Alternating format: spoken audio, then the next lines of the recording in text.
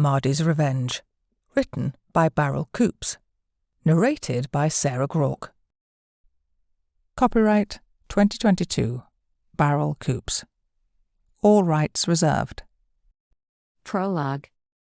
In a world where secrets whispered among the shadows could mean the difference between life and death, our story unfolds. It begins in a land divided, where power is seized through cunning and cruelty. Here, amidst the rugged terrain and dense forests, a tale of resilience and revenge is born. In a remote enclave, hidden from the world's prying eyes, a young girl named Mardi recovers from a brutal attack, helped by a recluse who lives in solitude and secrecy, a man who harbours his own secrets. She's known as the Ghost by those who fear her elusive presence. With hair as dark as the night and eyes that seem to hold the secrets of the universe, Mardi possesses a remarkable gift, the art of vanishing into the ether. Chapter 1. The Ghost. In the stillness of a post-apocalyptic world that had finally found its balance, the remnants of old societies had begun to knit themselves into something resembling stability. Towns and villages, once raised grounds of despair and lawlessness, now hummed with the promise of a new era. It was in this renewed world that the aging grandson of a girl known only as the Ghost wandered the land in the footsteps of his great-grandparents and his grandmother. With each step, he carried with him the legacy of his grandmother, a legend woven into the very fabric of the recovery.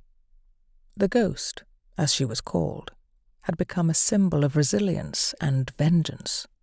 Her tale was a dramatic saga of loss and reclamation, starting when a ruthless warlord, who had once terrorized their lands, murdered her father and brother and enslaved her mother. In the wake of devastation, she rose from the shadows of her former life, a fierce wraith driven by the fires of retribution and justice. Her grandson, now an old man with silver hair and a voice like gravel, made it his life's mission to recount her story, ensuring that her deeds would never fade into the fog of forgotten history. As a travelling storyteller, he moved from one town or village to another, each place a patch in the quilt of a recovering civilization. His presence was heralded by the anticipation of stories from the old world and the new, tales of horrors faced and overcome, of humanity's enduring spirit. Tonight, as the orange hues of sunset bled into the horizon, he stood at the front of a bustling village hall, his audience a spectre of eager faces bathed in the warm glow of lantern light. The room settled into a reverent silence, the kind reserved for the beginning of something significant. Tobias cleared his throat, the sound resonating softly through the hushed hall, his eyes gleaming with the intense glow of memory and emotion swept across the faces of the assembled crowd. With a gentle authority, he began. "Please, everyone, settle down. It's with a deep sense of honor that I introduce my daughter Mardi, named after her great-grandmother. Today, she will share with you a story of extraordinary courage and resilience." He paused, allowing the weight of his words to sink in. "This tale is about a young girl known to many of you as the Ghost. Despite her tender age, her petite frame and facing a path fraught with unknowns, she surmounted odds that many would deem insurmountable, and I am filled with immense pride today as I stand before you all to reveal that this remarkable girl that turned a tide in our land was my grandmother." His voice softened, imbued with reverence. "Before we begin, let me share something special. After today's reading, you will have the rare opportunity to take a piece of this history home. This book, a tangible connection to our past, is one of the few that has been printed in over 2 centuries. It represents a luxury, a beacon of knowledge that we have lived without for far too long. He stepped back slightly, making room for his daughter. Now, with no further delay, I will let Mardi's voice carry the legacy of her great-grandmother, a girl whose bravery not only challenged the darkest powers of her time, but also ignited a flame of liberty that burns in our hearts to this day.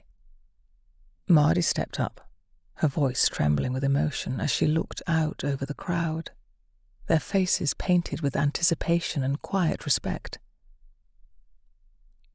Thank you for gathering here today. The story I am about to share transcends a mere recounting of events. It is a vibrant saga of defiance against tyranny, of a young girl's unwavering resolve to rectify the injustices that shattered her family. She stood alone, a solitary figure against a towering adversary, proving that the strength of one's spirit can indeed bend the arc of history towards justice. Her triumph was not hers alone. It was a victory for her children, her grandchildren, for all her descendants, me included. And yes, for each of you gathered here today. She ignited a spark, kindling a fire of fervour within the people, compelling them to rise up, to no longer accept the oppressive yoke they had borne. She awakened a dormant will, a will for freedom that had been suppressed but never extinguished. Her courage ensured that future generations would grow up in a land where they could all breathe the sweet air of freedom. Let her indomitable spirit envelop you as we turn back the pages of time to unveil her remarkable journey. Now, let us begin. I will read you her story, immortalized in print, ensuring her resolve is never forgotten. The room fell silent, every listener hanging on her words, ready to be swept away by the stirring tale of a girl whose spirit was unbreakable, whose legacy was their freedom.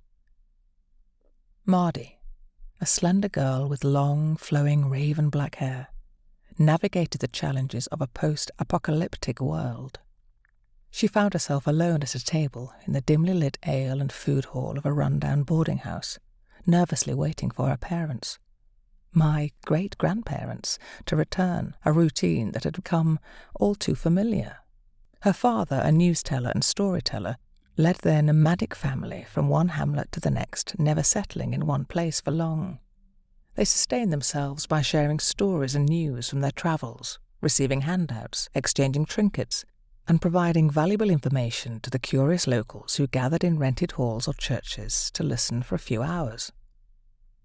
Restlessly, Mardi twirled a knife in her pocket, one of her few possessions. Her gaze swept across the unremarkable individuals at nearby tables, casting a pall of decay over the place. An elderly man idly picked at scabs on his face. A woman struggled to hush her crying baby, and the rowdy drunks vied for attention, creating a scene that repulsed her. At least this time, her mother had taken her little brother Brody along with them.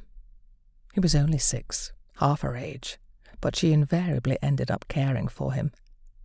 She couldn't help but question why she, as a girl, was entrusted with this responsibility. Recalling her own childhood when, at 6, she had to wait alone regardless of their location, enduring uncomfortable encounters with older men making inappropriate remarks, clumsiness resulting in spilled drinks, and some patrons even bringing their animals inside.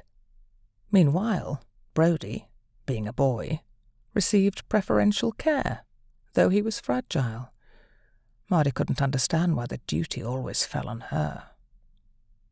She yearned for the day when she could break free and strike out on her own, rather than facing the prospect of her father marrying her off to an undesirable suitor. She had witnessed such arrangements before. Sylvia, an acquaintance of hers, had been wed to an elderly butcher old enough to be her grandfather. They called it a dowry, but Mardi dismissed it as nonsense. Her own parents were even poorer than Sylvia's father, with 3 other children and another on the way. Sylvia, barely 14, had been sacrificed to secure her family's future. Mardi was determined that the same fate would never befall her. She would escape before her father could arrange such a marriage. The deafening clamour surrounding her made Mardi yearn for her father's return. He could secure a room for the night, away from this relentless racket. Just as her anxiety peaked, 2 men unexpectedly occupied her table. She instinctively tightened her grip on the knife, prepared for action. But, to her relief, their conversation centered on a topic that didn't involve her directly. Victor Anhalt.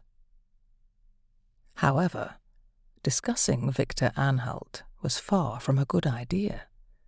Simply coming into contact with him or his henchmen could significantly shorten your life expectancy. While this region wasn't exactly his stronghold, with Victor being over 50 miles to the south, he was infamous as a slave trader, murderer and drug dealer, dealing in anything he could trade. He held villages in terror, demanding tribute, or else he'd abduct people to use as slaves. Those who dared to cross him would mysteriously vanish.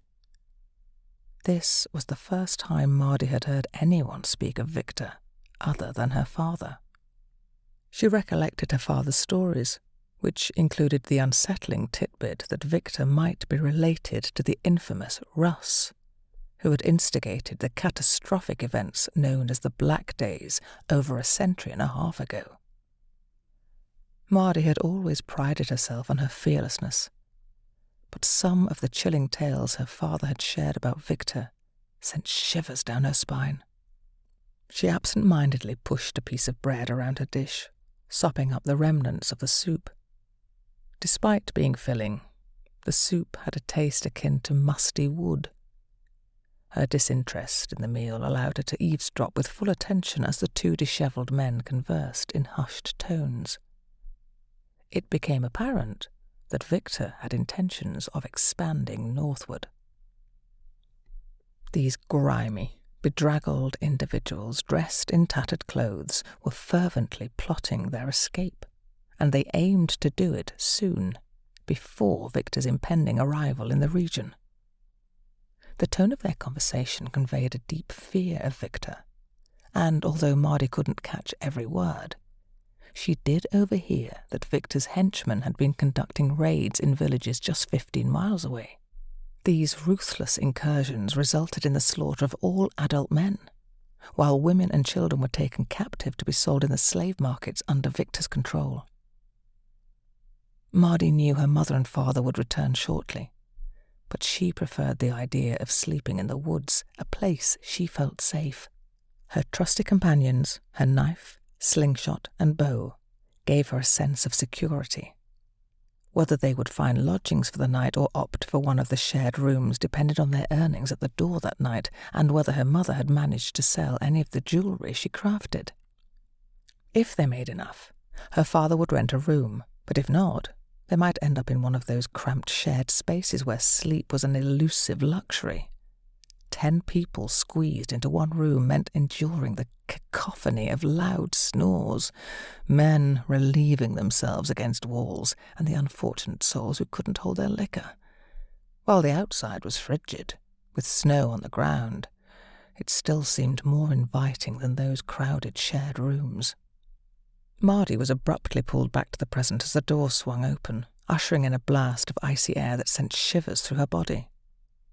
5 burly men, clad in heavy, fur-collared leather coats, sturdy boots, and fur hats, entered, each carrying swords or long knives at their belts, along with longbows or crossbows in hand.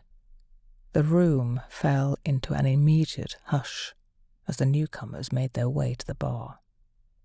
It was evident that these men were Victor's henchmen, as the 2 individuals seated across from Mardi swiftly and discreetly departed, as did many others who seemed eager to vacate the premises. The area around the bar cleared as they approached, and few wanted to remain in their vicinity. Mardi couldn't help but watch them, even though they instilled a sense of unease. Then she overheard them asking about her father, and the barman pointed in her direction. Fear gripped her, and it took her precious seconds to realize that she needed to flee, and fast. Snatching her coat, gloves and hat, she dashed for the door. Thud! A long, imposing knife appeared like magic in the door, but it didn't deter her as she tumbled into the snow. Her immediate concern was to warn her parents, especially at the church. She hadn't paid much attention to its location before, as all these places tended to look alike. She scanned the snow-covered surroundings for a spire or crucifix on a tall building, but the falling snow obscured her view. Then she noticed that they hadn't pursued her. Stumbling through the snowy streets, heading up the main road, she finally spotted it. The church. Battling through the relentless blizzard, Mardi finally reached the grandiose doors of the wooden church. She pushed them open with great effort and stumbled into the small interior. "Mardi, what's wrong?" her mother inquired with a hesitant tone. "Victor's men," Mardi gasped, breathless and terrified. "They're at the boarding house asking about father. They look dangerous. One of them even threw a knife at me when I left. We need to leave right now." Her father, a stout man in his mid-30s with a pacifist disposition, had little chance of fighting his way out of this situation, much to the relief of his family. Her mother, a tall and slender woman in her late 20s, appeared to be the better candidate for a fight, but taking on Victor's men, let alone 5 of them, was out of the question. Their only hope lay in escape. Mardi's younger brother remained blissfully unaware, fast asleep under the table. It had been a dismal night. They had encountered only 2 people, and no one had shown up for the news reading. They wasted no time packing, and her father returned in a frantic rush. "Mardi, grab your brother, get on the cart, we need to go," he urged urgently. The aging shire horse dutifully hauled the 4-wheeled canvas-topped cart that Mardi's father had lovingly crafted many years ago, inspired by a picture in a magazine depicting a place called the Wild West. He had constructed the entire cart himself, save for the wheels and axles, which he had bartered from a local farmer. These essential components had originally belonged to a decaying wooden flatbed cart, yet they were surprisingly well preserved. Over the years, this cart had faithfully served as their home, and it had become an integral part of their nomadic existence. As they left the village behind, albeit at a slow pace, Mardi felt a sense of relief. She retrieved her bow and slingshot from beneath the seat, ready to defend against any potential threats from behind. When it came to using a bow, Mardi was a skilled archer. She could track and hunt with precision, but her targets had always been animals: rabbits, squirrels, fish and birds. The thought of having to use her skills against another person was unsettling, and she wasn't even sure if she could do it if the situation demanded it. The steep slope leading up the narrow track through the mountainous terrain was treacherous even during daylight, and tackling it in the dark added a whole new level of danger. However, they were somewhat fortunate that night, as a brilliant full moon illuminated the landscape, and the snowfall had ceased. Gilbert, Mardi's father, couldn't help but dread the descent on the other side. The road dropped off sharply on one side, leading to a steep, wooded slope. Then a ravine that plunged hundreds of feet into the trees and a river below. They knew they would need to proceed cautiously, and it would likely be daylight before they reached the valley, where the terrain would become more manageable. "Mardi, walk about 100 yards ahead of the horse and raise your hand if you see any obstacles or rocks in the track. Please keep a close watch," her father instructed as they reached the crest of the track. Mardi carefully disembarked from the wagon, clutching her bow tightly. She squeezed past the cart, giving the horse an affectionate pat as she made her way through. Slowly, she walked ahead of the cart, taking care to remove any rocks that might pose obstacles along the way, all the while keeping a safe distance from the precipitous drop on her left, where the ground sloped steeply all the way to the cavernous ravine. As she descended, the track widened and levelled somewhat, and on her right the sheer rock face gave way to a stand of trees. Her father called out for her to halt, signalling the need for a brief break. "Father, we can't stop now. They'll catch up with us if we do," she urged, her worry evident. "No, my girl, I need to stretch my legs. We've been on the move for hours and there's been no sign of them," he insisted. "We'll take a short rest so I can catch a bit of sleep. Just an hour or two. The moon's hidden behind the clouds and I can't see a thing. The most perilous part of our journey lies ahead and it'll be daylight in a few hours. Get some rest." Mardi wasn't thrilled about this decision. She had seen those men, and they were specifically looking for her father. They wouldn't stop their pursuit just because her father wanted to rest. Gilbert, her father, had pulled the cart aside into the shelter of the trees, but left the horse tethered to the cart, securing it to a tree before retiring to the back of the cart to catch some sleep, joined by the others. Mardi, however, insisted on keeping watch, deeming her father's decision unwise. She voiced her concerns, which earned her a sharp reprimand for her impertinence. Once she saw them settle down, Mardi grabbed a blanket and her bow, then retraced her steps back up the hill to maintain a vigil from the rise overlooking the path they had just travelled. She ascended slowly, mindful that working up a sweat could lead to freezing moisture once she ceased moving. The biting cold caused her fingers, nose, and ears to burn, but she pressed on until she reached the summit. As she turned the corner, her worst fears were confirmed. First, she spotted the flickering torches in the distance, and then the unmistakable sound of horse hooves clattering towards her. They were approaching, and she needed to return quickly. Her heart raced in her chest, pounding like a hammer, and it turned out her concerns were valid. Exhausted, she turned and sprinted back down the hill as fast as her legs would carry her, shouting at the top of her lungs, even though she knew they were over a mile away and they wouldn't hear her. The thundering hoofbeats grew steadily nearer, and she had no choice but to run faster, though her body protested, fatigued and pushed to its limit. The thundering hooves of the horses were upon her, and Mardi could hear them panting heavily. As she turned to face them, the lead rider struck her hard in the face with an object, sending her tumbling and rolling down the hill. Her world spun, and she was only half conscious as she desperately clutched at the ground, seeking anything to prevent her from plummeting over the edge. But there was nothing, and she slid down the steep ground helplessly into the darkness. Her body was jolted as she careered into bushes, rocks, and trees. Agonizing pain coursed through her as she frantically attempted to grasp onto something, anything, to halt her descent. The horrifying thought of the ravine flashed through her mind, and then, suddenly, there was no ground beneath her feet anymore. She was falling.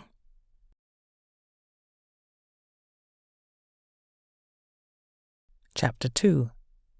The Precarious Dilemma. Pain seared through her body as she came to an abrupt halt. It was a tree. She clung to a branch for dear life, preventing any further descent, and then everything faded to black. When Mardi regained consciousness, the sun was high in the sky, its searing rays beating down on her neck. She found herself stranded on a tree protruding from the rocky cliffside, and as she turned her head, she realized she was a good 50 yards below the top of the cliff. Pain coursed through her body. Her leg, face, and ribs all ached. She had landed between two large branches that split the tree trunk in two, and now she was wedged between them. Mardi knew she needed to sit upright, but the precipice below, with the river hundreds of feet down, made her feel nauseous. She had always disliked heights. However, her current predicament left her with a problem. She had nothing to push against to free herself from her awkward position. She couldn't determine what was behind her, and her feet dangled in mid-air without reaching anything solid above or below. She attempted to twist, but she remained wedged firmly between the two branches, completely stuck. Frustration gnawed at her as she realized she couldn't free herself. She needed to devise a plan, and quickly. She made an effort to push her hand beneath her body so that she could try to push herself up, but the angle made it impossible for her to exert enough strength. She then attempted to reach for the two branches that wedged her in, reaching behind her, but there was nothing substantial to grasp onto for leverage in either direction. As the day wore on, she struggled tirelessly. When darkness began to fall, she found herself drifting in and out of consciousness, unable to discern whether it was sleep or unconsciousness that overcame her. The hope that her father or mother would find her persisted, but the longer the day went on, the more she questioned why they hadn't located her yet. They might think she had fallen all the way to the river below and was gone. Morning broke, and Mardi realized she had slept through the night. She was now bitterly cold, chilled to the bone. She knew she had to take action soon. If the sun didn't warm her up, she risked succumbing to hypothermia, what her father referred to as the cold man's sleep. He had cautioned her about this when they slept outdoors during winter, which was why they typically huddled together in the wagon for warmth at night. Despite her dire situation, Mardi fought back the urge to weep. Determined to survive, she knew that succumbing to self-pity would only squander precious time. Resolutely, she assessed her options and hatched a plan. She gripped her hunting knife and drew it from its sheath at her belt. With a decisive motion, she stabbed the blade into the tree trunk below her at an angle. The impact of the blade burying into the wood sent a sharp jolt of pain through her chilled hands. After ensuring the knife was secure and wouldn't fall out, she removed her gloves. She needed to warm them up, and she knew just how to do it. Mardi tucked her frigid hands under her shirt. Despite the discomfort of the cold against her chest, she pressed her cold palms against her skin, wedging them between opposing armpits. She understood that this counterintuitive move would ultimately help her conserve body heat, even though it initially made her feel even colder.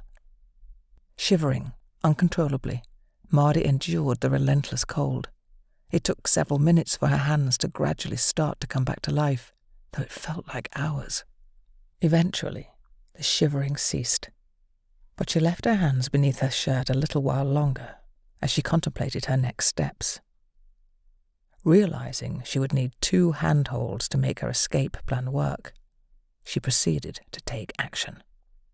Mardi removed her right hand from beneath her shirt and fumbled for her pocket knife. Once she had it in her hand, she withdrew her other hand and deftly opened the knife. This was a sturdy, sharp lock knife, and she knew it would be crucial for her plan. She plunged it into the thick branch to her left and then retrieved her hunting knife from the trunk. Holding the blade, she used the handle like a hammer to forcefully drive the pocket knife further into the branch until she was satisfied it was as secure as she could hope for. Next, she removed her belt, a challenging task given her circumstances. She hooked the belt buckle over the pocket knife and swung the belt behind her, hoping it would loop around the branch so she could catch it as it swung around to the other side. However, despite her efforts, she was unable to grasp the belt as it came around. Taking a brief pause to catch her breath, she could see the belt, but it remained just out of her reach. Determined to secure the hunting knife as another handhold, Mardi held it with one hand while using the palm of her other hand to beat it into the tree trunk below her. It needed to be firmly anchored to support even her relatively light weight. As the pain in one hand became unbearable, she switched to beating it with her other hand. Both of her hands were now icy cold and throbbing with pain, so she tucked them back under her arms for warmth. As she did, her fingers brushed against the cord of her pendant. The pendant! It occurred to her that it could serve as a makeshift lasso of sorts. After her hands had sufficiently warmed, she removed the pendant, untied the knot, and affixed the metal hexagon nugget she had found years earlier to one end. She began swinging it around, attempting to catch the end of the belt that had been buckled around the branch. After several attempts, she managed to snag the end of the belt and pull it around. Once she had securely fastened it back together around the branch, she had her first handhold. With the hunting knife handle tilted closer to the tree, she pressed down on it while pulling at the belt. It worked. She was finally free and sat up, straddling the fork in the tree, facing the cliff, with one leg on each side of the trunk. She could now see her plight for the first time.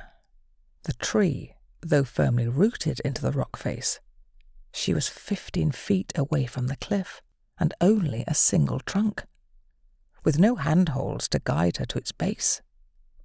Then she would have to climb to the top, and it would be dark in a few hours. If the bad weather came back in, she could freeze to death. She could see the tree came out of a shallow cave, probably why the tree was there. A lucky seed must have blown in there decades before, and water would have also been trapped, giving ideal growing conditions. If nothing else, she would have to get into that limited shelter before dark. Using the belt around the branch in front of her this time, she manoeuvred herself to the other side of it, facing away from the cliff. Now she would have to rely on her strength to shimmy down the tree backward without losing her balance, as her legs would not go around the trunk. It was too thick. Uncoupling the belt from the tree and putting it back on, she knew she only had the 2 knives to steady her. Using the 2 knives, she stabbed the trunk with the hunting knife, then moved down slightly, holding onto the knife to steady her. When she was almost at arm's length, she stabbed the pocket knife in. Once she was sure the pocket knife would hold, she moved down just a foot. She repeated the process until she was at the base and into the shallow cave. Now dark, she could feel an added benefit. The cave had years' worth of old birds' nests, and she had her flint with her. Exhausted, she sighed with a modicum of relief. Knowing she was not out of the woods yet, she settled down for a moment's rest.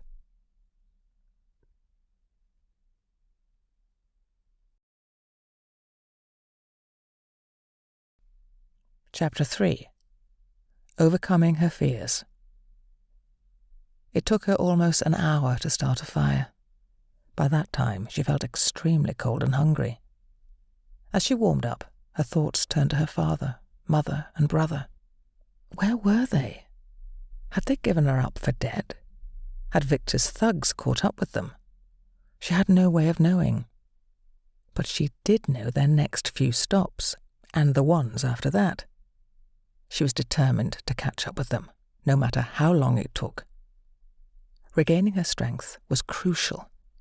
She was covered in bruises and had many cuts on her legs, back, and arms, and she suspected there might be more injuries, maybe even a broken rib, considering the pain, though she couldn't be sure.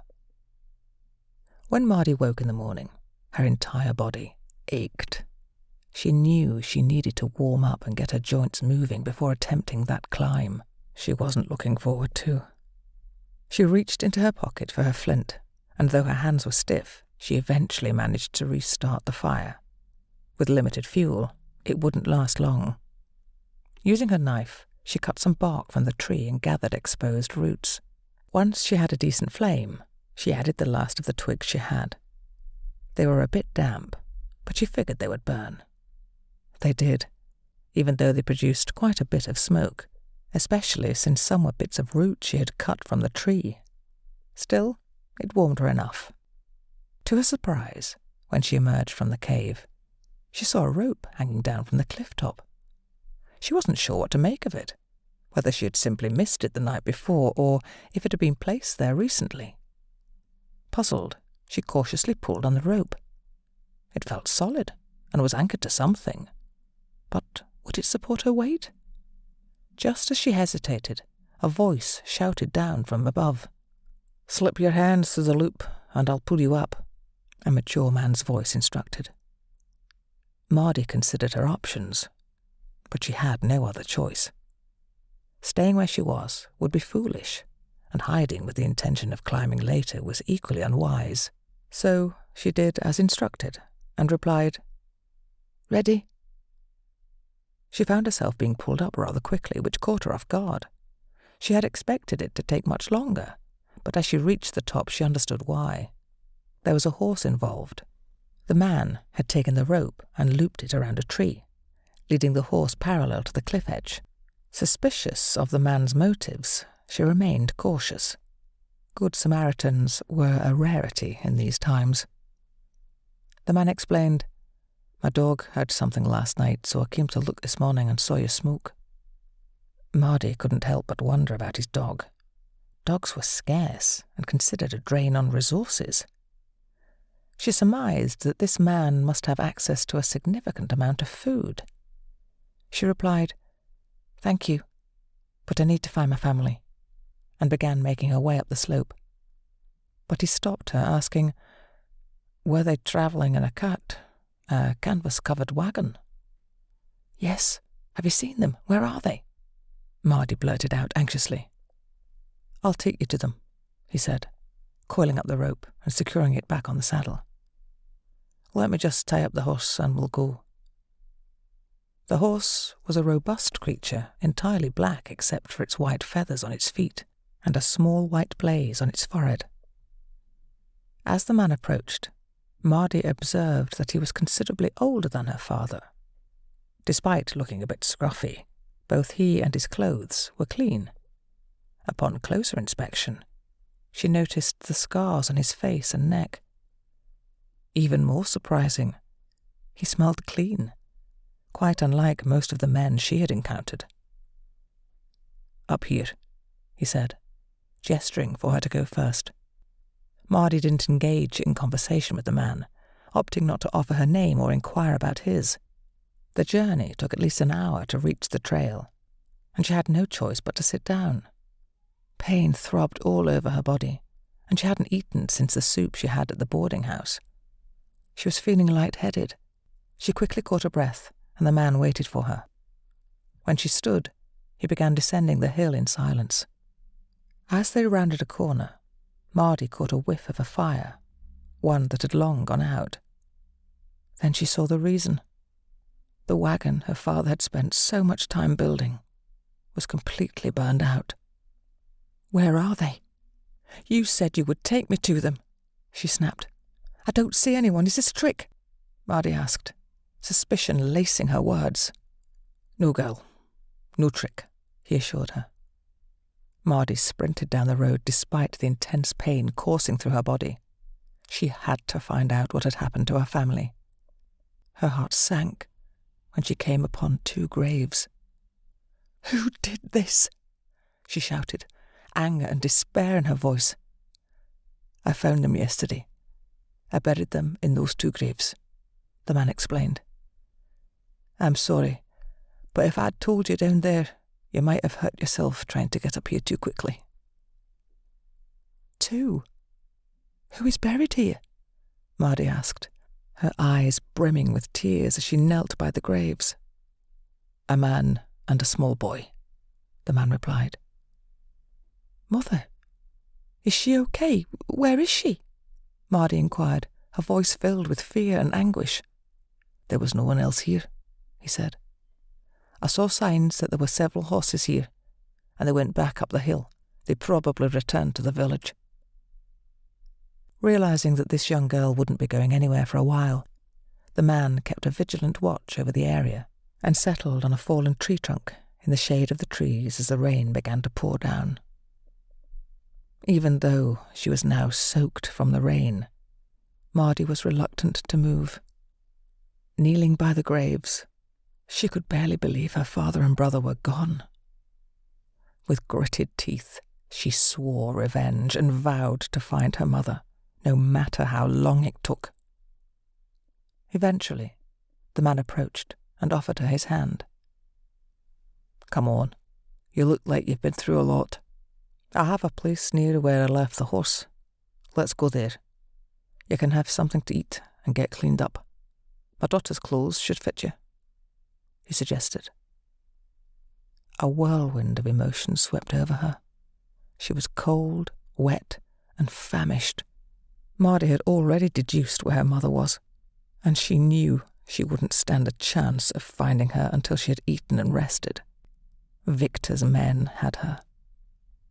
With a sigh, she got up and walked over to the wagon. Despite the pain, she needed to retrieve her slingshot, which she hoped was still hidden beneath the floorboards, along with her father's stash of money. Surprisingly, it was still there, and she quickly tucked it into her coat while the man wasn't looking. "Come on, gal, it's not safe here.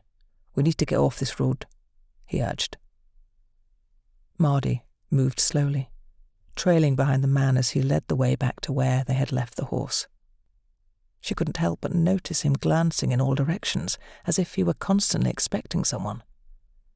This made her uneasy, and she began paying closer attention to her surroundings, determined not to be caught off guard by anyone. Despite the pain she was in, she kept moving, unwilling to let on just how bad she really felt. As they walked, Mardi observed the stranger who had come to her rescue. He had a subtle limp on his left leg, which he concealed well, although he wore sturdy, well-crafted boots. His long leather coat was lined with black sheepskin, and his trousers were also well made from animal skin, although they showed signs of having been repaired at some point. The wool hat he wore seemed to have been hand-knitted, likely by someone who cared about him. He had mentioned having a daughter, who was likely around her age, judging by the offer of her clothes fitting Mardi. His horse was equipped with a proper saddle and a sheepskin underblanket, and he mentioned having a dog, which piqued Mardi's interest. He had been truthful about the existence of the hidden place. Initially, Mardi couldn't see anything unusual as they walked for just under half a mile to reach the thick stand of trees.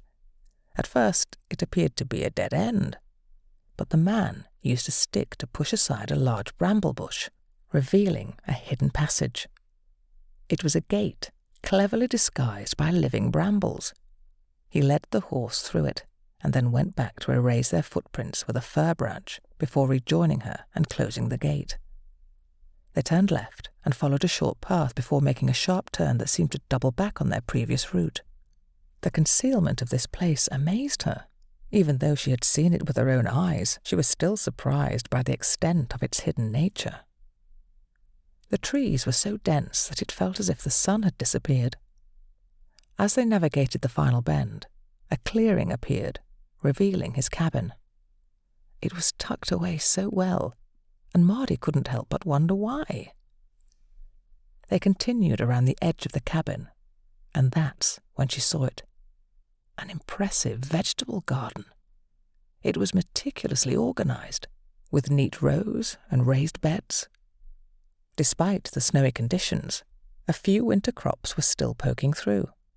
The sight left her in awe. Then she heard the dog. Its barking indicated it was a sizable dog, but the man reassured her. "He's confined, so he can't harm you.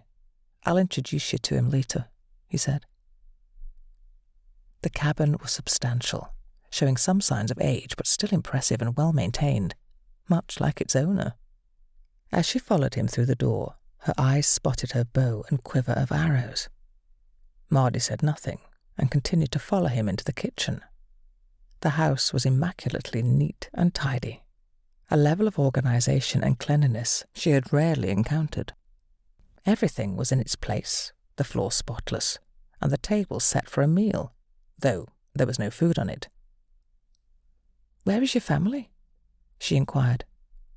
"Out the back," he replied with a pause. "They are buried out the back." He stoked the fire, adding 2 logs to the firebox and closing it with a rattle. Then he placed a kettle on the stove and retrieved what appeared to be crushed leaves, putting them in a pot. He finally sat down, gesturing for her to do the same. This man was sparing with his words, hardly using any. Mardi wasn't sure what to do next. She knew that things weren't going to end well when she had spotted the riders. If only she hadn't gone to the corner. But even then, they would have come around that last bend in the road too quickly for her to warn her family. She knew this, but the pain still gnawed at her. The man, whose name Mardi still didn't know, poured the boiling water into the pot and then refilled the kettle, placing it back on the stove. After stirring the pot, he filled 2 cups and pushed one toward Mardi. "Drink up. It'll warm your insides," he instructed. Then he left the room briefly, returning with a small metal bath. It was a departure from her usual wooden bath. He disappeared again, returning with a stack of neatly folded clean clothes, a bar of soap, and a towel. "I'm going out to chop some wood once I finish this drink. While I'm out, get yourself cleaned up. When I come back in, I'll tend to those cuts," he explained, pouring the kettle of water into the bath and refilling it. "Add this to the water before you get in. It'll help your cuts heal. Cold water is in the bucket." He handed her a small bottle of brown liquid and then left the room. Mardi examined the clothes. They were well made, and there was even an undergarment, something she had never owned before. The kettle was heavy, but Mardi managed to lift it from the large metal stove and tipped its scalding contents into the bath. She added some cold water until the temperature was bearable. She knew where the man was. She could hear him chopping wood. After taking a sip of the drink he'd prepared, which actually tasted quite good, she undressed. Inspecting her body, she discovered cuts all over, though none appeared to be still bleeding. Skeptical, but curious, she poured in the brown liquid, unsure of its purpose, but its pleasant smell offered some reassurance. Then she carefully eased herself into the bath. Sitting in the water, she found a few cuts she hadn't noticed before. Her body stung with pain, from the stinging cuts to the throbbing in her ribs. But she knew she was alive. About to climb out, she heard the door in the other room open, followed by a knock at the kitchen door. "Don't worry, I'm not coming in. I just wanted to know, have you found anything still bleeding now that you've had a look?" the man asked. "No, I don't think so," she replied. "Now that you've soaked, do you have any bad bruises or body parts that hurt more than they should?" he inquired. "My ribs hurt, but nothing has broken the skin," she replied. "Well, even if you've broken a rib, there's not much we can do about that except bandage it up. I'll leave you to get dried and dressed then," he said. As soon as she heard him leave, she climbed out of the bath, dried herself, checked to ensure she wasn't bleeding anywhere, and then got dressed. These were the nicest clothes she'd ever worn. Maybe this man was as genuine as he seemed. Yet, she couldn't shake the nagging feeling that something didn't add up. People didn't usually go out of their way to help others, at least not in her experience. Most were too consumed by their own problems to put themselves out for anyone else. Not even her father would do that. Why had he continuously scanned the area during their journey back? Why was this place so well hidden? Did he have enemies? Was someone looking for him? Questions swirled around her head. By the time she finished her herbal tea, she heard him re-enter the room. "Are you dressed?" he asked. "Yes, I am, thank you," she replied. He entered, carrying a large stack of logs, which he laid by the stove before sitting down. "My name is Tobias. Can I ask your name, please?" he inquired. "Mardi. My name is Mardi," she said. "What happened to you? How did you end up on that ledge?" he asked. "Victor Anholt. Have you heard of him?" Mardi noticed the expression on his face as she mentioned Victor's name. He definitely knew who Victor was. "Most folks have heard of him, I suppose, but isn't he down south?" he replied. Mardi then explained the series of events that had led her to fall off the cliff and land in the tree. Tobias listened attentively, not interrupting her. you were doubly lucky. First, they didn't capture you, and second, the tree saved your life. You're one lucky girl, he said. Mardi didn't feel lucky at all. Her father and brother were dead, and her mother was missing. However, she wasn't in the mood to correct him. After all, he had lost his wife and child, so he should know how terrible luck can be, she thought. Tobias picked up the brown metal pot from the stove and poured them both another drink. Drink it up. This will be the last hot thing until dark, he said. Then I will make us something to eat. You can get some rest in my daughter's room. You can take your drink with you if you wish. He stood, gestured toward a dimly lit hallway, and then opened the door to a bright room. Take as long as you need, he said. Close the shutters if you wish. He turned and left. The room wasn't large, but, like the rest of the house, it was clean and tidy, with straw mats covering the floor.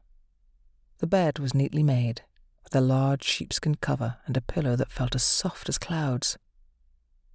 Mardi had seen old books before, but never this many. There was a whole shelf of them. There was also a chest with drawers, a candle in a frame on the table by the bed, and 2 large doors on either side. Mardi opened the first set of doors, revealing a variety of clothes hanging neatly on smooth wooden hooks. She had only seen something like this in magazines her father had come across when scavenging old-world buildings. But it was a first for her in real life. As she turned back to the main door, there it was. Her bow, hanging along with its quiver on the back of the door. The pair of doors on the other side of the bed opened together, revealing a shelf with a large metal bowl and a pitcher of water. In the cupboard was an old chair from before the blackening, which had a hole in its seat and, beneath, a night bucket. She had never seen anything like it before, but she thought it was a clever idea. Sitting on the bed, reality set in, as tears flowed freely. Her father and brother were gone. She would never see them again. And her mother, her dear mother, had been taken by those thugs. She would be Victor's slave. Her heart sank, and tears streamed down her face. What am I going to do? She whispered to herself. Anger and frustration welled up within her as she realized she was just a girl.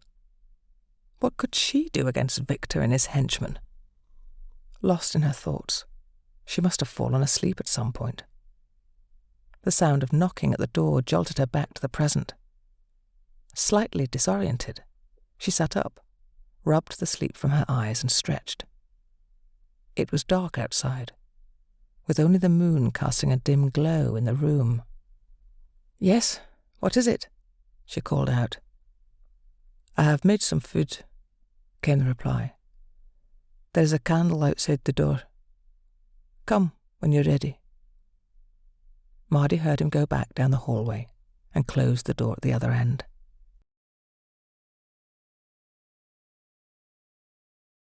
Chapter 4.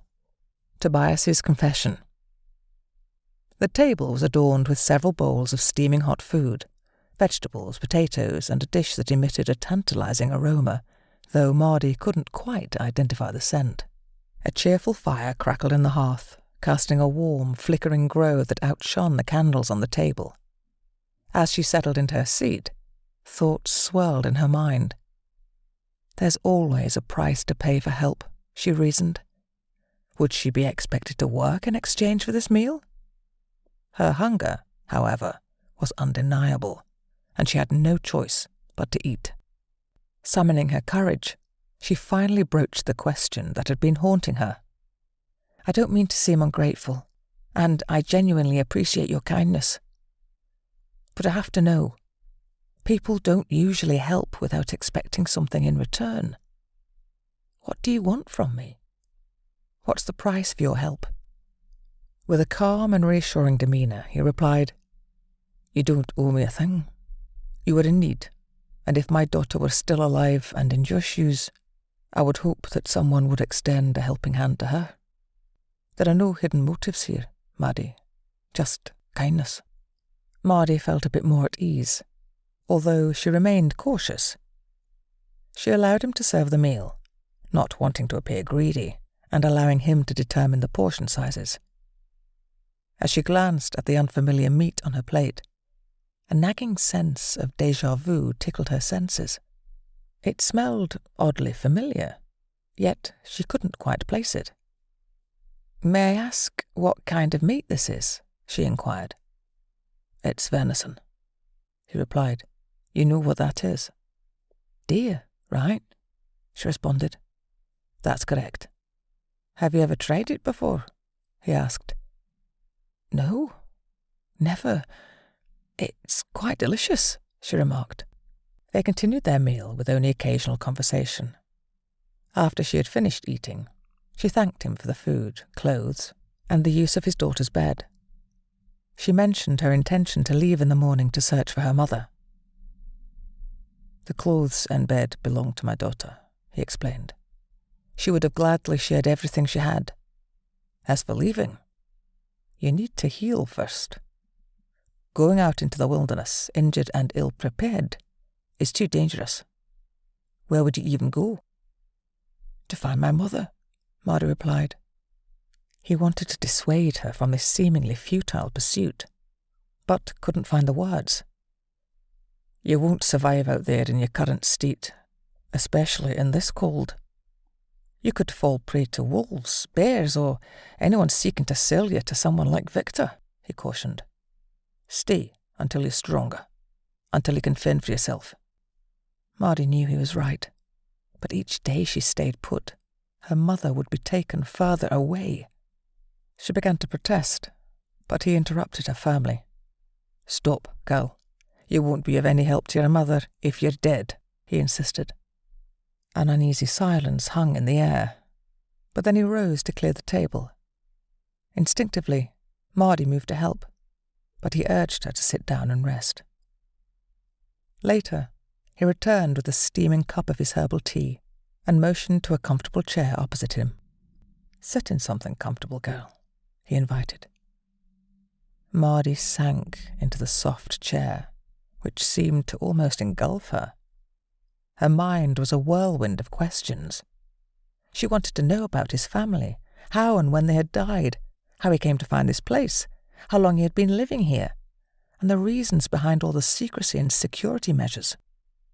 However, she didn't want to come across as nosy. After all, he had saved her, provided her with food, shelter, and even clothing, all of which were better than she had ever known. As she observed him, he sat in contemplation, staring into the crackling fire and sipping his drink as if she weren't even in the room. His thick, greying hair and bushy beard made him appear older than he probably was. She had noticed the slight limp he concealed and the well-defined muscles in his arms, marking him as a fit and capable man. His choice to live in seclusion remained a mystery. She couldn't help but think that if he were to shave his beard and reveal his true self, he would be a catch for any woman. He had this place and everything that came with it, more than anyone she had ever met. It was he who eventually broke the silence. "Do you have any other family, girl?" he inquired. "No," Mardi replied, her voice tinged with sadness. "My uncle passed away over a year ago, and my grandparents died before I was even born. My parents never spoke of any other relatives." "Alone, just like me," he remarked, wishing he had chosen his words more carefully. Curiosity got the best of Mardi. "How is it that you've been living here?" she asked, attempting to phrase her question delicately. "I've been here all my life. In fact, I was born right here in this room," he began. "My father, grandfather, great-grandfather, and even my great-great-grandfather were all born here as well." Mardi was taken aback. "I've never met anyone who can trace their lineage that far back," she said in awe. "My great-great-great-grandfather constructed this place after the blackening," More than a century and a half ago, he continued, he and a woman lived in a cave, which is now the cellar below the house, for many years.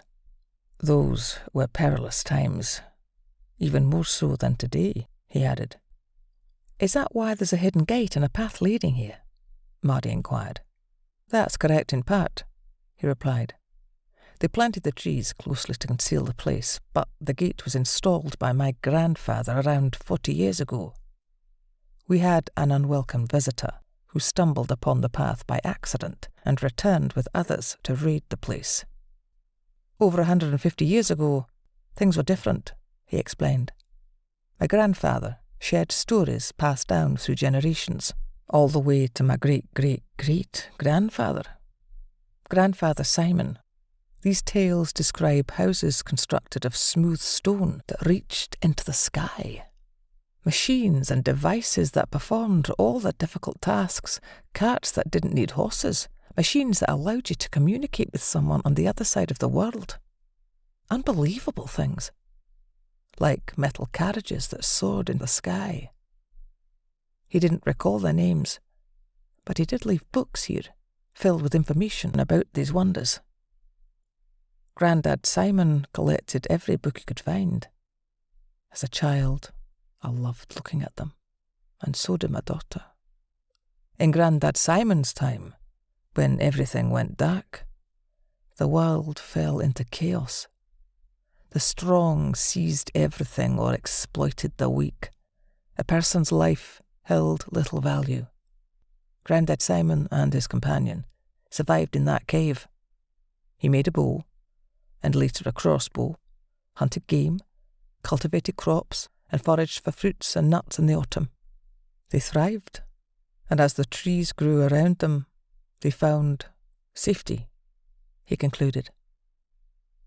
With that, he rose and disappeared into the kitchen, leaving Mardi to ponder the astonishing stories she had just heard. She could hear him moving about, but had no idea what he was doing, or when he would return. When he did return, he brought the pot to top up their drinks, and then took a seat.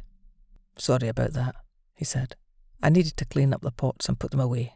I prefer not to leave them out. Mardi nodded, understanding his need for order and tidiness. She hesitated for a moment before asking a question that had been on her mind. I don't mean to pry, and you can refuse to answer, and I will understand. But can I ask how your daughter died? She inquired gently. He had never spoken to anyone about their deaths before, and he wasn't quite sure how to approach the topic. It was still a painful and raw memory, a wound that hadn't healed even after all these years. It was my fault, he began, his voice heavy with guilt. I led them back here, not taking precautions.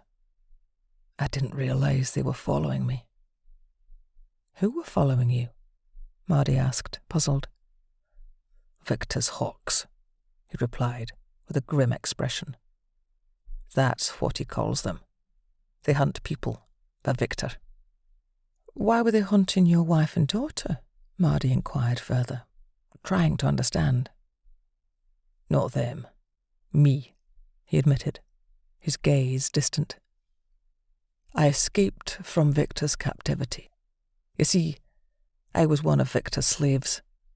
He had captured me a few years earlier. Normally they killed men, but I knew horses, so I was useful to him. They locked us all in a compound, and I was responsible for the horses. But one of Victor's prized horses died, and I couldn't figure out what was wrong with it. From then on, my days were numbered. It took me a while to find a way out, but by sheer luck, a tree fell during a storm and created a gap in the fence. No one really knew where I came from. I had always said I came from the west, mentioned a village called Camitown. No one bothered to check, as it was run by someone just as powerful as Victor, or so I thought. He paused, a heavy sigh escaping his lips. It had been over a year, and I wasn't being careful to hide my tracks anymore. I thought I was safe. But when they sent out one of Victor's hawks to find me, he tracked me down to the village below here. When I was returning through the bramble gate, he ambushed me. Caught me off guard. I must have hit my head on something, or he struck me in the head. I'll never know for sure. When I regained consciousness, I was tied to a chair. He told me that he wasn't here to take me back. His orders were to kill everyone I loved and then kill me. He said, his voice quivering with the weight of the memory. Unable to continue, Tobias abruptly got up and left the room, leaving Mardi alone with the heavy silence. Mardi empathized with Tobias's pain. She briefly considered going after him to offer comfort, but she decided against it, understanding that sometimes people needed to deal with their grief in their own way.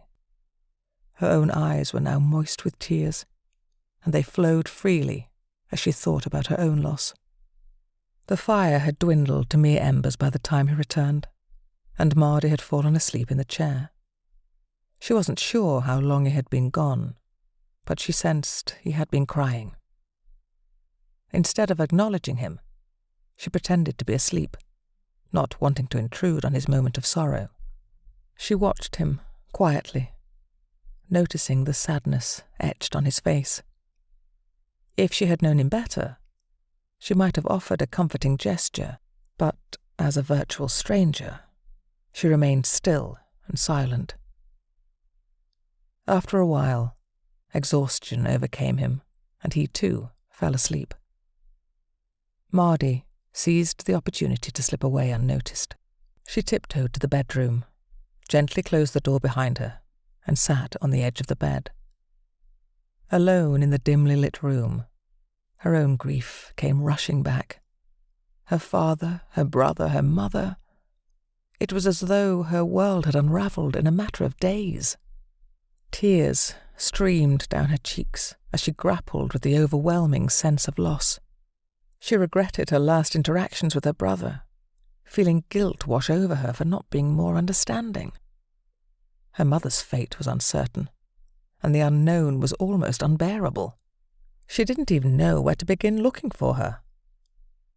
Wiping away her tears, Mardi climbed into the bed, her emotions still raw.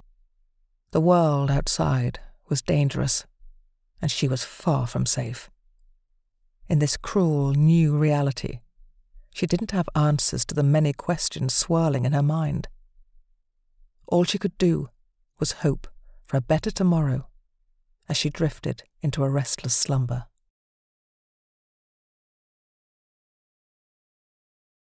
Chapter 5. The cockerel lost its crow. A sudden, jarring knock echoed through the room, abruptly rousing Mardi from her slumber.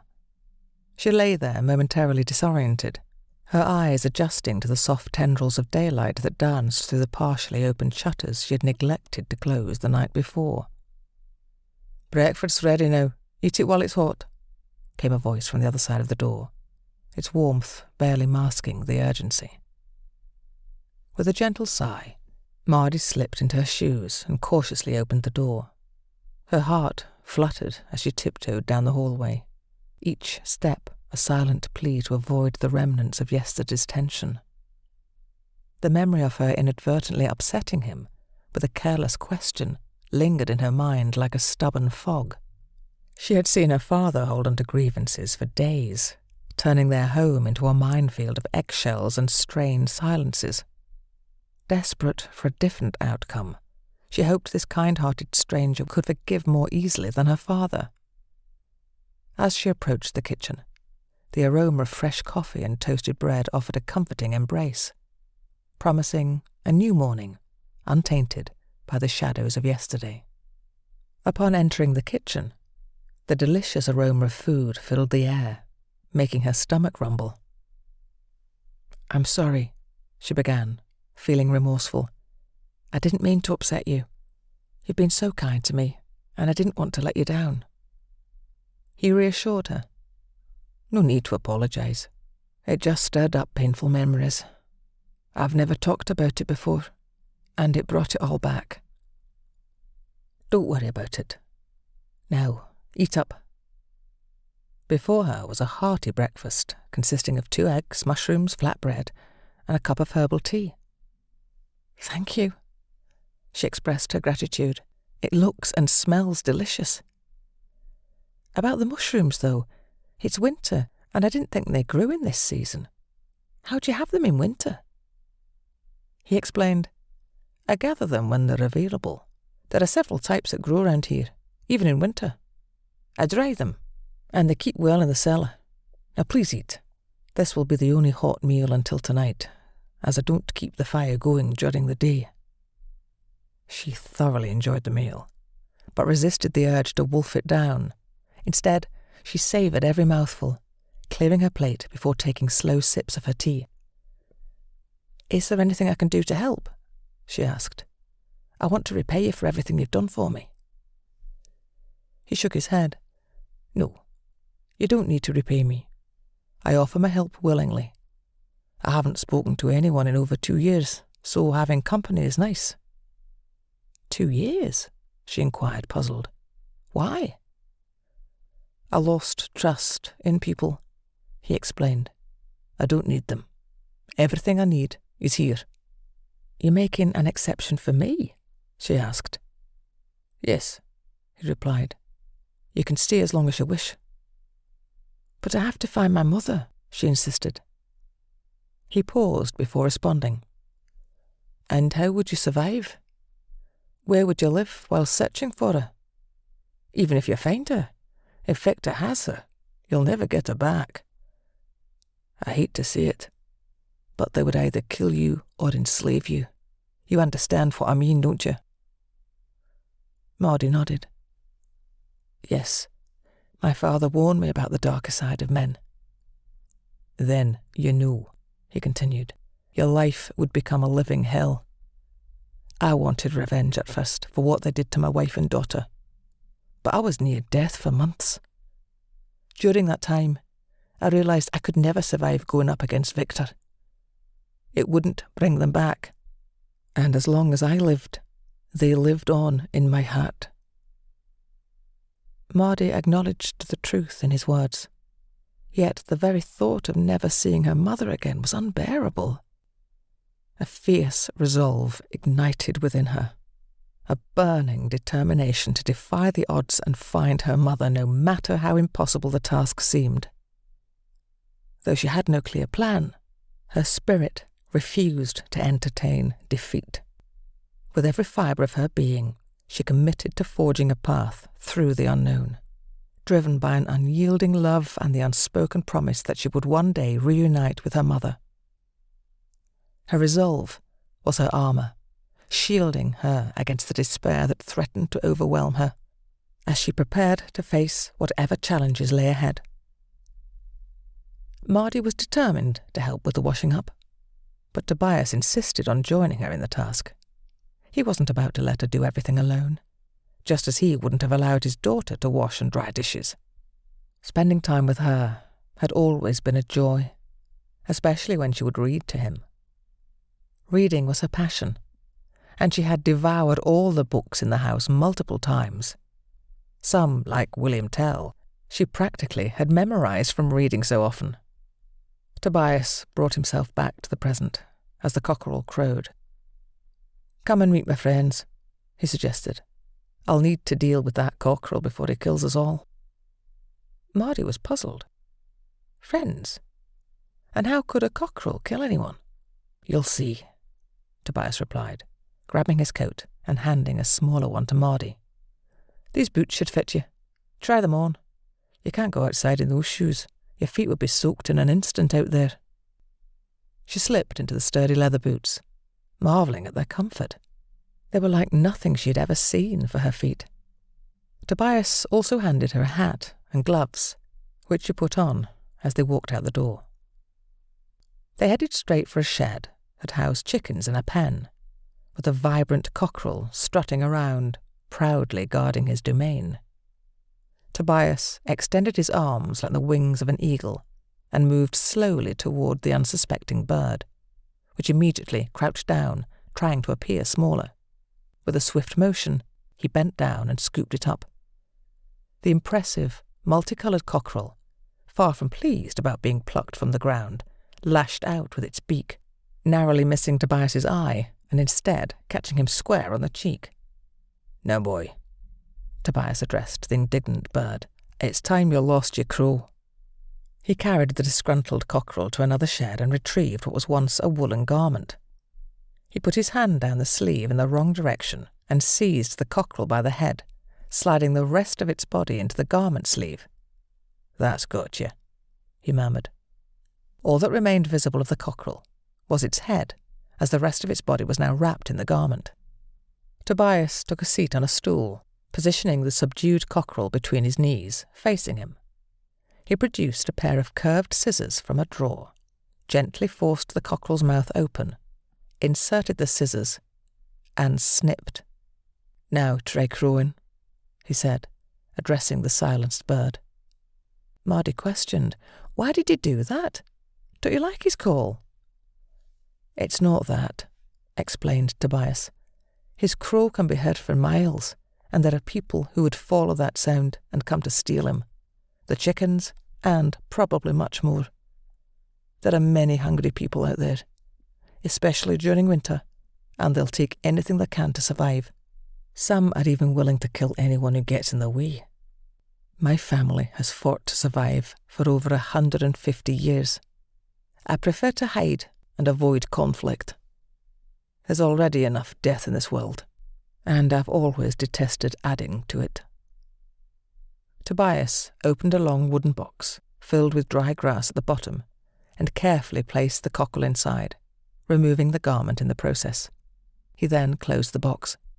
"I'll keep him in the dark for a day or two, so he won't try to crow. He needs time for his throat to heal. I'll return him to the henhouse tomorrow night, which should be enough time," he explained. "Now, let me introduce you to all the other animals." After feeding the chickens, some surprisingly large rabbits, and the horse, Tobias introduced her to the dog, Borgo.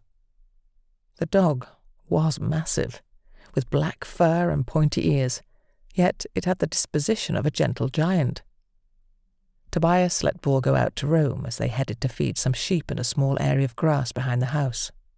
The sheep had cleared the snow, revealing patches of grass. Next on their tour were some pigs in a pen, situated within an orchard. Mardi had not realized these were apple trees until Tobias pointed it out.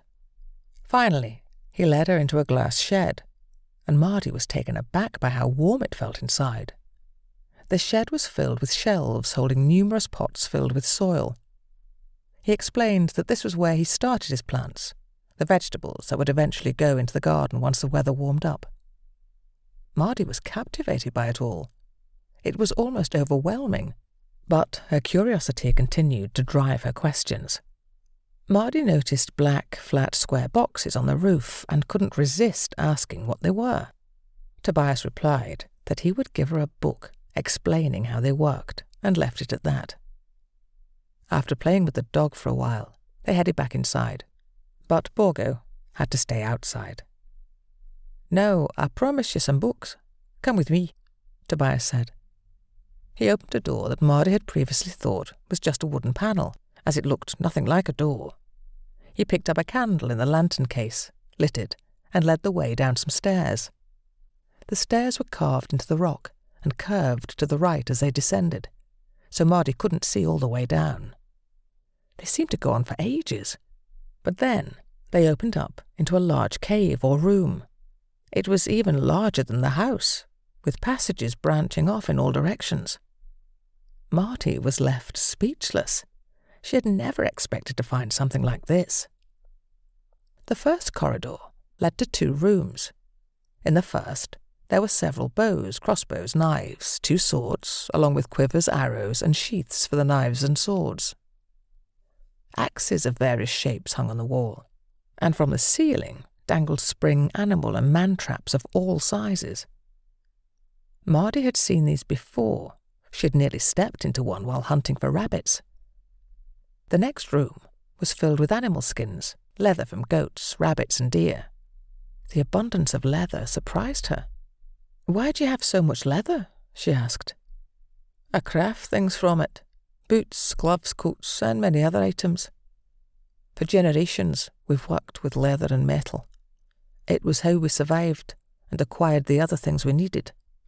I'm not so skilled with metal, but I enjoy creating items from animal skins, he explained. But there's so much. It must have cost a fortune, Mardi remarked. Most of it I hunted myself, and the leather came from my grandfather. He traded it for ploughshares he made when there was a severe illness among cows. The farmer would have just burned the cows, so they weren't expensive in the end, he clarified. Tobias led Mardi deeper into the expansive labyrinth of the cave, navigating through a serpentine corridor that mysteriously curved towards an ever-brightening source of light. Mardi's curiosity mounted with each step. They were far beneath the Earth's surface, yet the light intensified, hinting at secrets hidden within the cavern's depths. At last, they arrived at an opening in the cave, akin to a window carved into the rock face. It overlooked a sprawling valley from a dizzying height, offering a spectacular panorama. The valley below was a tapestry of greens and browns, dotted with tiny structures of a distant village. From this lofty vantage point, the village seemed frozen in time. A miniature world paused at a distance. Down there is Rivertown. Looks small and far away from here, doesn't it? Mardi thought Rivertown was further away from that, but then thought about it. To get to the road above Tobias's place, they had travelled a wide, sweeping arc up the mountain. Yet, yes, that would make sense, she thought, as she traced the entrance to the village, the tavern, and finally the church hall where her father held his last news and storytelling. She felt the loss of her family as she zeroed in on the hall, holding back the tears. After allowing Mardi a moment to soak in the awe-inspiring view, Tobias ushered her back towards the heart of the cave. They retraced their steps to the grand underground chamber, leaving behind the breathtaking spectacle, but carrying with them the memory of the valley as seen from above. The corridor opened up into another expansive room, its size rivaling that of the first chamber they had entered. This is where Grandad Simon and my great-great-great-grandmother lived for years after the blackening. Most of these things are from that era, Tobias explained, his voice echoing slightly in the vast space. As Mardi stepped further into the room, her eyes widened in awe. Here were the actual objects from a past age, items she had only ever seen depicted in the faded pages of books and old magazines her father had salvaged from the ruins of the old city. Though she had never been permitted to touch these relics, she had often studied them in secret, marvelling at their antiquity during her father's absences. Along one wall, a towering stack of books caught her attention, their spines adorned with vibrant illustrations depicting scenes of enigmatic allure and forgotten technology. Tobias reached for a particular book, one that he knew contained detailed information about the ancient rooftop panels. He also selected 2 other volumes, keeping their titles angled away from Mardi's curious gaze. "Come on, we can look at them upstairs," he suggested with a knowing smile. Brimming with excitement and eager to discover the secrets held within the pages, Mardi stepped aside, allowing Tobias to lead the way. Together they navigated back through the twisting cave system and ascended the old stone steps. Returning to the kitchen, Tobias placed the books on the sturdy table and carefully locked the door behind them. Mardi's anticipation built as she prepared to delve into the mysteries these books held. Mysteries of a time long past, yet vivid in her imagination. They settled at the kitchen table, where Tobias handed Mardi the book she had been eagerly anticipating, titled The Power of the Sun, Heat and Light. Its glossy cover sparkled under the room's dim light. With a mix of reverence and curiosity, Mardi ran her fingers over the cover before flipping it open. As she delved into the first page, she encountered technical terms and names that were unfamiliar, but she persisted, her fascination undeterred. The book detailed the workings of photoelectric cells and photothermal solar panels, illustrating how these panels harnessed sunlight to heat water. Mardi grasped this concept intuitively. She had noticed how objects with darker colours absorbed more heat, making them hotter than lighter-coloured things close by.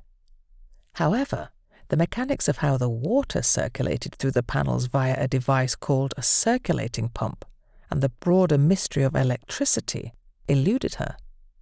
"Do you know what this electricity is?" she asked Tobias, her voice tinged with curiosity. Anticipating her question, Tobias handed her another volume, this one dedicated to the principles of electrical power generation and storage. Mardi turned the pages with eagerness, absorbing the information like a sponge. Each concept built on the next, unfolding the mysteries of energy that had long powered the world above. "Have you got any books on batteries?" she inquired, her interest deepening. Without missing a beat, Tobias slid the last of the 3 books across the table to her. These were the very books his daughter had once pored over in her own quest to understand the technology behind their rooftop panels. Leaving Mardi immersed in her studies, Tobias excused himself to begin the evening meal preparations. In the shed, he retrieved a rabbit he had caught the day before, just prior to rescuing Mardi. After cleaning it in the rain barrel outside, he gathered some vegetables from his root cellar and returned to the kitchen. Mardi, completely absorbed in the complexities of batteries and electrical storage, barely noticed the clatter of pots and the aromatic fusion of ingredients as Tobias began to simmer a hearty rabbit stew. Lost in a world of new knowledge, she continued her deep dive into the books, eager to unlock the secrets they held. As darkness settled in, Tobias lit a candle for himself and another for Mardi. "Finish the part you're reading, but then put them aside until tomorrow. Reading by candlelight for too long can damage your eyes.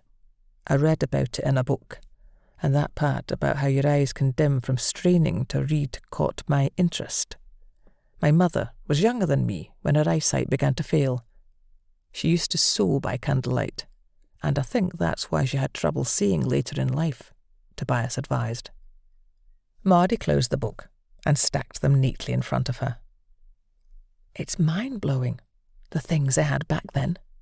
They had lights that came on at the press of a thing called a switch, devices that used electricity to heat a room without a flame, machines that washed clothes and dishes after a meal. It's almost unbelievable, isn't it? And those coloured drawings that look just like real life. How could anyone draw like that?" she marvelled. "I know. They had so much more than that.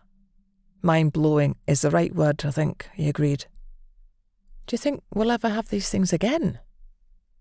"Maybe someday, but probably not in our lifetime," he said. "Anyway, we don't need 2 candles. Blow yours out for now. It'll be spring before I can make new ones. The bees go to sleep for the winter." Mardi couldn't even recall when Tobias had lit the stove, but as the aroma of the rabbit stew filled the air, she noticed it. He placed a kettle on the stove, and it soon boiled. After making some tea, he handed a cup to Mardi once it had cooled a bit. They enjoyed their meal, and as the evening wore on, Mardi grew tired. After helping with the washing up, she headed to bed. Tobias had been more open today, and Mardi found herself eagerly looking forward to the stories he shared. When she woke up that morning, she had been hesitant to even enter the kitchen, but now she couldn't get enough of his tales. They were stories passed down from his father and his father's father before him, reaching back through the generations to a time long ago. It was baffling to think how they had once possessed all those incredible things, only to let them slip away. It felt like sheer madness to Mardi as she lay in bed, contemplating what new revelations awaited her in the books she would read the following day.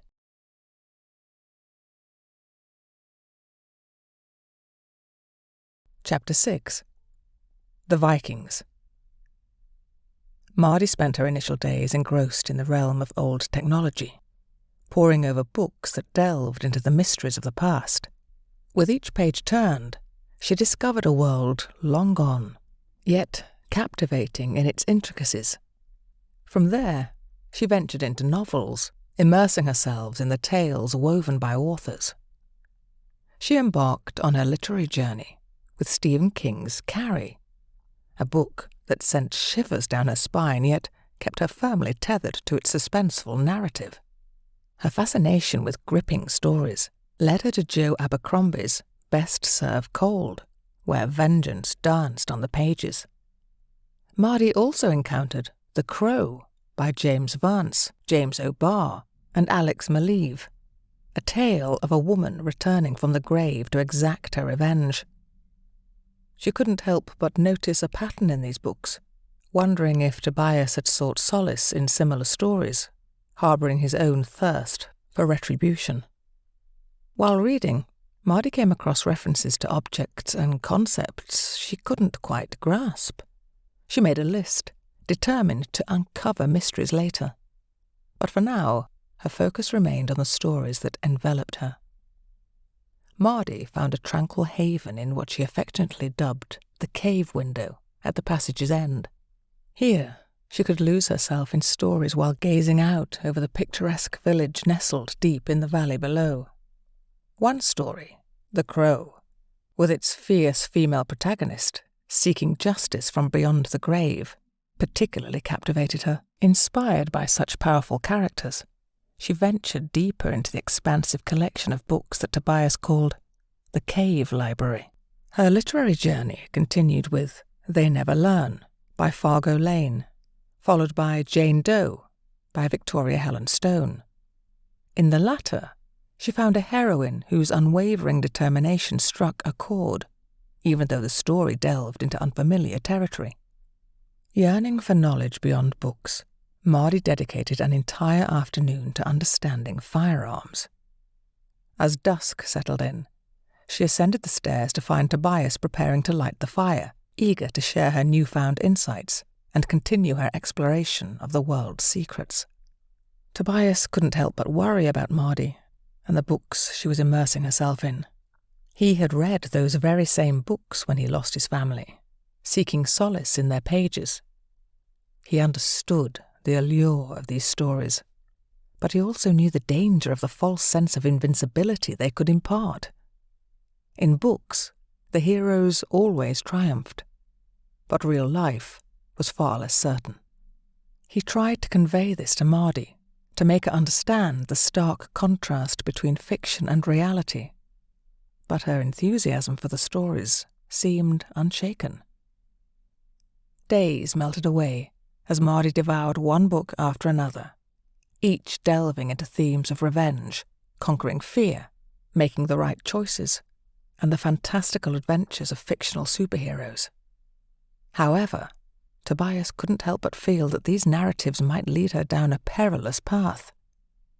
The world outside was harsh, unforgiving, and vastly different from the tales she was engrossed in. He knew that even with his own skills, proficiency in handling knives, axes, bows, and crossbows, along with a passable ability with a sword, he would be outmatched in a direct confrontation with Victor and his hawks. Their numbers and reach were formidable, and they would likely detect his approach long before he could get close, despite their belief that he was dead. Mardi couldn't help but be fascinated by the concept of guns and wished they still existed. She found them clever, particularly the one known as a sniper rifle, but they were relics of the past. She returned to the stack of books, sifting through them to find one with a missing cover and the first few pages torn away. It was an older book, its pages slightly browned and the paper showing its age. She began reading from what seemed to be page 3. Then this child reached up and pulled herself to her feet. Everyone knew she was dead. The village was aflame, and she was alone in a barren wilderness, where everyone wanted her and her people dead. The narrative introduced her to a girl named Estrid, who embarked on a journey of survival after her village was destroyed.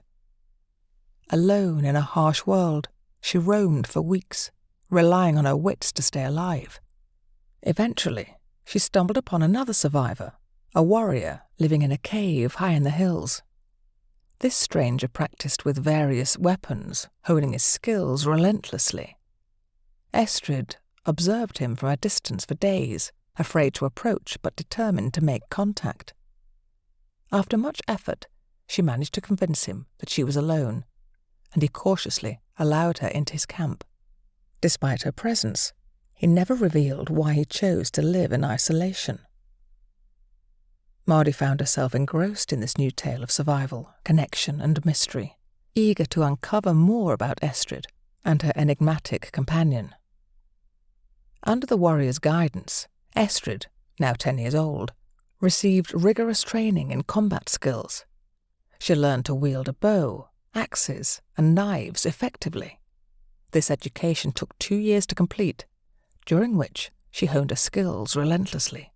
With her training complete, Estrid embarked on a mission of vengeance, targeting the garrison soldiers one by one. She marked all her arrows with a chilling label, the Ghost of Revenge, to instill extra fear in her enemies. Her tactics proved effective, whittling down her foes' forces gradually. It was a guerrilla warfare approach, employing hit-and-run tactics, hiding until they stopped searching and then striking again. It might take years, but for the first time, Mardi felt a glimmer of hope in her quest to rescue her mother. After finishing a book about Vikings, she delved into tales like William Tell and Robin Hood. Then she immersed herself in the Hunger Games series, eager to explore more stories of bravery, resistance, and survival. The following day, instead of her usual routine of having breakfast, washing up, and then heading down into the caves to read, Mardi decided to practice her archery skills. She fetched her bow and ventured to the bottom of the garden. There, she found a tall spruce tree still standing, but stripped of its bark. With a piece of charcoal, she marked a circle about the size of an apple, stepped back 15 paces, and began her practice. After hitting her target 8 out of 8 times, she moved an extra pace back and repeated the sequence. Unbeknownst to Mardi, Tobias spent countless hours each day quietly observing her progress from a distance. He admired her unwavering determination and the steadfast belief she harboured that she could ultimately triumph. However, his heart sank a bit each time she extended her archery practice to 25 paces, where she grappled with difficulties. Her bow simply lacked the necessary power to maintain accuracy at that increased distance, and he could see her frustration mounting. Tobias knew all too well that nothing could dissuade Mardi from her relentless pursuit of revenge. He harboured deep concerns about her intentions to confront Victor, not just as her mentor, but as someone who had come to care deeply for her. Years ago, he had resigned himself to a life of solitude, believing that he had lost everything and would never meet another soul who mattered. His family was long gone, and solitude had become his constant companion. Yet, here was Mardi, a young, determined girl, igniting a spark of connection he hadn't felt in years. As she embarked on an almost impossible mission to rescue her mother, she was taking on challenges that even he had found daunting. Watching her, Tobias felt a mix of admiration and worry. He saw in her the same stubborn fire that had once driven him, and he wondered how he could protect her from the harsh truths that lay ahead, without stifling the spirit that made her so remarkable. Tobias was haunted by the thought of Mardi stepping into danger, especially when her chances of survival seemed so perilously thin. He was determined to assist her, driven by a silent hope that perhaps she might reconsider her perilous quest. In his heart, he wished for her to stay, to eventually inherit this sanctuary and maybe even build a life here. The thought of her finding happiness, perhaps even raising a family in this secluded haven, brought a sense of solace to his weary soul. Watching her tirelessly practice her archery, Tobias was acutely aware of the enormous challenges she faced. Though he had kept a watchful eye on her these past few days, he endeavoured to remain unseen, not wanting to make her self-conscious of his concern. Yet his empathy for her struggles was profound. As Mardi continued to refine her skills, Tobias quietly retreated into the depths of the cave, carrying with him both the burden of his fears and the flicker of hope that she might yet choose a safer path. He was well aware that her bow had a mere 12 pounds of draw weight. Despite this limitation, he marvelled at how she managed to shoot arrows farther than most could with such a low-powered bow. Mardi's physical strength surpassed that of most individuals her age and size. Yet she would still need to build her strength further if she aimed to fire arrows over longer distances. Taking out the bow his father had crafted for him when he was just a year older than Mardi, he also fetched a matching quiver filled with arrows. Unlike her arrows, these had metal tips. He hung the bow on the back of her bedroom door and placed a soft leather wrist guard and finger protection piece in a drawer by the table, intending to give them to her later. Mardi returned as the evening dimmed, her bow in hand, placing it on her bed as she went to tend to her sore arm and blistered fingers caused by the string. She didn't notice the new bow that Tobias had hung on her bedroom door until she went to put her own away. As she took it down, she realised that it was slightly longer than her own, but didn't think much of it until she tested the string's pull. She felt the difference immediately. It was considerably harder to draw than her bow, which would likely worsen the calluses and soreness in her fingers. Mardi held her thoughts until they were seated for dinner. "Thank you for the bow, but it's quite hard to pull. My fingers are already sore from my bow, and a more powerful one might make them worse," she mentioned. Tobias reached behind him and retrieved 2 pieces of leather from the drawer. "Give me your left arm," he instructed. Reluctantly, Mardi stretched her aching left arm across the table. He slid the leather wrist guard onto her hand and wrist. "It seems like the right size. I won't lace it up now. You need a few days for your arm to heal first," he advised. "Now, give me your right hand." He carefully placed the leather finger protector onto her fingers. "This will protect your fingers. Again, leave it a few days before you use it. Tomorrow, we'll start building up your strength. You'll need it for the next bow," he informed her. "Next bow?" Mardi inquired. "Yes. You'll probably progress faster than I did, but my father made a series of bows, each slightly longer. Due to their construction, each one is more powerful than the previous one. I've restrung all of them, so as you become ready, we'll move you up to the next one," he explained. "Tomorrow, read these." He handed her books on various martial arts. "I did learn some of this, but it was never something I thought I'd need. So I wasn't a very good student. If you plan to go out there by yourself one day, you'll need to be able to use your hands and feet to defend yourself in situations where you don't have your bow or can't use it," he advised. "It will also give your arm and fingers time to heal properly, and then we can start building up your muscles." As Mardi diligently read her martial arts books and practiced the illustrated moves in the field, Tobias was busy crafting exercise machines in the cave. He meticulously constructed these devices using drawings, diagrams, and pictures from various books as references. He realized that it was essential for Mardi to build up her strength, especially if she intended to progress to the more powerful longbows in his collection. Mardi's training regiment became more diversified. She could only spend a few hours each day with her bow, as Tobias introduced her to other skills. He began by teaching her the art of throwing knives, which were more like spikes in their design. With practice, she became proficient at hitting the target with any knife. Next, Tobias instructed her in the art of throwing axes, which seemed to come naturally to her. In no time, Mardi surpassed Tobias in terms of accuracy. Although she was less enthusiastic about the exercise machines, she understood their importance in developing the strength she needed to advance to more powerful longbows. As her muscles grew stronger, Tobias tailored larger clothes for her. Mardi chose a style that combined elements from the Tarzan, Robin Hood, and Conan books. These garments were designed to be lightweight, covering her from head to foot, while allowing flexibility for both fast and quiet movement, depending on the situation. Every day, Mardi diligently trained in one discipline or another, expanding her skill set. Tobias was thorough in his approach, ensuring she became proficient in various forms of combat and survival techniques. After her training sessions, Tobias would lead her into the dense, dark woods for a different kind of test. One day, he blindfolded her and guided her deeper into the woods, then left her there alone. As minutes passed, Mardi grew increasingly uneasy. When she couldn't hear Tobias anymore, she decided to remove the blindfold.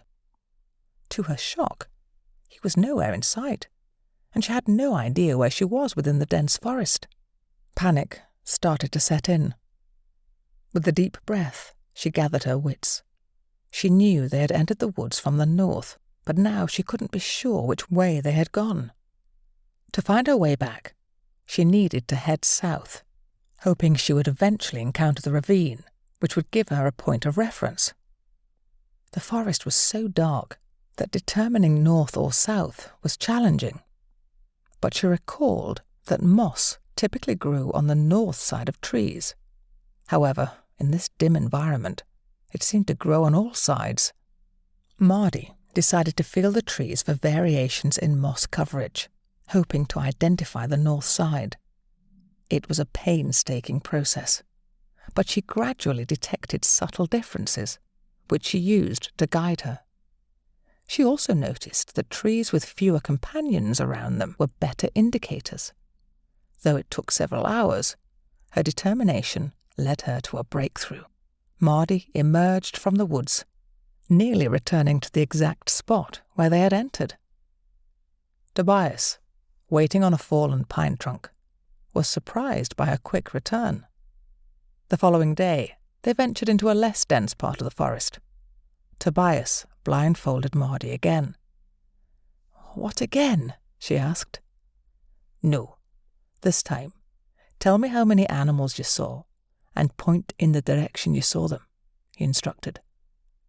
Mardi rattled off several animals and indicated where she had seen them.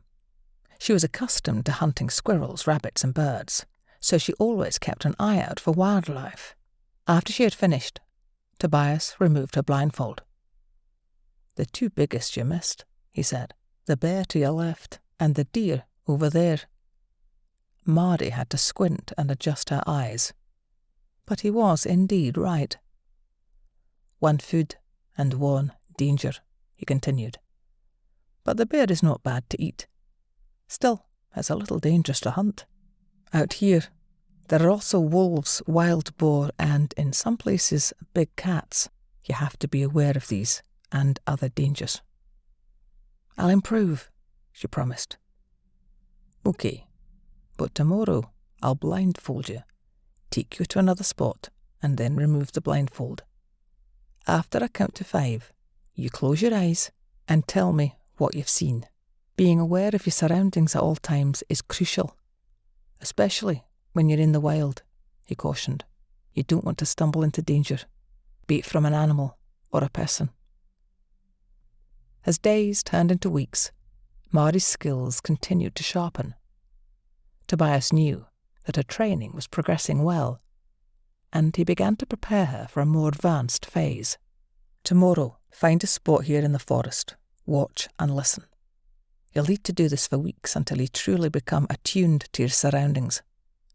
This skill will be valuable not only in the wild, but also in a village, town, or alehouse.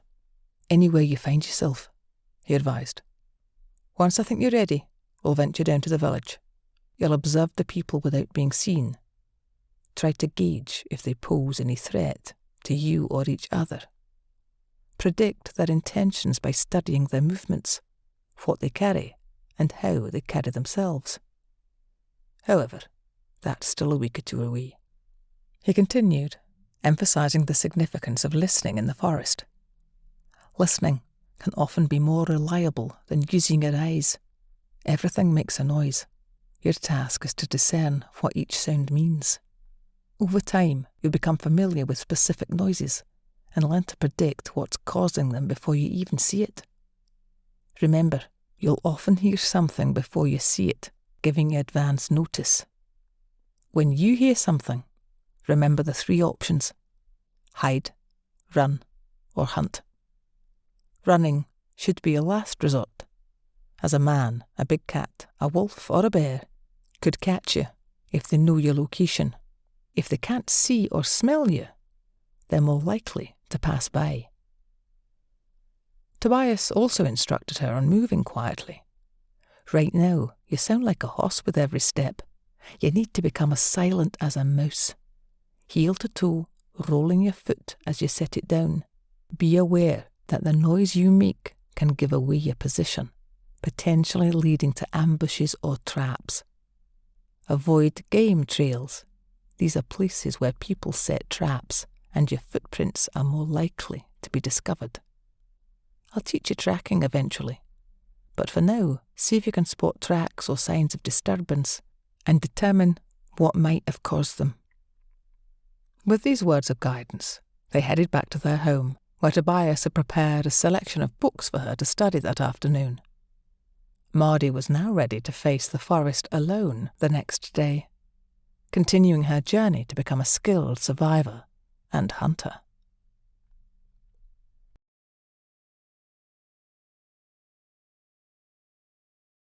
Chapter 7. Tobias. Tobias couldn't help but worry. Mardi was a quick learner, and that meant she might leave soon to pursue her mission.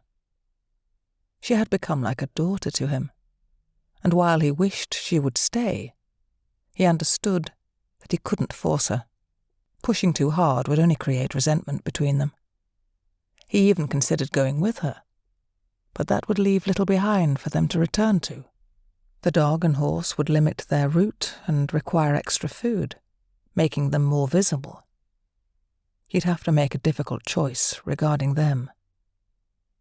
The chickens, goats, sheep and rabbits could survive if he freed them, but his garden would likely wither away without care. However, if Mardi survived, she would have a place to come back to if he kept things running. He remembered a similar excuse he had used in the past when he failed to avenge his wife and daughter. He didn't like that he was a coward then, and he didn't want to be one now. He resolved to help Mardi in any way he could, teaching her everything his father had taught him, preparing her for the dangers and the lengths people would go to protect themselves and their families. He knew it would take years to do it right, but Mardi didn't have that kind of time. It would be weeks, maybe a few months. But she was waiting for the right moment, saying, "I'll know when I'm ready, when I know." Mardi delved into the books with great enthusiasm. Among them were volumes on tracking, trapping, identifying bird calls, wild herbs, edible mushrooms, and knowledge about nuts and berries that could be safely consumed. There were even sections about recognizing the sounds made by various animals. While she was already familiar with some of these, she had watched animals closely to understand their behaviors. For instance, she had observed rabbits diligently, staying near their burrows, always alert, intermittently pausing to chew, lifting their heads to survey their surroundings, and then returning to their meals. Squirrels, on the other hand, had a distinctive way of climbing trees by spiraling around the trunk as they ascended, constantly scanning their surroundings. She had witnessed how they collected nuts in the autumn and buried them for winter sustenance, a habit shared by jays. Her knowledge extended to accidental observations, like the sudden appearance of moles as they pushed their way up through the ground, or the methodical woodpeckers creating holes in trees, tapping and listening for grubs beneath. These were the sorts of things she had encountered during peaceful moments spent in wooded glades or while taking a break after a successful hunt. She was particularly interested in learning about animals that could be hunted for food, as meat was far too expensive to buy, but her skill with the bow had made her a proficient hunter. Her father had occasionally ventured into the old city for days at a time, returning with books and other tradable items. He never disclosed his visits to anyone, and simply claimed that he had acquired these items through trade when questioned. When Mardi was fortunate enough to have a successful hunt, she took the opportunity to thoroughly survey her surroundings for the next day. If they intended to stay in a location for an extended period, this practice was essential. Knowing the potential sources of food in the area could make the difference between having a meal or going hungry. Understanding the presence of animals in the vicinity also made her future hunts more efficient. However, her interest had primarily been in animals she could hunt for sustenance, and she hadn't paid much attention to creatures that didn't fall into that category. To her, focusing on such animals seemed like a waste of time. Tobias, on the other hand, had opened her eyes to a new perspective. She needed to be acutely aware of everything within her line of sight and earshot at all times. Failing to do so could potentially put her in the position of becoming the prey rather than the hunter. The books on nuts and berries initially seemed like a redundancy for Mardi, as she had been collecting these natural resources all her life. However, not wanting to miss out on potentially valuable information, she decided to open one of the books and start reading. While she recognized some of the entries, there were several new discoveries. Pine nuts and beech nuts were among the nuts she had never collected before. There was also a fruit her mother had warned her to avoid called sloes, which she now recognized from the book's illustration. Cowberries, which her mother had said tasted bad and might be poisonous, turned out to be safe to eat. Similarly, she had always been told that elderberries were poisonous, but this book informed her that they could be consumed if cooked. The book also mentioned red berries like red currants, hawthorn berries, and rowan, which were edible when cooked, even though they weren't known for their great taste and were often mixed with sweeter ingredients. The book on mushrooms proved to be quite fascinating as well. While she was aware of the existence of a couple of edible mushroom varieties, this little book was filled with information about mushrooms she had always considered poisonous. She decided to take this book with her when she ventured back into the woods. Its compact size and detailed pictures would help her identify edible mushrooms, even though it was winter. The next book she explored covered various flowers, herbs, and foliage that could be eaten. Once again, many of these were better suited for cooking than consuming raw. Mardi shifted her focus to a book that intrigued her, titled Surviving the Unprepared When Unprepared. Its content revolved around survival techniques in the wild without any prepared equipment. One particular section caught her attention: the concept of creating a fire that produced minimal smoke, known as an improvised rocket stove. It could be fashioned from clay or built into a sloping bank. Mardi was eager to try this method as soon as she could find the necessary materials. The book provided detailed instructions on crafting these stoves in various ways, where to locate the required resources, and essential safety precautions for handling fire, including what to do and what to avoid. It even offered guidance on igniting a fire using a flint, as well as a unique method involving a spinning stick using a bow, which was entirely new to her and piqued her curiosity. Further exploration of the book revealed instructions for constructing a mud oven, ideal for cooking various wilderness finds such as birds, wild vegetables, and even hedgehogs, though the latter was a culinary endeavour she wasn't quite sure about trying. The book also delved into the topic of water sources, explaining what could be safely consumed and what should be avoided. While Mardi was already familiar with this knowledge, she was intrigued by the concept of water purification tablets, something she had never encountered before. Learning about their existence and their role in sterilizing water for safe consumption was enlightening. The book went on to discuss shelter building techniques in the forest, a skill Mardi was well versed in. However, the idea of a hammock for comfortable sleeping in the wilderness caught her attention.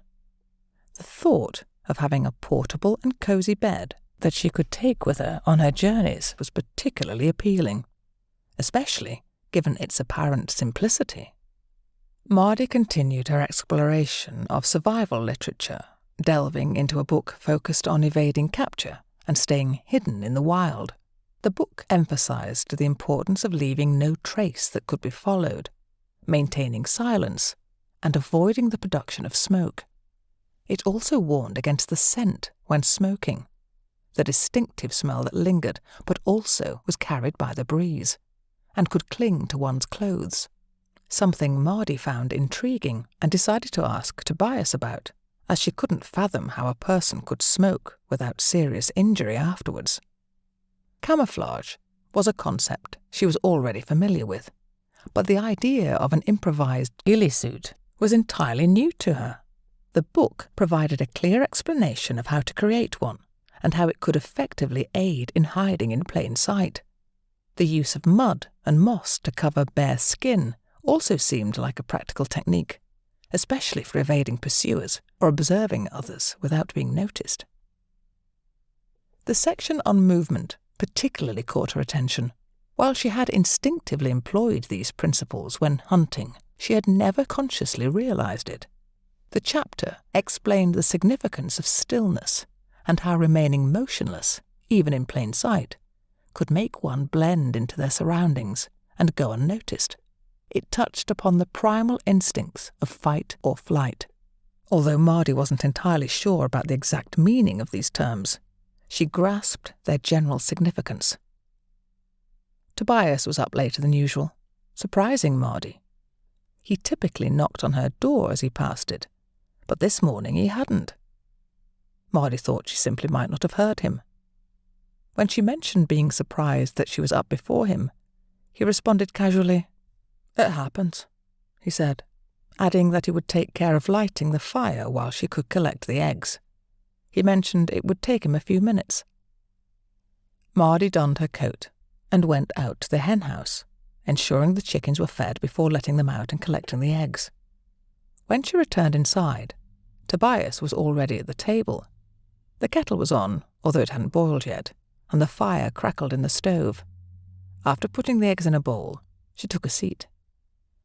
"I'm planning to go into the woods today to try out some of the things I've read about. Will you be okay with that, or do you need me to do anything here before I go?" Mardi asked. "I'll be fine," Tobias assured her. "I have a few things to catch up on. I might do some reading myself this afternoon." Mardi then brought up some questions about unfamiliar terms she had come across in her reading. "I read some things I didn't understand. I wondered if you knew what they meant," she inquired. "What do you need to know?" Tobias asked. She asked about smoking, and he explained that it referred to an old-world practice where people used pipes to inhale smoke from herbs they burned. Mardi nodded in understanding. "Yes, I've seen people in taverns with those pipe things. The name makes sense now. The other thing is, what does flight or fight mean?" Tobias proceeded to clarify the concept, describing it as a choice between running away, flight, from a situation, or standing your ground and defending yourself, fight, if escape wasn't possible. Tobias had ulterior motives for letting Mardi go off by herself. While he allowed her to venture into the woods with her knife, bow, and a book on mushrooms, he had different plans in mind. After completing his chores and having some goat jerky and an apple, he set off to secretly observe her. He wanted to assess how she was progressing, but he also wanted to test her tracking and observation skills, especially after discussing the topics in the books he had provided. Mardi had a 3-hour head start, and he knew where she had entered the woods. Tobias had honed his tracking skills over the years, even as a boy, and he was confident he could follow her trail. As he passed the large horse chestnut tree about 100 yards from the end of the property, and reached the wooden fence marking the entrance to the woods, he began to notice subtle signs of her passage. Wet boot prints on dry leaves, turned over leaves revealing their drier side, and faint scuffs in the grass from her stumble over the fence were all part of the trail. However, as he entered the denser part of the forest, her trail became hard to follow. He assumed she would head uphill into the thickest part of the woods, where she could hide and watch for any movement. Checking a game trail with deer footprints, he did not cross her path, so he changed direction, hoping to intersect her trail if she had veered westward.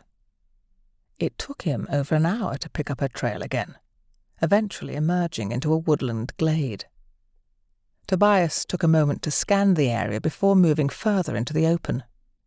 He was about 10 paces in when he spotted her, blending in with her surroundings, crouched against a fallen tree, fixated on something ahead. With caution, he lowered himself as low as possible without giving away his presence, and rolled behind a nearby bush. After a brief pause, he carefully peered through the bush to observe her. However, to his surprise, she had disappeared. Mardi remained crouched behind the fallen tree trunk, her attention focused on 3 stoats frolicking in the dappled sunlight filtering through the canopy of young trees. Shadows danced across the short grass, leaves, and clusters of sweet violets that adorned the woodland floor. Out of the corner of her eye, she caught a glimpse of movement to her left. In an instant, she dropped to the ground and contemplated her next move. After careful consideration, she decided to crawl along the length of the fallen tree away from the source of movement. She then sought refuge behind a massive hollowed-out oak tree. The tree was still very much alive, but its core had rotted away, creating a hollow interior. With some effort, she squeezed through a tight gap into the hollow oak and began climbing upward along its inside. She continued until she found a small hole and cautiously peered out, straining her eyes to detect any sign of movement. Although she saw nothing, an uneasy sense persisted. There was definitely something out there. Safely concealed behind a dense hawthorn bush, Tobias observed the situation keenly, trying to discern Mardi's movements. This, he knew, would require patience. As time passed, he became increasingly certain that she had taken refuge behind the large oak tree. Tobias decided to wait for a while. He remained hidden among the trees, deep in the shadowy interior of the forest, to avoid detection. He then circled around the clearing, keeping the oak tree in sight. Upon emerging the other side, he peered cautiously from the cover of the underbrush, but could not spot Mardi. It seemed she had employed the tree as a diversion to make her getaway. She had successfully eluded him this time. Resolving to return home before Mardi did, he made a mental note to try again the following day, hoping for better luck in tracking her then. Mardi entered the kitchen just over an hour after Tobias had returned, carrying a grey squirrel and a Hessian sack. She tipped the contents of the sack onto the table, revealing a collection of nettles suitable for tea or stews, velvet shank mushrooms, horse parsley, and a few dandelion flowers. "I found a few things we can eat," she announced. "Hopefully these are edible," she added, her voice tinged with uncertainty. "Nice one, girl. How did you find it being out there all by yourself?" Tobias inquired. Mardi hesitated for a moment, her gaze distant. "I'm not sure I was alone all the time. I thought I saw someone watching me. Just a feeling, but I took precautions on the way back. It might be my imagination, though," she admitted. "I saw a rabbit on my way to the woods, but as I wasn't expecting it, it saw me as I saw it. It was faster than me. But I'll get him next time," she affirmed to Tobias. "You did well, girl. There's a meal there. Now you can skin the squirrel while I find some potatoes and beans to go with it. It'll make a nice stew," Tobias said, appreciating her resourcefulness. On the following day, Mardi made a last-minute decision to venture eastward outside the fenced area of their farm. This part of the land was a protected area, secluded and accessible only from the farm itself. It formed a triangular piece of ground, with each side extending 3 miles.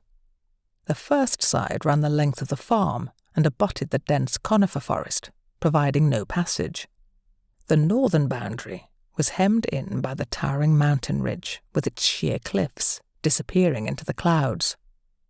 To the southeast lay the ravine, leading to a precipitous drop into the valley below. The woodland here had a diverse mix of trees and was more open compared to the conifer forest and the western woodlands where Mardi had explored the previous day. Tobias had pointed out a clearing in this area, a place he used for grazing sheep during the summer months. He explained that this spot was well hidden, making it unlikely for anyone to stumble upon accidentally. Tobias's grandfather, Simon, had painstakingly cleared it over the years, and the relentless browsing of goats and deer ensured that tree seedlings didn't stand a chance of growing back. Mardi embarked on her mission to create a smokeless fire. After crossing the clearing, being cautious not to disturb the grass, she realized she had left noticeable traces of her passage. Disappointed with herself, she resolved to be more careful next time and continued her search for a suitable spot to set up her smokeless fire. Using her knife, she began by cutting into the earth to create a vertical channel for the back and sides of the chimney. Lacking clay, she opted for the second method.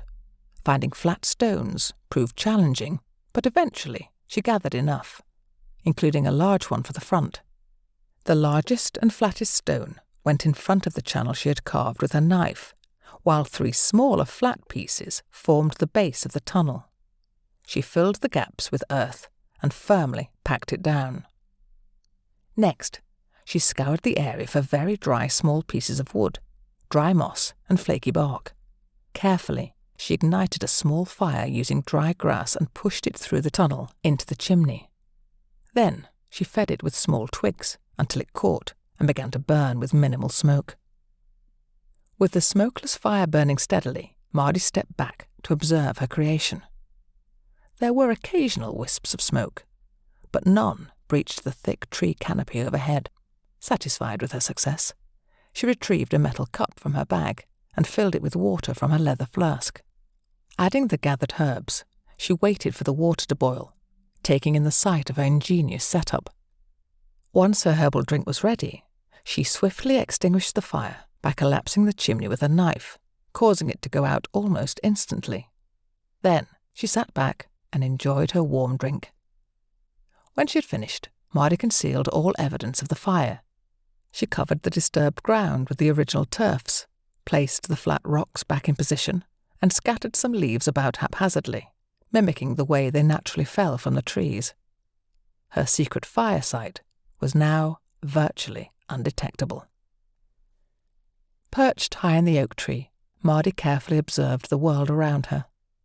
She had climbed up to a secluded spot, leaving no tracks behind, and now she settled in to listen and watch with utmost patience. In the distance, the rhythmic tapping of a woodpecker echoed through the trees as it searched for its meal.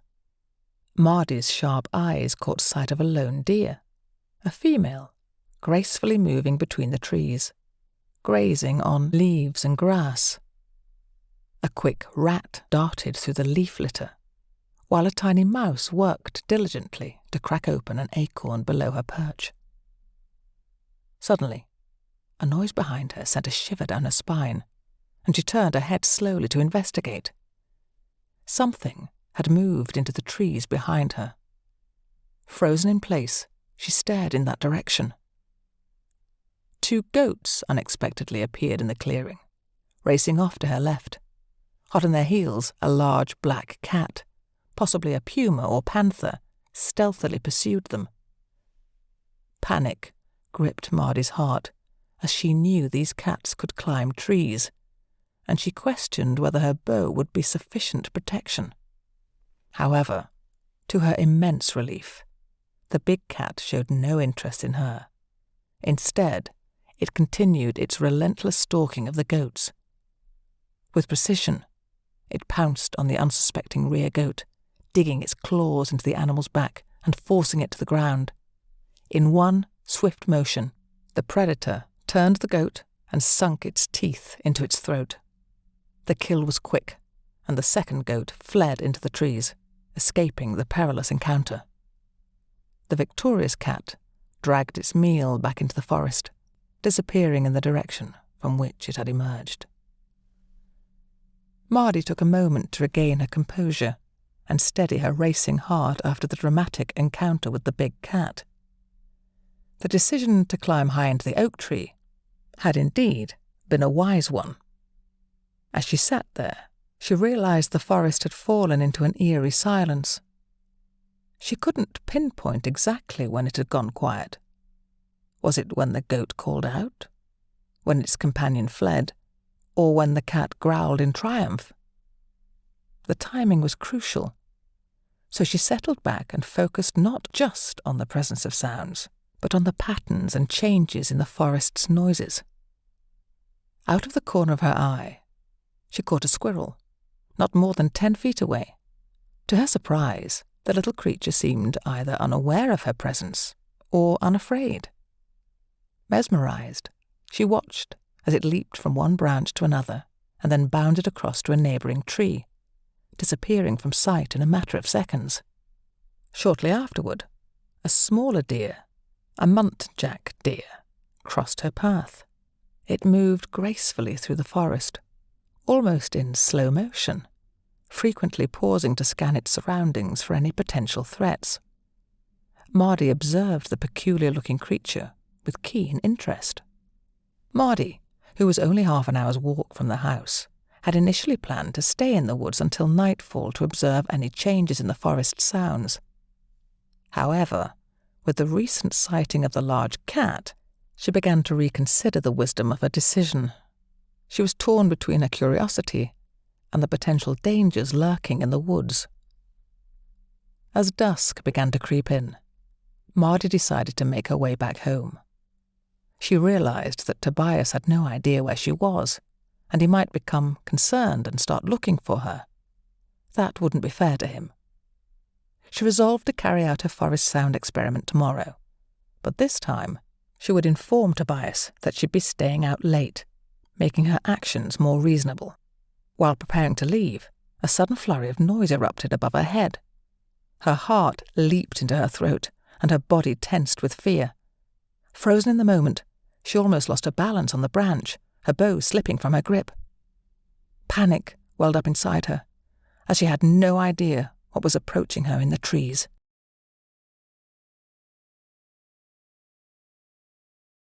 Chapter 8.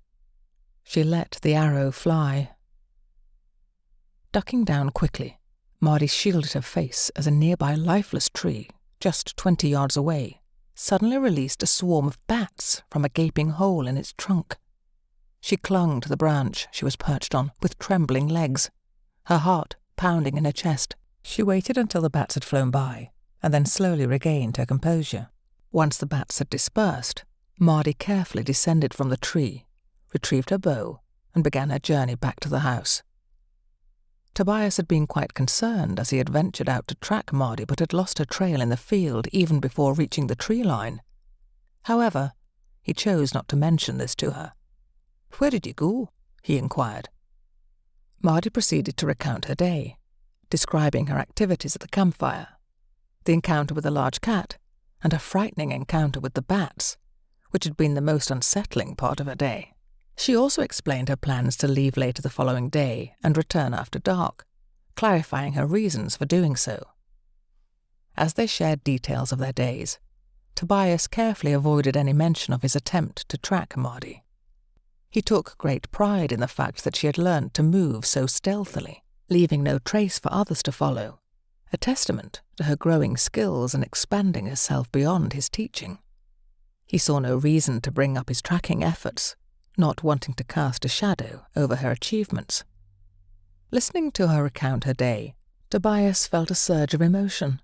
With each passing moment, he became more attached to her, appreciating her resilience, her sharp mind, and her courageous heart. The thought of her eventual departure cast a pall over his spirits. Realizing just how deeply he would miss her when she left was a poignant revelation. The prospect of losing her presence in his life filled him with a profound sadness, a reminder of the inevitable loss that echoed the emptiness he'd felt for so long before she arrived.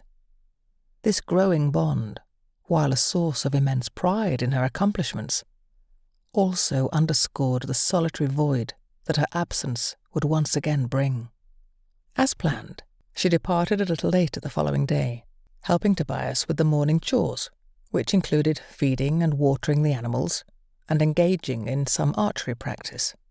Afterward, she made her way back to the same tree, where she settled in and prepared herself for the bats, this time ready for their arrival. Throughout the day, she observed the forest sights and sounds.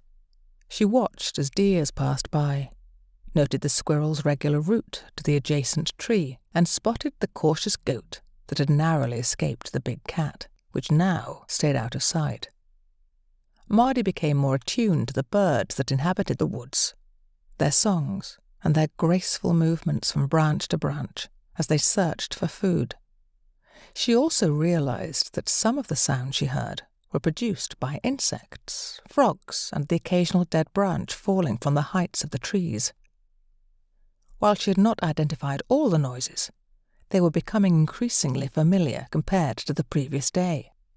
One sound had continuously puzzled her, a noise resembling the strangled quack of a duck, or at least that was one way she thought of it. What perplexed her most was that this sound only occurred when a gentle breeze rustled through the forest. Each time it happened, she closed her eyes trying to make sense of it and coming up with various imaginative explanations that were eventually dismissed. With her eyes tightly shut, she focused on the direction of the sound, meticulously tracing it back to the source, a surprisingly simple one. It turned out that the curious noise was generated by two branches, one from a substantial sweet chestnut tree and the other from a lifeless ash tree with a hollow core. When the branches brushed against each other, the friction created a peculiar sound, almost like an instrument she had once witnessed being played. Though she didn't know the name of the instrument, it was a hollow tube with strings played using a small bow.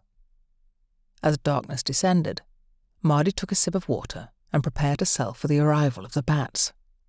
Then the sun dipped below the horizon. The bats emerged from the hollowed tree, their flight swift, and the spectacle was over in a matter of moments as they dispersed into the forest. Then she noticed it, a shift in the soundscape. It grew quieter initially. Then gradually, the volume returned, but the sounds were markedly distinct, not just subtly different, but entirely transformed. The rustling of leaves remained consistent, but it all seemed to be at a higher pitch. The chorus of bird songs had given way to a cacophony of croaking frogs, their calls louder and more numerous as they competed with each other for attention. What she had initially mistaken for an owl turned out to be more complex, with multiple calls and even different types of calls. A fox called out intermittently, perhaps in search of a mate, each call punctuated by moments of silence as it awaited a response. During the day, the forest had been a realm of birdsong, insect clicks, and the rustling of unseen creatures.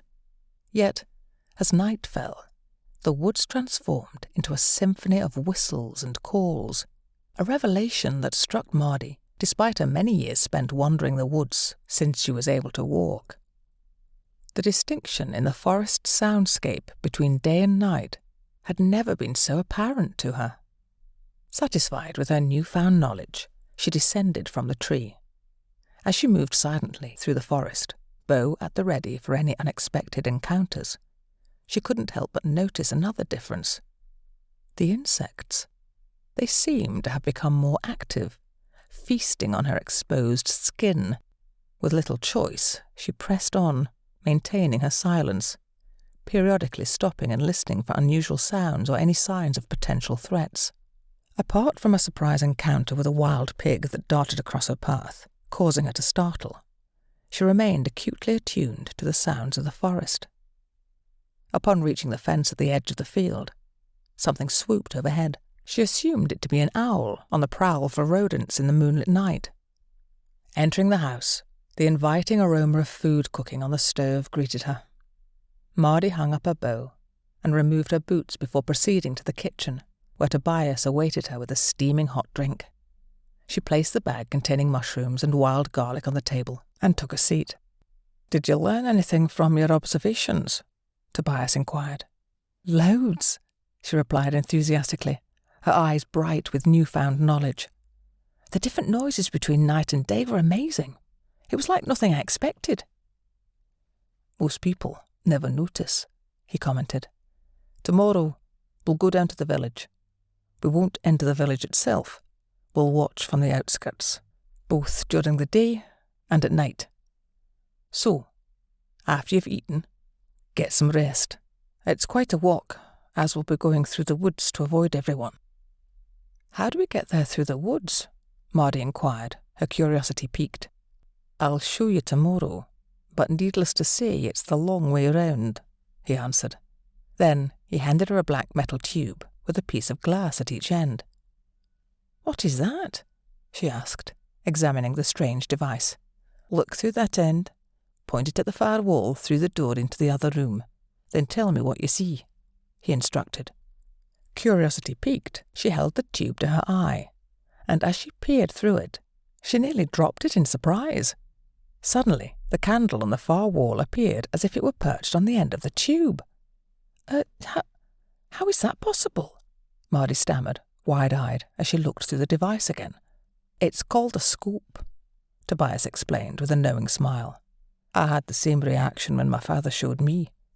It's from the old world, and it makes things appear so close you feel you can touch them. We'll take it with us tomorrow. It's even more impressive outside in daylight." The following day, an early breakfast was had. Tobias packed a bag with some food, the scope, and his folding knife, securing it to his belt alongside his much longer knife. Mardi prepared herself, filling her water bottle, donning her boots, fastening her belt, and finally slipping into her coat. Her bow was the last item she took up. Tobias picked up his crossbow, 2 torches aflame with fire, and a coil of rope. As they headed out, Mardi anticipated they would follow the track up to the rise, then descend into the woods beyond. To her surprise, their path led in a different direction. Tobias had instructed her to remain quiet unless absolutely necessary, as sound travelled easily in the still morning air. So she followed in silence. After covering a few miles, Tobias halted and then guided his way through some dense bushes. They reached the edge of the gorge, and Tobias pointed to a cave entrance a few feet below the precipice. "We're going in there," he declared. Tobias proceeded to loop the rope around a sturdy tree trunk, securing it around his waist. Another loop was placed over Mardi's head, and he gently lowered her down into the cave. Once Mardi was safely inside, Tobias secured the rope to the tree and descended himself. The cave entrance loomed large and appeared to descend steeply into the depths. Tobias lit the torches, and they ventured forth into the subterranean labyrinth. The cave presented numerous passages and directions to take, but it was evident that Tobias knew the way well. They delved deeper into the cave system, shrouded in darkness, for over an hour. Suddenly, a faint light materialized seemingly out of nowhere, although it was partly obscured by lush vegetation. Tobias wisely extinguished the torches, leaning them against the cavern walls. The opening was not sizable, approximately 20 feet above the ground, and cleverly concealed by ivy-clad rocks and a massive oak tree that grew flush against the rocky surface. Climbing onto the oak tree would have posed no issue, but Tobias signalled Mardi to halt. He pointed at his ears, made a circular motion with his hand, and then gestured downward. Mardi comprehended the message and listened intently. Faint mumbling and voices reached her ears. She nestled her body between the tree branch and the rock face, moving stealthily to avoid detection. They overheard 2 teenage boys discussing the sickness that had afflicted the village. The boys were in search of a refuge in the woods to shelter them from the illness, their fear evident. Tobias pressed his finger to his lips and then cupped his hand to his ear, signalling silence. After eavesdropping on their conversation and waiting for a while, the boys eventually departed. Mardi was about to descend from the tree, but Tobias held her back, gesturing for them to return to the cave. Once safely back inside their hideout, Tobias explained the situation to Mardi. "If this is indeed the sickness that seems to strike every 10 to 20 years, we want to stay as far away from it as possible. It claims the lives of about half the people who contract it," he warned. "We should wait for 4 to 6 weeks and then reassess. We'll know when it's safe again. Just look toward the village. You'll see bodies being cremated every evening until it passes. If we see 3 days without fires, we'll venture out and check. Until then, we stay safe here." Mardi's archery skills continued to improve over time. She gradually worked her way up to larger longbows, testing her strength and precision. However, she realized that pulling a full-size longbow might be a step too ambitious. The last reflex bow that Tobias had given her suited her perfectly. With dedicated practice, she honed her ability to hit her targets consistently. Once she felt confident in her accuracy, Mardi decided to challenge herself further by practicing the art of archery, trying to shoot arrows over longer distances. With time and perseverance, she mastered the technique of arcing her arrows to extend their range. Though she could hit her targets at these extended distances, she understood that it was not a reliable method and preferred getting closer to her prey for a more accurate shot.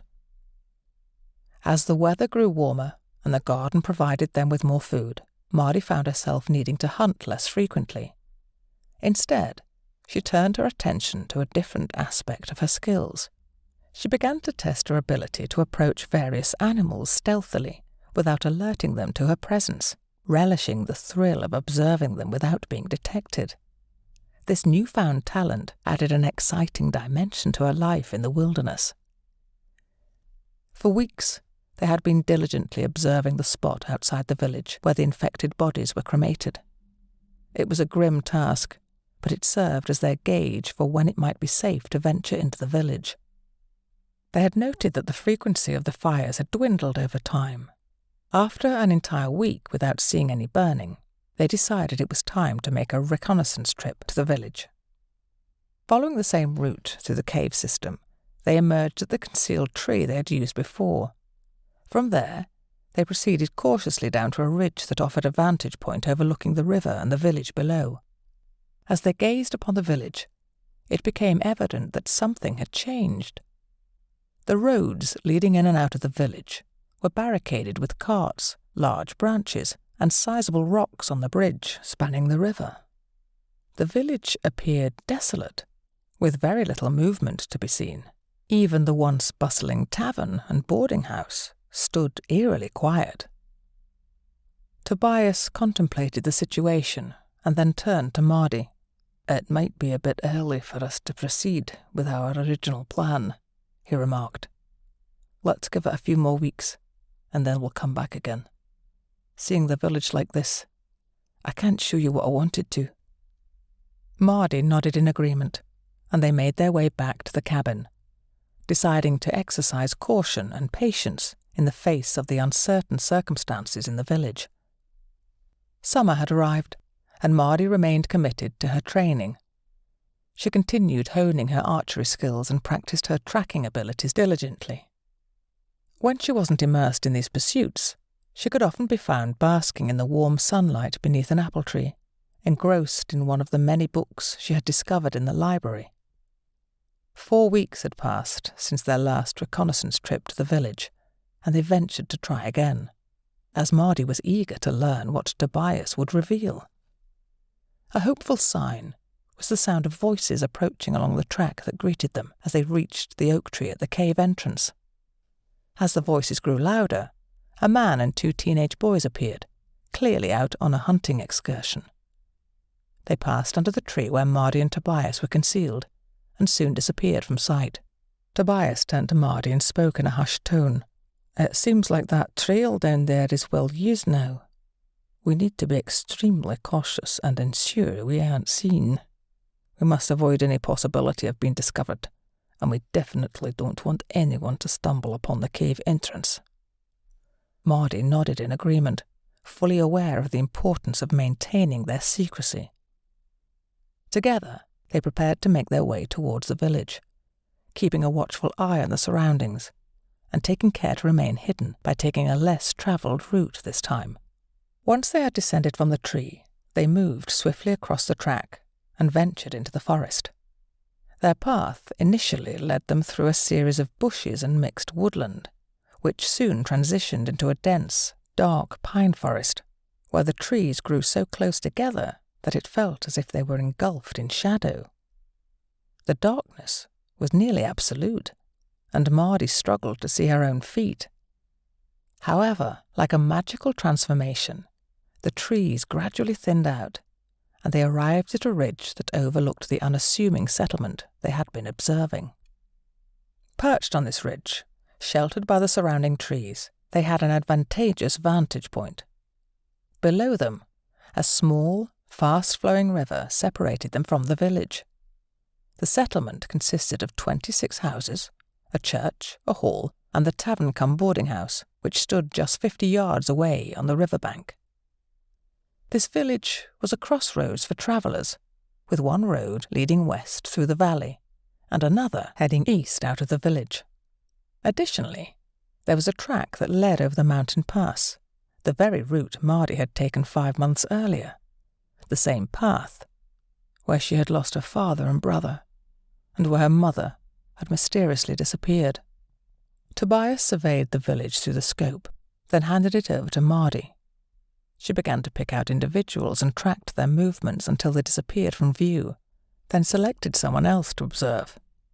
She had watched several people when her attention was abruptly drawn to a group of 3 men meeting up with a 4th individual who had emerged from behind the tavern, where they appeared to be relieving themselves into the river. It was them, the same group she had seen that fateful night. Victor's men, though there were only 4 of them this time. As Mardi became increasingly agitated, Tobias noticed her distress and gently placed his hand on her back, causing her to flinch. "Let me see," he said softly. She handed him the scope, and he peered through it, then withdrew it quickly. "That's Victor's right-hand man," he informed her, "a ruthless character. I need to find a way to make one of them tell me where my mother is," she said with determination. "No, girl, they won't tell you anything, but they would kill you without hesitation," he cautioned. "We must watch and wait. Perhaps catch one of them alone. They're fond of drink. Maybe they'll be slower after a few drinks inside them." Mardi knew he was right, but her anger still simmered beneath the surface. She yearned to run down there and confront them, to plunge her knife into the gut of the man who might know her mother's whereabouts. She could hear them talking, but couldn't discern their words. She understood that she could hit any of them from her elevated position, but that would alert the others. It wouldn't take them long to locate her, and they would be outnumbered, especially if there were more of them inside the tavern. Over the next few hours, they observed several people coming and going from the tavern, but the ones Mardi was waiting for didn't emerge. Time dragged on, and her vigil continued. They couldn't leave without her spotting the men she sought. Then finally, one of them exited the tavern alone. Before Tobias could utter a word, Mardi sprang into action. She stepped back into the shadows, took aim as the man approached the river to relieve himself, and she let the arrow fly. Her shot was true, striking him in the left eye. He crumpled and fell headlong into the river, swiftly carried away by the current. Tobias, still in shock at the sudden turn of events, stammered, "Girl, what was that?" "1 down, 3 to go," she replied coldly. trembling and overwhelmed by the enormity of what she had just done. She felt an unfamiliar sensation wash over her. But she quickly refocused her thoughts on her mother, reminding herself of the injustice she had suffered. Her father and brother killed, her mother taken from her, and her own life forever altered. Although she had aimed for the man's heart, she had miscalculated the angle due to her elevated position, leading to the arrow striking his eye instead.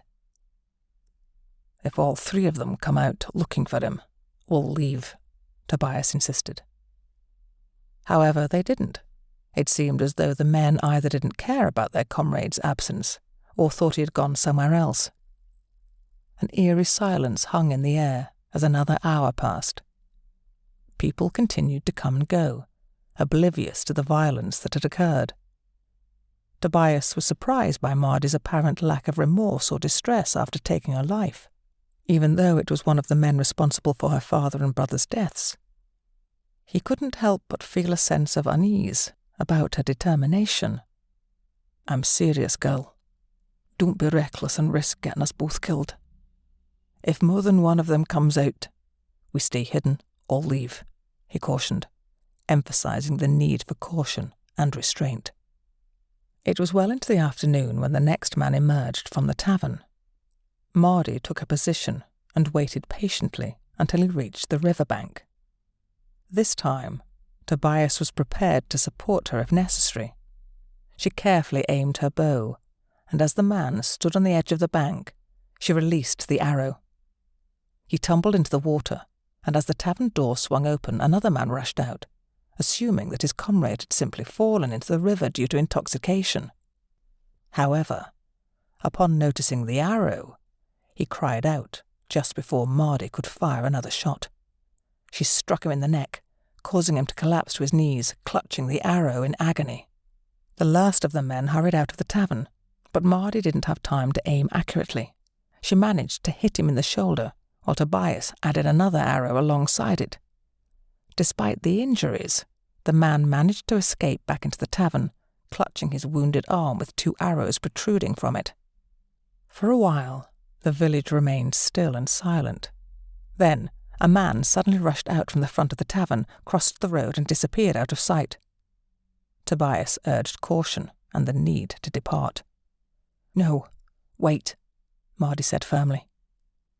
The man reappeared, this time on horseback, and galloped out of the village. "He'll be back, and you won't come alone," Tobias warned. "We need to return to the house."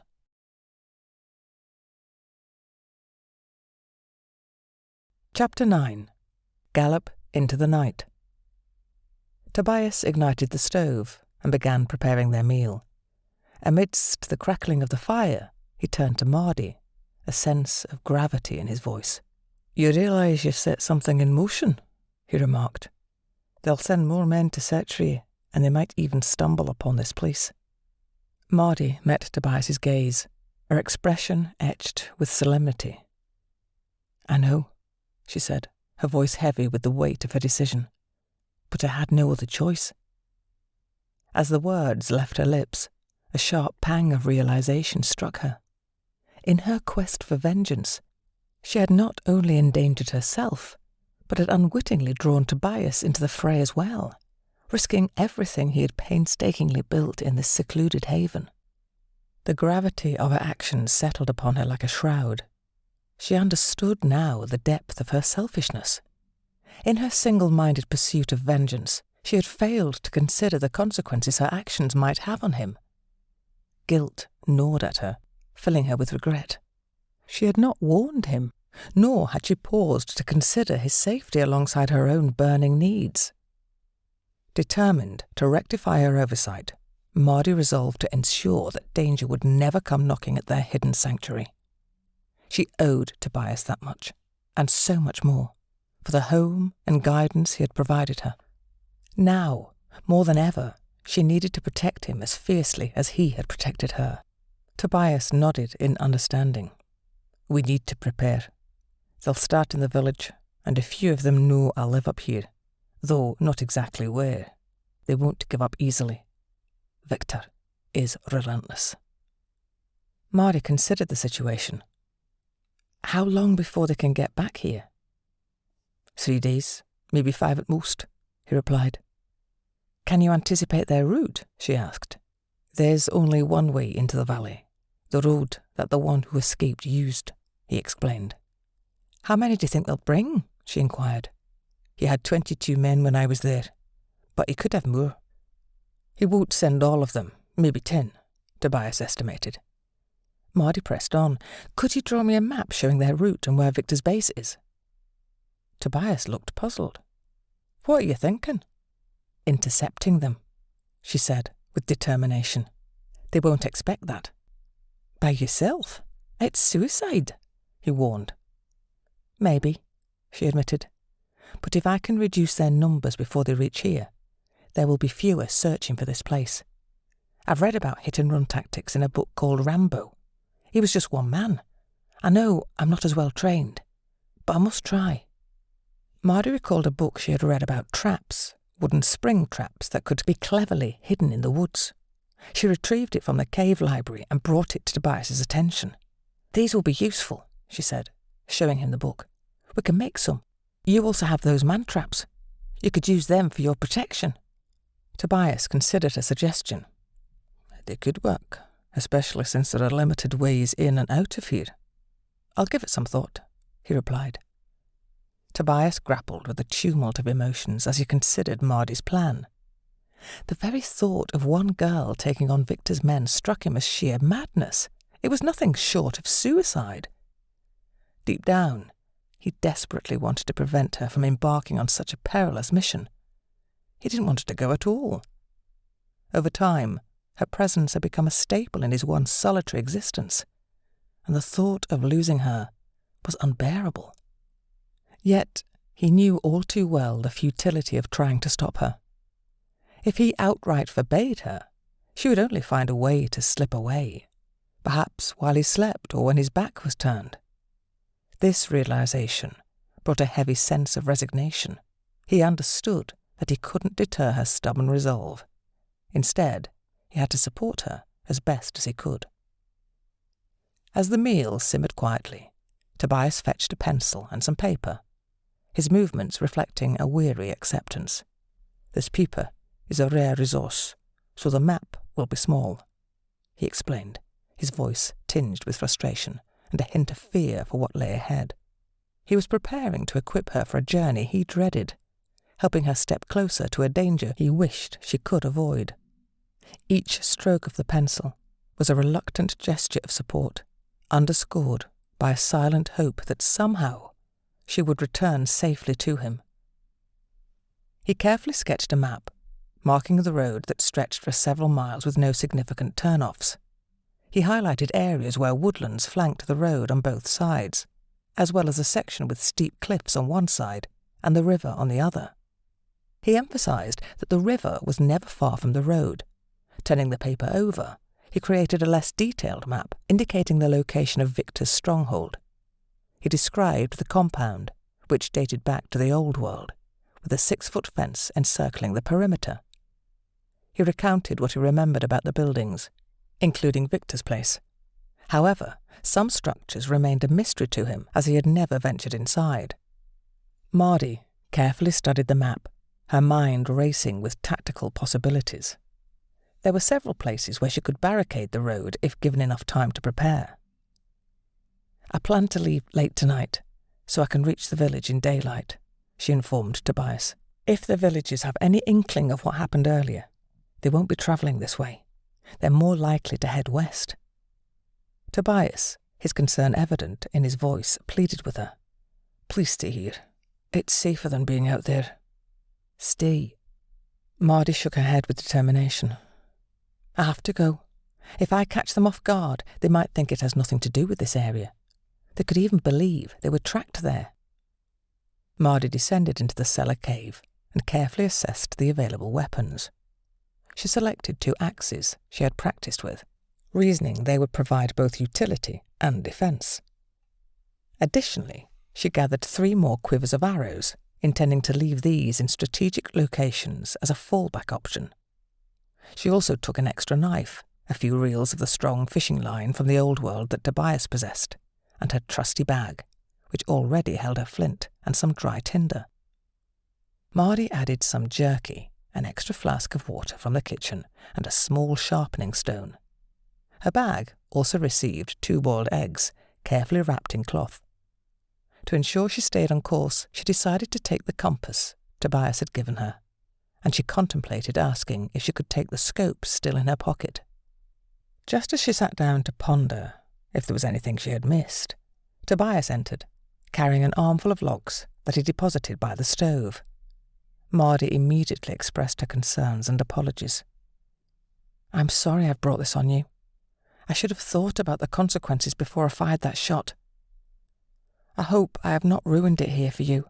I will do all I can to entice them into another direction," she said, genuine remorse in her voice. Tobias reassured her, his demeanour calm and resolute. No, girl. You have not upset me. There was always a chance I would be found here one day. There are things I can do to protect myself. Don't worry about me. I have this covered." Mardi nodded and informed him of her impending departure. "I will be leaving soon. I need to be on the other side of the river and away from the village before light." "I know. I understand," he replied, giving her a heartfelt hug. Mardi hugged him back, feeling a deep sense of gratitude and sadness. She blinked back the tears that threatened to well up. "I must go. I am so pleased to have known you. Thank you for everything you have done for me. If I live to 100, I will never be able to pay you back." Tobias offered a warm smile and simple words. "Come back. That is all the payment I could ever want. Just come back to me." With her heart heavy, but resolved, Mardi put on her boots and then a new multicoloured lightweight leather coat adorned with tassels. Tobias had crafted it for her after she mentioned the ghillie suit. She secured the belt over the coat, slipping the long knife into its sheath. Gathering her bag, bow, a coil of rope, and other essentials, she left the cabin quietly, closing the door behind her. Tobias, too, had felt the tears welling up, and he barely made it to his bed before he let himself cry. Mardi had been a ray of light in his life after the devastating loss of his family. She had given him a renewed sense of purpose, but now, it seemed, he might never see her again. Rather than dwelling on her departure, he decided to focus on securing the things that meant a lot to him. In multiple trips, he began moving his cherished possessions into the cellar. On the last journey, he brought up the man-traps, his spare crossbow, and a good selection of bolts for it. After enjoying a final cup of nettle tea, he went to bed, though he doubted he would find any sleep that night. The villagers had found out from the tavern owner that 3 of Victor's men were now dead. They knew what this meant. None of them were safe from reprisals. The tavern owner loaded a cart and headed out of the village, over the mountain pass, as the others leaving were heading west. The horses from Victor's dead men were soon utilised by the first ones planning to leave, though they had little idea of where they were going to go. Before it was even dark, half of the residents had left. The ones that stayed behind, either because they had nowhere to go, or were staying to slow down any pursuers protecting their family members, giving them time to escape. They met in the hall for a discussion about the best thing to do. There were a lot that wanted to welcome Victor's men that were bound to return, saying if they put up any defence, they would massacre everyone. They had heard of this happening to other communities, but no one knew any names of what communities these were. One man, the butcher, Manfred, insisted that this was just rumours put about by Victor and his men to instill fear and stop anyone from challenging them. The dissenters won the day. They would not put up any resistance, but if things started to turn ugly, there were several that would fight back. Manfred and his 2 grown-up sons, along with 7 others, collected their bows and hid them in the woods, a place easy to get to and a defensible position on higher ground, all ones that had got their families out of the village.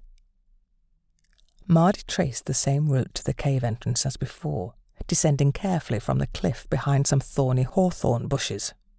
Inside the cave, She followed the directions Tobias had provided. However, her concentration was disrupted by the sound of voices. People approaching, hurriedly, moving along the track beneath the tree. They carried lit torches, and their anxious chatter revealed that they were leaving before Victor's men returned. A heavy weight of regret settled in Mardi's chest. She realized that her actions had not only endangered Tobias, but had also put an entire community at risk. She felt a deep sense of responsibility for their lives she had jeopardized. Mardi wrestled with a powerful urge to apologize, but she knew it would be a grave mistake. The people below were likely to prioritize their own survival and might even hand her over to Victor's men to protect themselves. She couldn't blame them for that choice. She had initiated the situation, and now she was committed to seeing it through, even if it meant risking her own life. Just as she had learned from reading Western novels, people often preferred to hide and endure consequences rather than confront bullies like Victor. He relied on this fear to maintain control, making examples of a few to keep the rest in line. Mardi waited patiently for what felt like hours, observing the groups of people passing by along the track. There were occasional gaps between the groups, but none provided enough time for her to safely cross the track without being spotted. She had no choice but to exercise patience and continue waiting. As the night progressed, the intervals between the groups began to widen.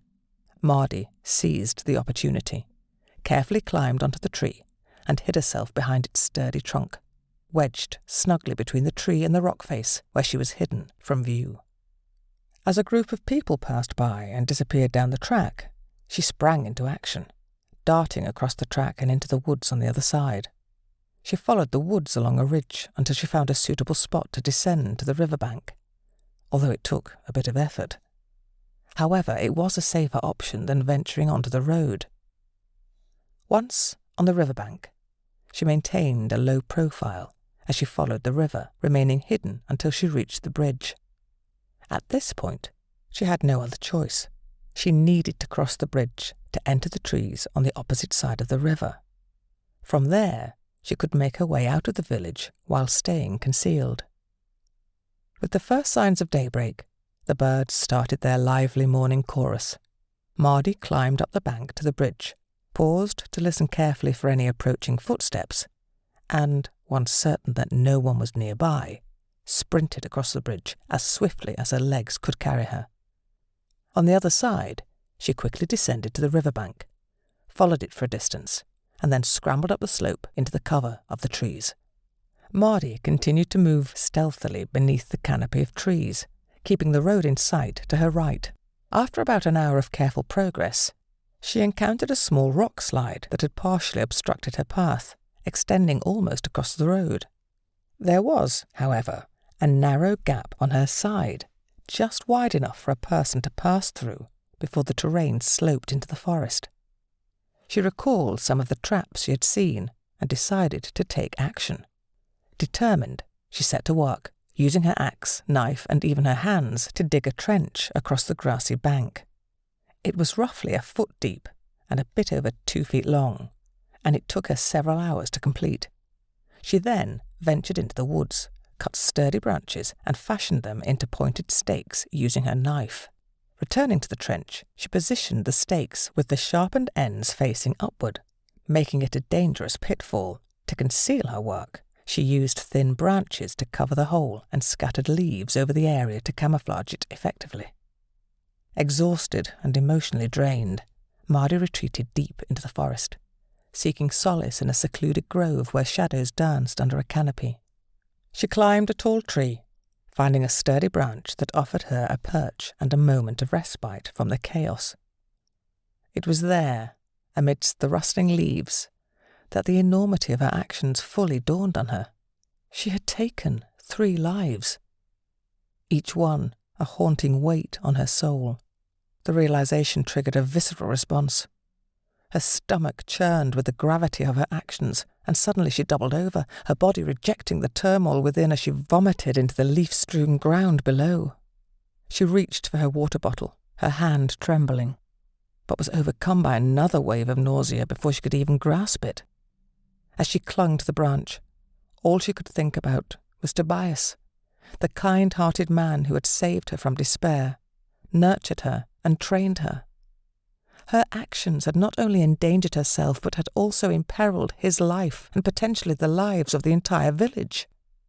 The thought gnawed at her conscience, feeding a relentless guilt that intertwined with her dread.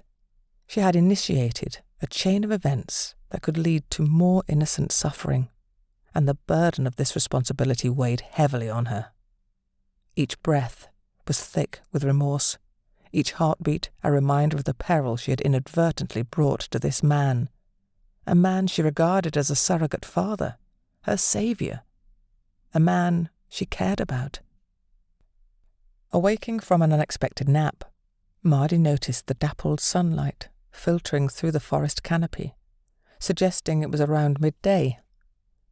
She took a sip of water from her bottle, then decided to eat one of the boiled eggs she had brought with her. With her energy restored, she climbed down from her perch, staying vigilant as she scoured the surroundings for anything out of place. Determination filled her heart as she reminded herself that she had no other option. She had to continue her mission, no matter how many lives it cost, be it 1 or 20. Her resolve was unshakable. She was doing this to protect Tobias from bearing the consequences of her actions and to seek justice for her family. Victor would pay for his crimes, and she was determined to ensure that no more innocent lives would be lost. Despite the unsettling nausea that had plagued her, she knew she couldn't afford to falter now. Making her way back within sight of the road, Mardi resumed her journey. After about 2 hours, she noticed a large boulder perched on a ridge across the road. Carefully navigating through previous rockfalls and scattered debris, she made her way to the top. The massive rock, twice the size of a horse, seemed to defy gravity, barely held in place by an earthen bank. Testing its stability, she found that with a little effort, the boulder could be dislodged, potentially dragging a swathe of loose rock with it down to the road below. Realizing she needed leverage to tip the boulder over the edge, Mardi considered her options. Cutting down a small tree might work, but it could draw unwanted attention. Luckily, Tobias had given her a flexible metal wire with handles on each end. Although she had never used it before, now was the time to try. Selecting a sapling roughly the thickness of her leg, she followed Tobias's instructions. It took her a few minutes to get the rhythm of the sawing motion, and it was slow going, but she finally managed to fell the sapling. She swiftly trimmed the branches with a knife, then dragged the makeshift lever to the boulder. Positioning another rock behind it to anchor the pole, she inserted the pole into the gap beneath the boulder and paused, considering her next move. Looking down the road, she realized she had a clear view for some distance. Perhaps it would be more strategic to wait until Victor's men were directly below. That way, the boulder could achieve a more impactful result. If she acted now, the rock might simply roll across the road and into the trees on the other side, potentially missing her targets. Holding off for the right moment could increase her chances of disrupting Victor's operations, or, even better, catching some of his men in the chaos. As Mardi continued her journey along the ridge, she was aware of her increased exposure, but the high vantage point provided a panoramic view of the surrounding landscape. This allowed her to detect any potential threats long before they could reach her, a calculated risk that seemed worth taking, especially since it enabled her to move more quickly. As the daylight began to fade, her luck turned favourably when she spotted a rabbit. With swift precision, she dispatched it, adding a valuable supplement to her provisions. Along the rise, she noticed several caves to her right. One of them seemed like the perfect place to rest, prepare some food, and keep a watchful eye on the road below. This might be the last peaceful night's sleep she'd enjoy for a while. Gathering dry wood discreetly and out of sight from the cave's entrance, she carefully kindled a fire, letting it warm up as she expertly skinned and cleaned the rabbit. After improvising a spit to cook her meal, she placed the rabbit over the fire. She knew she had to extinguish the fire before darkness fell. Even the faintest flicker of light, even in the cave, could be seen from miles away. While she waited for her rabbit to cook, Mardi surveyed the road in both directions. It struck her as unusual that she hadn't seen anyone on the road all day. She hadn't expected any signs of life coming from the village, but the absence of anyone from the direction where she anticipated Victor's men would be coming raised her suspicions. With her hunger satisfied, Mardi extinguished the fire, not wanting to risk attracting unwanted attention in the dark. As night enveloped the countryside, she scanned the landscape, not expecting to see anything of note. However, her keen eyes detected flickers of light in the distance, just within the limits of her vision. Consulting the map Tobias had given her, she deduced that it had to be the crossroads where the road intersected with the north-south route. Although she hadn't thought she was that close, the possibility intrigued her. She desperately wanted to investigate, but she knew it would take her a good 3 hours to reach the crossroads, and she needed sleep. As darkness settled in, she pondered her options. Her bladder reminded her of a pressing need, and she decided to use it to advantage. By letting the bladder wake her up in a few hours, she could grab some much-needed sleep now. She had waited until morning to relieve herself before, rather than venturing into the woods in the middle of the night. With her remaining rabbit meat safely stored in her bag, she placed it on a ledge within the cave and then nestled herself in a secure position, well out of reach of any potential predators. Exhaustion quickly overcame her, and she drifted into a deep slumber, knowing that she would need her rest for the challenges that lay ahead. Waking with a start, it wasn't her bladder that had roused her, though that would need attention soon. A noise echoed from further within the cave. Mardi's heart raced as she reached for her bow, only to realize it was useless in her current position. She carefully returned it beside her and instead grasped her knife, though she couldn't help but think her axe would have been a better choice at this moment. Suddenly, emerging from the cave's depths, a fox appeared. It had likely been drawn by the scent of the rabbit she had cooked earlier. The fox darted from the shadows and into the moonlit entrance of the cave. Mardi's racing heart slowly began to calm as she realized the source of the noise was just a curious animal. Wide awake now, she decided to tend to her bladder, breathing a sigh of relief for the second time in less than 5 minutes. Collecting all her belongings, Mardi realized she still had 4 quivers full of arrows. She decided to leave one behind on the ledge to lighten her load. The moonlight was a blessing, allowing her to travel reasonably fast. In pitch darkness, she would have had to move more cautiously to avoid any mishaps like twisted ankles. When she arrived at the spot where she had seen the fire, it was still smouldering weakly. Several horses tied to a tree suggested that these were indeed Victor's men, though she couldn't be entirely certain. Surprisingly, there were no sentries on guard. Staying well hidden in the trees, she cautiously approached the camp. She got close enough to hear the sound of snoring, indicating that the men were asleep. There were 6 horses in total, matching close to the number Tobias had estimated.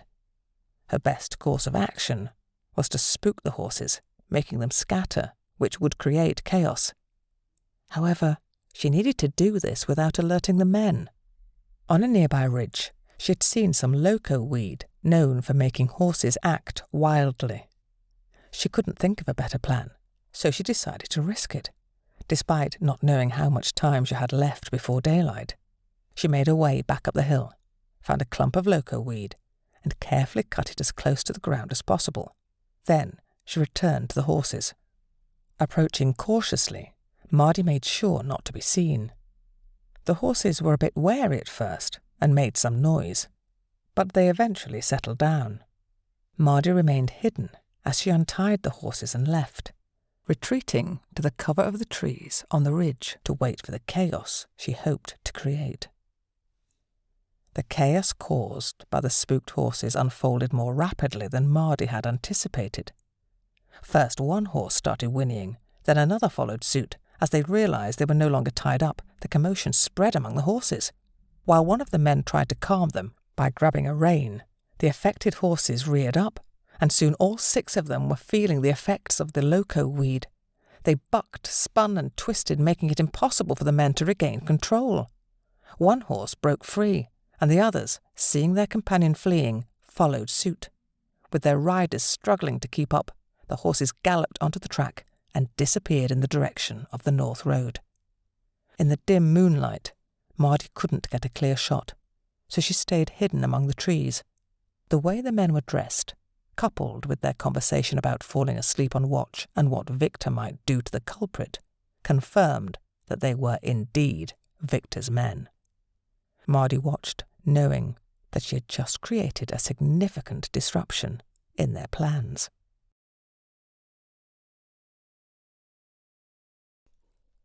Chapter 10. Scar, the Camp. Early that evening, in the camp, a flickering fire cast dancing shadows as they awaited the arrival of Victor's second-in-command. Scar Fredrickson took charge in the interim, efficiently organising the group's tasks. One person tended to the horses while 2 others stood guard. The remaining pair set out to gather firewood, ensuring their campfire burned brightly. Although they had brought rations, Fredrickson's desire for wild boar led him and the youngest member of their group, Gregor, on a hunting expedition. Their hunt lasted over an hour, but it proved fruitless. In this unfamiliar countryside, they felt out of place, far removed from the security of their compound, where their needs were provided for. In the compound, hunters routinely supplied fresh game, while a predominantly female workforce, made up of captives, handled the farm's operations, where women significantly outnumbered men. Animal care was entrusted to captives with the necessary husbandry skills.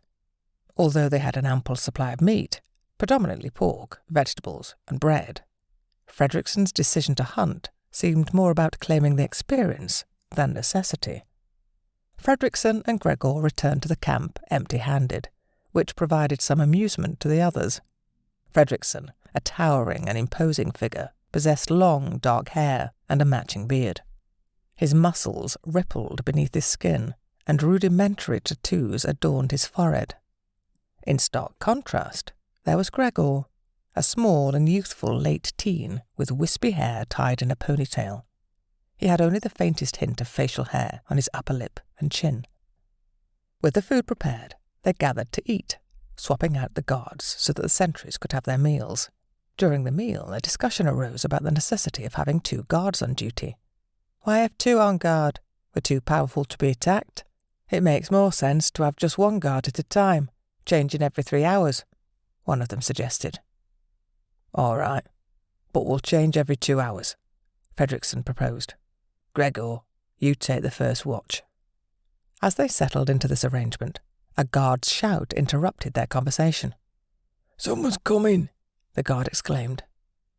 With that announcement, everyone sprang to their feet, their attention fixed on a lone rider approaching the camp. The rider approaching the camp announced himself, saying, "Hello, the camp. It is Scar. I'm coming in." Scar was a colossal man, with dark skin and a clean-shaven head. His face bore an ugly scar that ran from his eyebrow to his chin. He was clad in a heavy black leather coat with a fur collar and carried a large sword and a crossbow slung over his back. After dismounting, he handed the reins of his horse to one of the guards. "Feed him and brush him down," Scar ordered the guard. He then turned to Fredrickson and said, "Fredrickson, we need to talk." They moved to the far side of the campfire, urging everyone else to clear the area.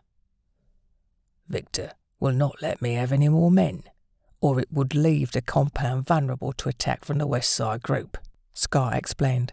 "We have to sort this out. I can use any method to find a culprit or culprits, even if it means reducing Rivertown Village to ashes and killing everyone there." Fredrickson nodded in agreement, and they joined the others. Scar approved the guard rota, then ordered, as the guard changed, the one coming off shift was to stock up the fire before going to sleep, and they settled down for the night.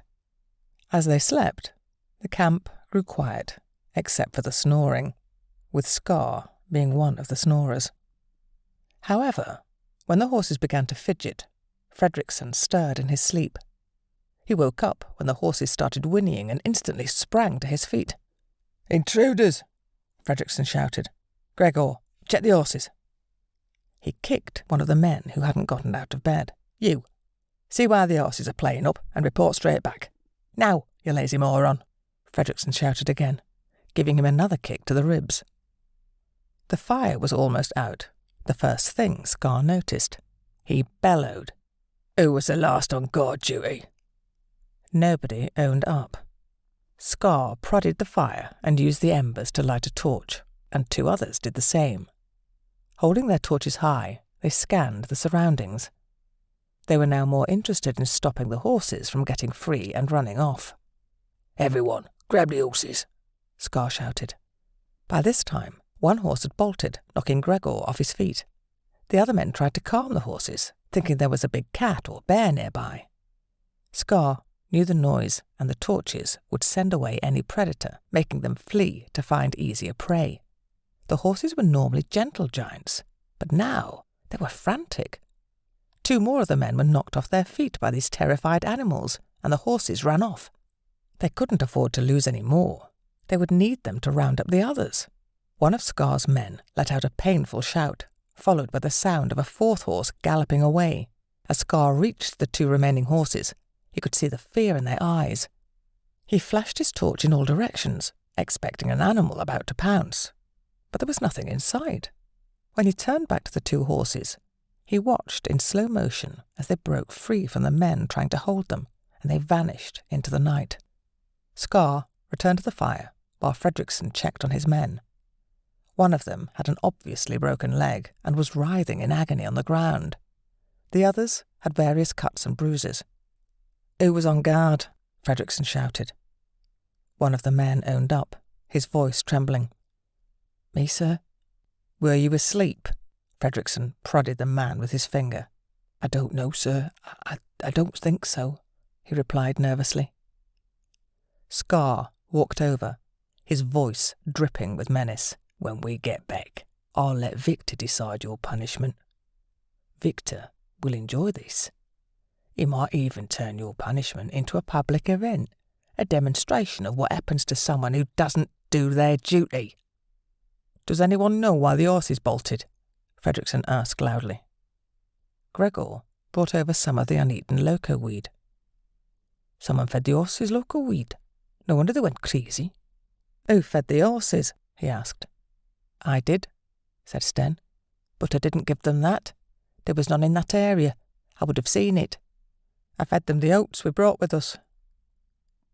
"These plants have been cut down with a knife," Gregor commented. Scar interrupted, his anger palpable. "Well, who did it then? When I find him, I'll nail him to a tree." "It couldn't have been anyone here.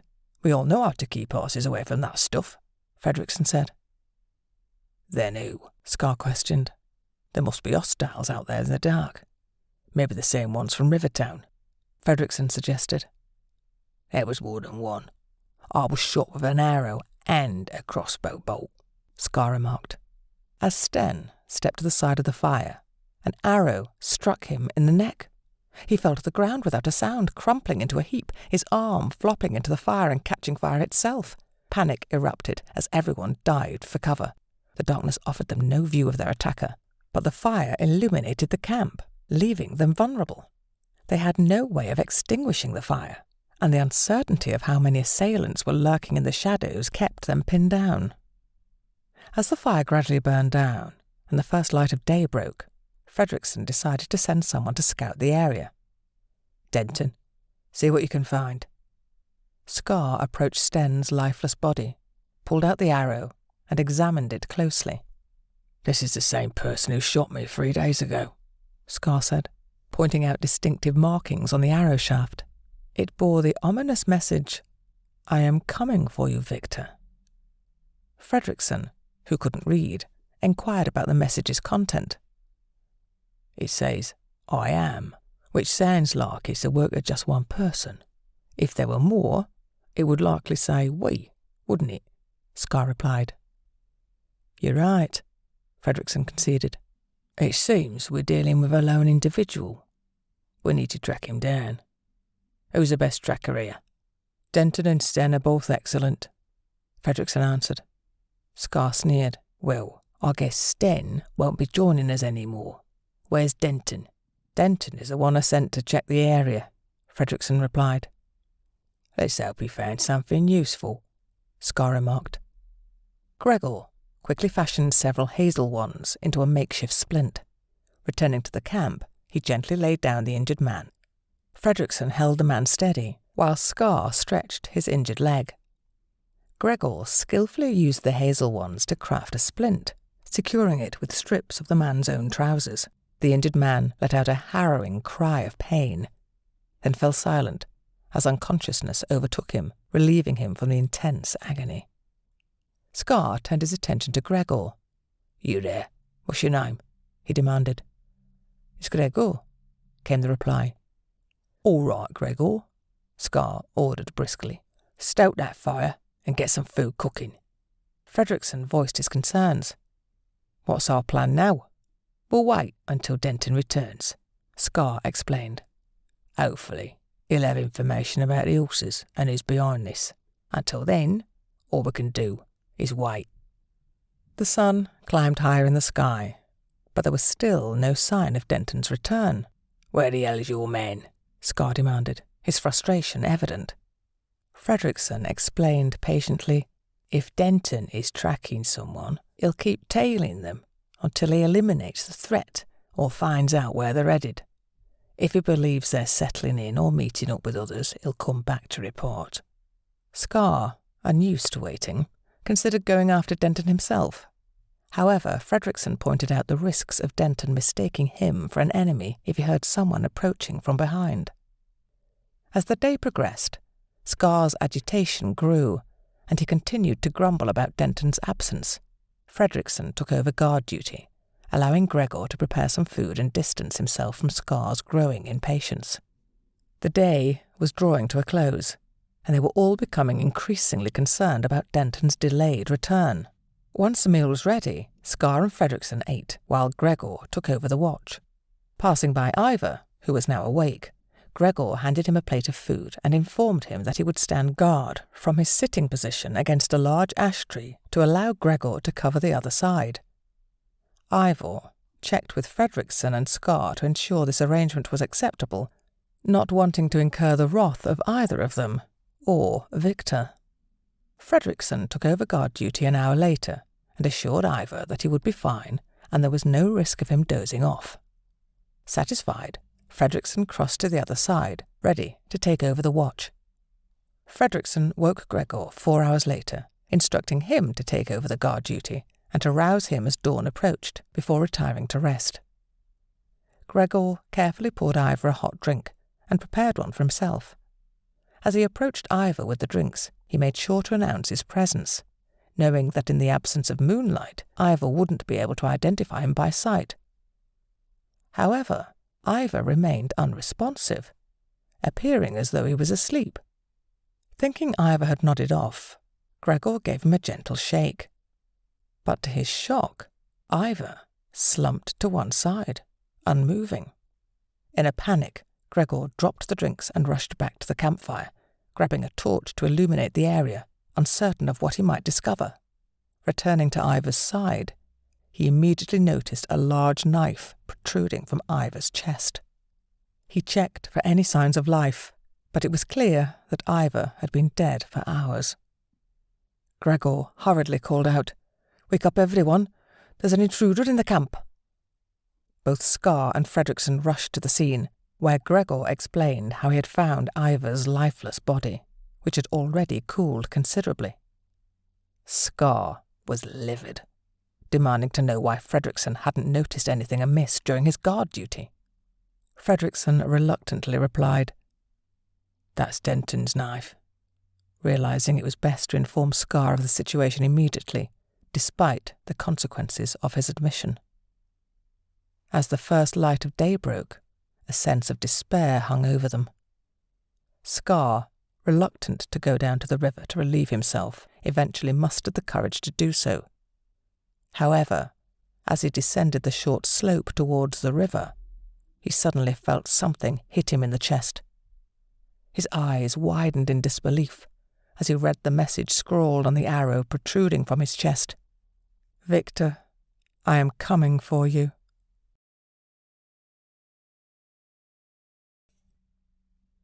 Chapter 11.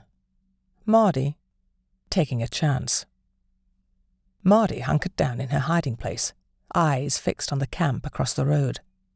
Her plan was still forming, a puzzle with missing pieces, and she had to play it by ear. The group, on the other side, was clearly agitated about losing their horses. Their voices carried across the night, but she couldn't make out all their words. Still, she could discern who was in charge. It seemed like the second in command was the one calling the shots. Observing them, Mardi saw them foolishly adding more fuel to the fire. This was her chance, and she had one of her specially prepared arrows ready. Just days ago, she had used her small knife to etch a chilling message onto several arrows.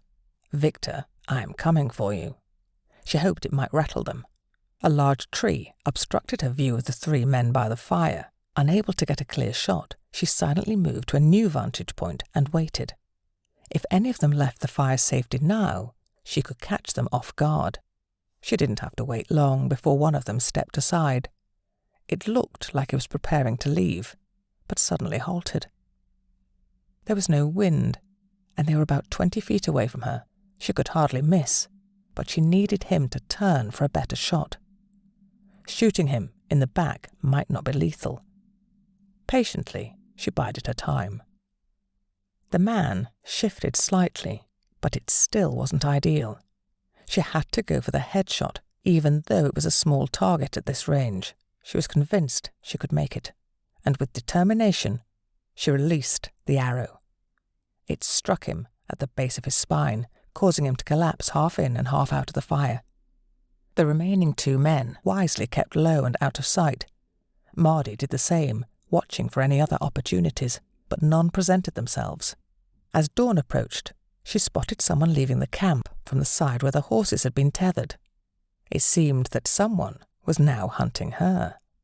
Mardi observed the man's movements closely as he crossed the road. At first he headed west and then veered onto the north road. It was clear to her that he was on the trail of the horses. She cautiously climbed up the bank to the ridge, keeping an eye on him. Before long, the man returned, his gaze scanning both sides of the road. Mardi instantly grasped his intention. He was searching for her tracks. With the knowledge that this man was possibly a decoy, Mardi decided to lure him away from the camp. She needed to create a false trail to keep him occupied. Although she was skilled at hiding her tracks, she had to think of a way to leave an obvious trail now. Staying among the trees, she followed a game trail, running for half an hour, deliberately leaving signs of her passage. Then she doubled back into the woods, carefully retracing her steps, and found a suitable tree to hide in while still keeping a view of her recent path.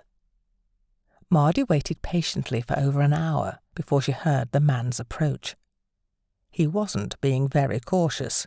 He was tracking her trail at a brisk pace. Choosing a clearing in the trees as her ambush spot, she readied herself. As he stepped into the clearing, she let loose her arrow. The man never saw it coming, as the projectile struck him in the chest. He crumpled to the ground, groaning in pain. Quickly descending from the tree, Mardi approached the injured man. He was still alive, trying to utter something, but his words were incomprehensible. She pulled down her hood, revealing her young face. The shock in the man's eyes was unmistakable. He had expected to confront a man, not a child, and a young girl at that. His expression registered shock as he closed his eyes for the final time. Mardi didn't waste any time. She grabbed the fallen man's bow and quiver, then noticed an ornate knife strapped to his belt. With a swift motion, she cut through his belt and retrieved the sheathed knife, tucking it securely into her waist. She checked his pockets for anything useful, but finding nothing she needed, she rolled his lifeless body into the underbrush to conceal it. On her way back to her hiding place, Mardi noticed one of the camp's horses grazing on the ridge. Recognizing the potential threat of the enemy gaining such a significant advantage, she quickly climbed back up to the ridge. The horse appeared calm and unbothered by her presence. Moving stealthily, Mardi positioned herself behind it and suddenly waved her arms while making a hissing sound to startle the animal. The horse bolted eastward, away from the camp. Satisfied, Mardi quickly made her way down the ridge and vanished into the shelter of the trees, remaining alert for any indication that she had been seen. Mardi waited for several minutes, watching and listening carefully to ensure she hadn't been observed. Satisfied that she hadn't been seen, she returned to her hiding place in the dense woods, keeping a close eye on the camp. However, a troubling thought crossed her mind. She realized there were only 3 individuals moving about the camp now. Where was the 4th? She began to wonder if someone had gone for reinforcements, if another person was attempting to flank her, or if there was someone lurking nearby waiting for her to make a move. Her heart raced, and she froze in place. Mardi had remained frozen to the spot for over 3 hours, but finally her patience paid off. She observed one of the men in the camp making repeated visits to the same spot, bending over as if talking to someone.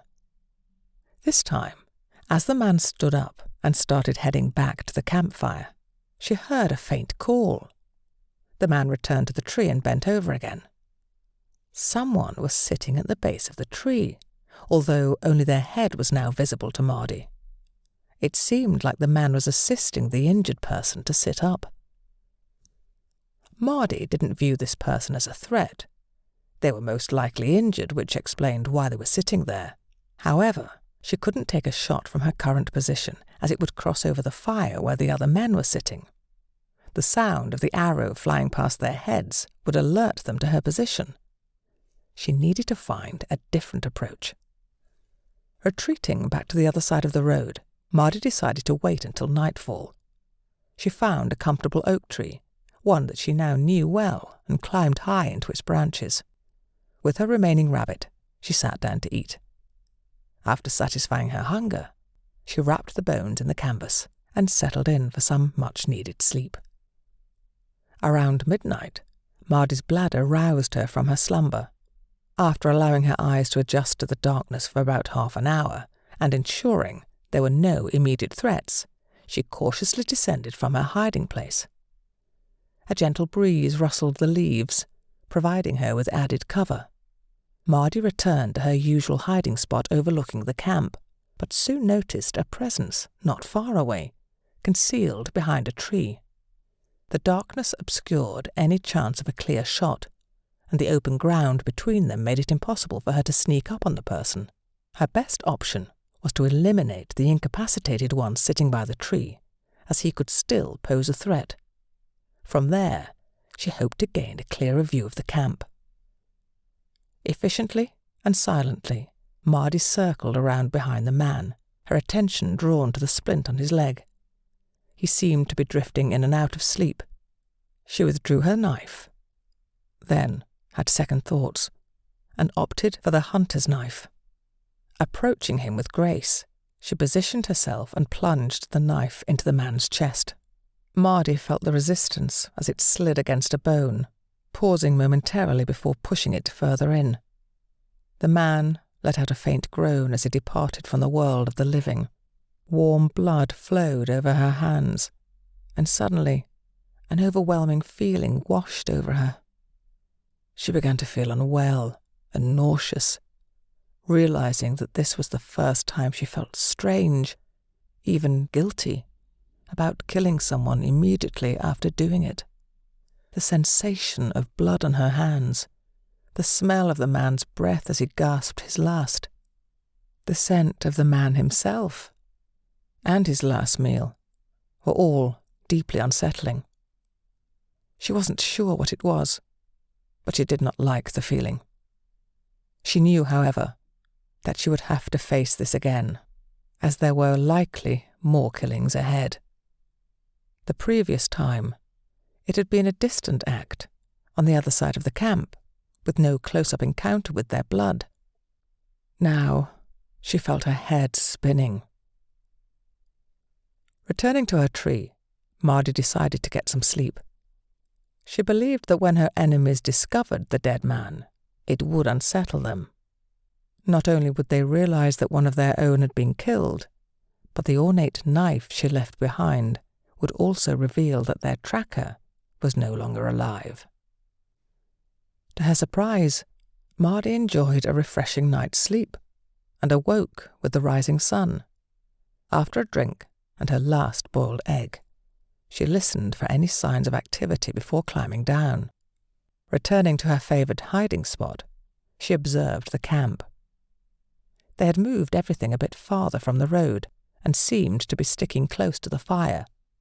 Mardi backed into the woods and made her way down to the river, hoping to position herself on the other side of them to gain a clearer view of the camp. As she stepped onto the riverbank, a man suddenly emerged from the trees. Panic surged through her veins, her heart pounding in her ears, and she trembled slightly. He was unarmed, but the others weren't. He hadn't noticed her yet, and she debated whether to retreat into the woods, fearing he might spot her movement. The man was standing with his side to her, seemingly preoccupied.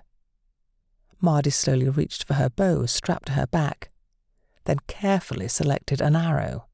He appeared to have consumed a considerable amount of alcohol, remaining preoccupied. As he turned slightly, she took her chance and fired. The man looked first at the arrow, then at her. A look of profound surprise etched on his face as he fell to the ground, not uttering a sound. Hastily retreating out of sight and retracing her steps, Mardi returned to her concealed vantage point to see what they would do next. To her surprise, they hadn't heard the man fall, as they were engaged in quiet conversation while waiting for a pot on the fire to boil. The ineptness of these so-called ruthless, well-trained men that Tobias had described beggared belief. They had stayed at the camp, even though the perceived threat seemed beyond their capability to deal with, rather than heading to Victor. Suddenly, she could see a path to retrieving her mother. If this was the best they could muster, she felt she now had that chance. Something just days ago seemed like an impossibility. Eventually, they prepared 3 drinks. About half an hour passed before the second-in-command dispatched the other man to search for their leader. The man returned in a fluster, frantically scanning his surroundings. The second-in-command made his way down to the river, returning with only Mardi's arrow in his hand.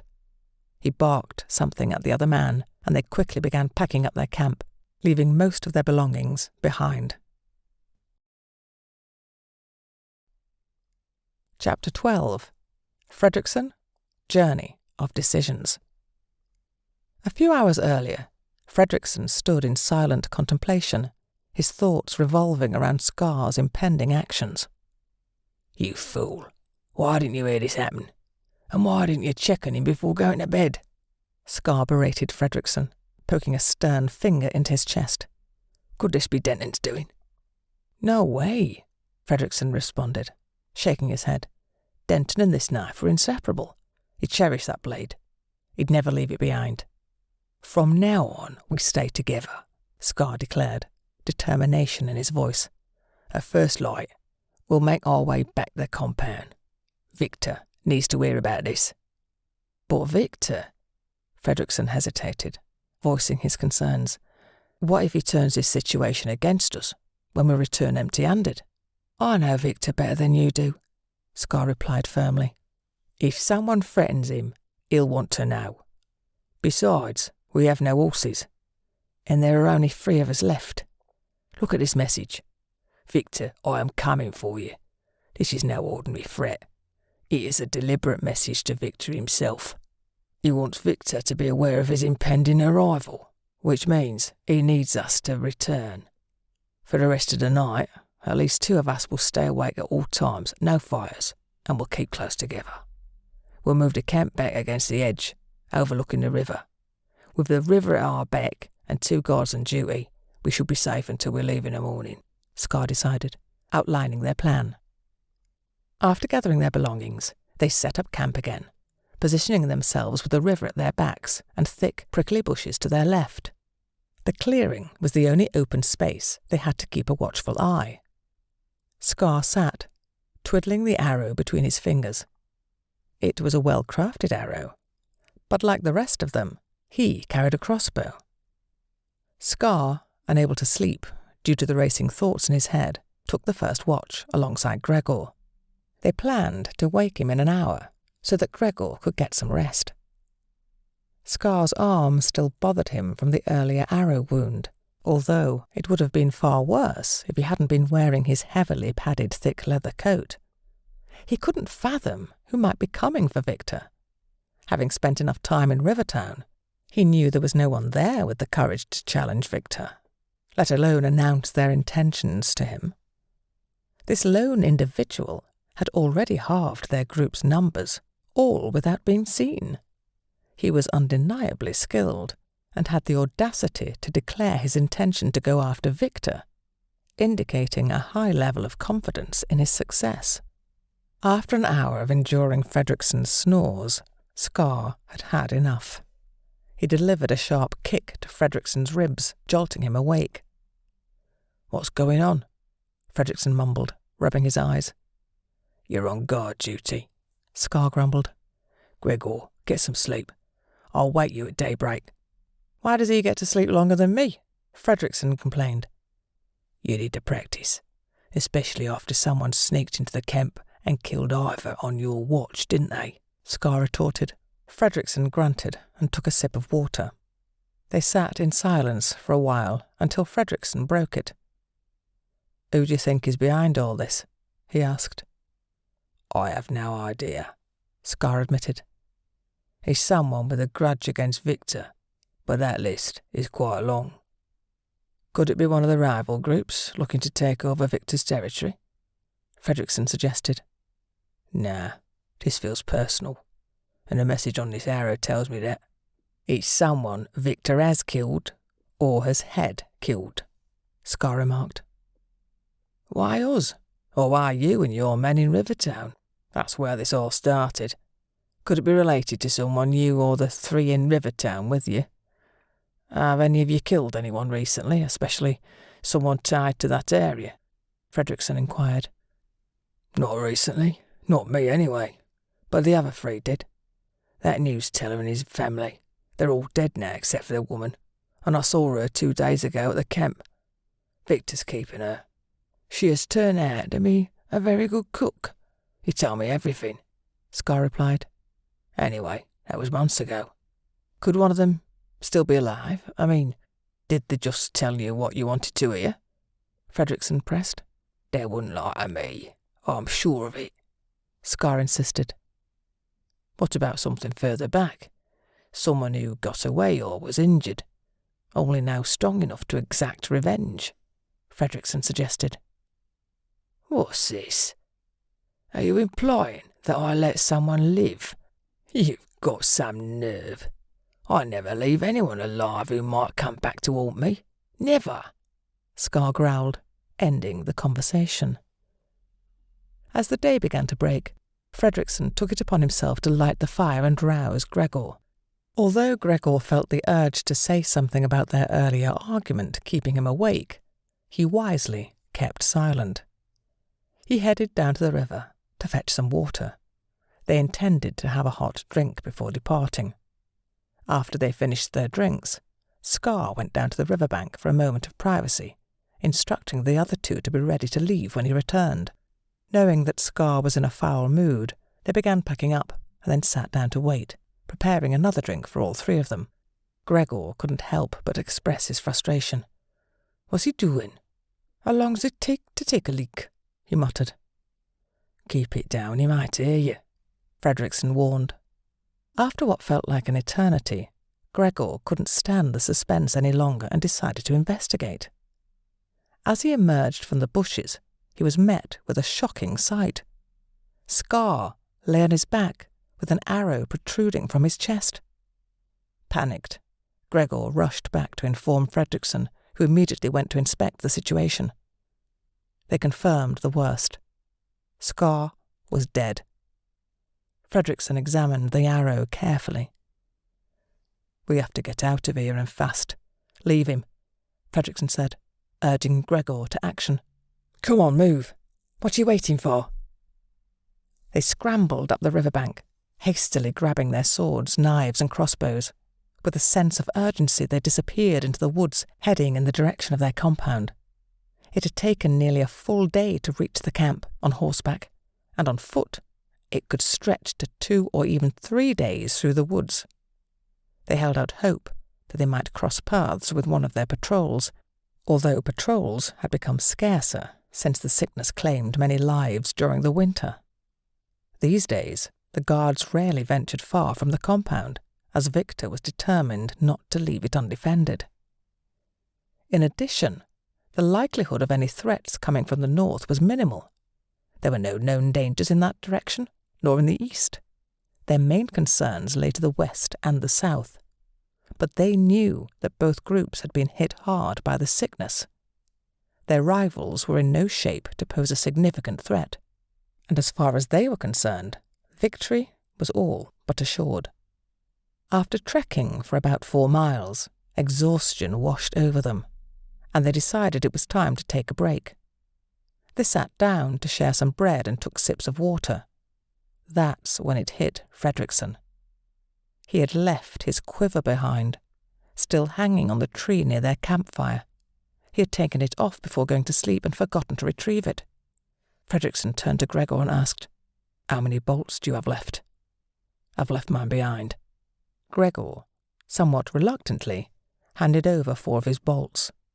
Unlike Fredrickson, who had someone else make his bolts, Gregor had to craft his own. They didn't linger for long during their break. With the road still in their sights, they moved as quickly as possible. However, when Fredrickson slipped and twisted his ankle, they had no choice but to stop. They decided against lighting a fire, as it would serve as a beacon to anyone trying to track them, and they hoped they had left their pursuer far behind. The next morning, as they woke, the first realization that dawned on them was that they had been visited during the night. All their crossbow bolts had vanished. Oddly enough, their crossbows were left behind. "Why didn't they take the crossbows?" Gregor wondered aloud. Fredrickson replied, "Without bolts, the crossbows are useless. Gregor, how long will it take you to make more bolts?" Gregor replied confidently, "I can make 10 in a day at most." "Well, start making some when we stop next," Fredrickson ordered, then paused for a moment. "No. Thinking about it in 2 days. We'll be back. Whoever it was, they could have killed us in our sleep if they wanted to. They need us to tell Victor what happened and show him this arrow." He held up the arrow. "That's why we're still alive," Fredrickson continued. "As long as we have this, we're safe. Today, we travel on the road for speed." Then threw his crossbow into the trees. Gregor, though still a bit apprehensive, agreed. Fredrickson's leg was hurting, but with a makeshift walking stick, he was determined to carry on. Once they reached the road, it became easier, and Fredrickson refused any assistance from Gregor. They stopped for short breaks every hour or so, giving Fredrickson's leg some rest before continuing. Despite their belief that someone was still following them, they saw no one. Not a soul passed them, and even though they were vigilant, they spotted no signs of their pursuer. That night, they sought refuge in a cave and decided to risk lighting a fire. They knew that the person tracking them didn't need to see a fire to find their camp, as the events of the previous night had proven. Gregor had been resourceful during their journey, collecting pieces of wood, tree sap, and crow feathers whenever they took breaks. He used these materials to fashion some crossbow bolts. Fredrickson had left his crossbow behind, but Gregor knew that he would have a chance that night to make a few. With their food supply depleted, having bolts was crucial for hunting and securing their next meal. Gregor managed to craft 3 bolts before settling down for the night. He concealed them inside his jacket, out of sight, and then roused Fredrickson to stand guard. Fredrickson, however, dismissed the need for a guard, saying, "There's no point. As I mentioned earlier, this person needs us to deliver the arrow and our story to Victor. They won't harm us, or they would have done so while we slept last night. Get some rest." Despite Fredrickson's reassurance, Gregor couldn't shake off his unease and had a very restful night, leaving him waking up exhausted the next morning. While Fredrickson took his 3rd break, Gregor seized the opportunity to go hunting. He was determined to catch something, regardless of its size. On his hunting expedition, he managed to catch a rather slender squirrel. In addition to the squirrel, he gathered some wild garlic, mushrooms, and cow parsley. With his haul in hand, he headed back to the road, expecting to find Fredrickson ahead of him. However, when he reached the road, Fredrickson was nowhere to be seen. Gregor assumed that Fredrickson had simply moved ahead, so he continued on the road in pursuit. As Gregor rounded the first bend in the road, he spotted Fredrickson up ahead, sitting on a fallen tree trunk. Drawing nearer, Fredrickson called out to him. "Hope you've brought some water with you," he remarked. Gregor handed over his flask and took a seat beside him. "We'll have a meal tonight," Gregor said, revealing the slender squirrel and gesturing towards the contents of his bag. "Seems like a meagre catch," Fredrickson grumbled. Ignoring the complaint, Gregor stood up. "Ready?" he inquired, reaching for his flask. As Fredrickson rose, he lost his balance, tumbling to the ground and accidentally jabbing himself in the leg with the arrow tucked into his belt. With a wince, he pulled out the arrow, relieved to find it had caused no significant harm. Fredrickson then handed the arrow to Gregor. "You can carry this," he said, pushing away Gregor's offer of assistance. As dusk approached, Fredrickson made the call to halt their journey, and they set up camp in a wooded area just off the road. Gregor had pushed to continue travelling, but his suggestion was overruled. He was tasked with cleaning and cooking the squirrel they had caught. Fredrickson suggested making it into a stew to make the meal more substantial, teasingly referring to it as a soup. However, having left their pot behind, they were left with no choice but to roast the squirrel on a spit. After finishing their modest dinner, Gregor proposed they resume their trek to the compound, but Fredrickson was adamant they stay put until morning. As Fredrickson drifted off to sleep under the luminous full moon, only 10 to 15 miles from the compound, Gregor resolved to continue on his own and send a cart back for Fredrickson later. Navigating the final stretch took him over 3 hours. The compound had been heavily fortified the previous year in response to numerous raids. As he neared, he called out to the guard stationed in the tower, announcing his arrival. "It's Gregor. We've been attacked. Let me in. I have a message for Victor." The gates opened, and 4 men rushed out, 2 armed with bows and 2 carrying torches. Once they were convinced that there was no threat, and that this was not a decoy, they led him inside and closed the gate.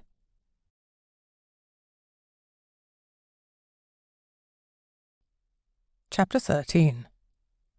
Mardi, getting the message home. Mardi observed their hasty departure with a sense of satisfaction. They had left behind a trove of supplies, including a crossbow, 2 quivers of bolts, food, clothing, and even a sword. Next to the man she had reluctantly killed, she spotted an extra crossbow and more bolts. Regret tugged at her for a moment, but it was too late to change her actions. Gathering all the crossbow bolts, she stowed the food, a knife, and a water flask in a saddlebag. With her newfound supplies secured, she continued on her way, knowing the direction they were headed. She didn't need to track them, given the trail they had left behind. Occasionally, she caught glimpses of them, but whenever she reached a clearing, she paused, choosing to remain hidden. After successfully catching and cooking a rabbit, consuming a third of it, Mardi stowed the rest in her bag and resumed her pursuit of the group.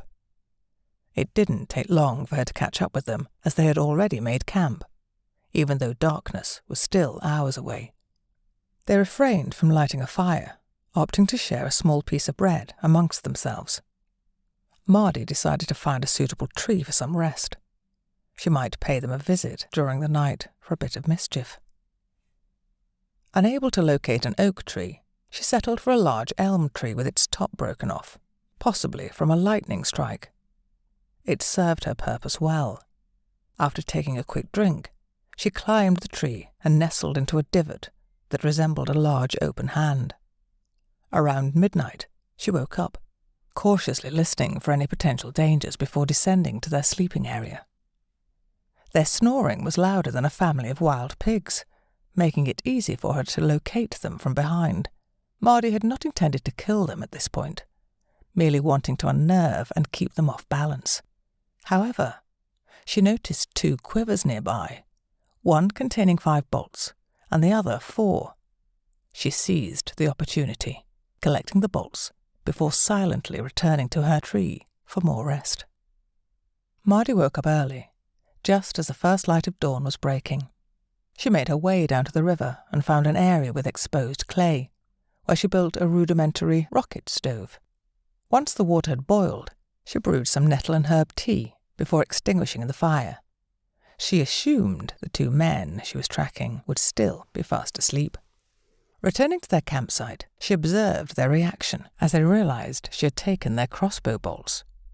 The man she had assumed was now in charge, having likely been second in command, picked up his crossbow and angrily hurled it into the woods. As they prepared to leave, she noticed that the man was limping. Perhaps that was the reason they had stopped so early the previous night. Expecting them to stick to the cover of the trees, Mardi was surprised when they ventured up onto the road. Instead of making them more cautious, it seemed they had no fear. After they had moved on, Mardi retrieved the abandoned crossbow, although they had only left one. This puzzled her. Perhaps the smaller man had more bolts, or had the skills to make some as they travelled. Like the previous crossbows, she secreted them safely in a tree in case they may come in handy later. Mardi continued to shadow them from a safe distance, always staying out of sight, and even retreating into the cover of the trees when they stopped to allow the limping man a rest. There was tension between the 2 of them. It seemed they were not getting along well. Just before darkness fell, they came to a cave and entered it. The smaller man emerged and gathered some wood. Shortly after, a continuous wisp of smoke began to rise from the cave's entrance. They were no longer concerned about Mardi following them. That much was clear. Believing they had run out of food, she took pleasure in her rabbit-leg dinner, then searched for a suitable place off the ground to sleep. The following day, Mardi soon caught up with the 2 men. They stopped several times to rest, and during one break the leader sat down while the smaller man disappeared into the woods. Mardi, suspecting that the smaller man might be backtracking, took cover and observed, listening for any sounds that might indicate his approach. After a while, the limping man got up and walked around a bend in the road, disappearing from her view. She felt a moment of uncertainty, wondering whether to follow him or wait. Ultimately, she decided to wait. Her decision proved to be wise, as an hour later, the smaller man re-emerged from the woods, appearing almost at the same spot he had entered. He stuffed something into his bag and slung the crossbow onto his back. Mardi waited for a moment before resuming her pursuit. As the small man caught up with his leader, a confrontation of some sort ensued. Mardi couldn't discern the details, but she saw the limping man fall and reject the small man's offer of help. That night, they set up camp by the road, and the aroma of cooking food wafted through the air. Mardi watched until the fire began to die down, and then decided to take a closer look.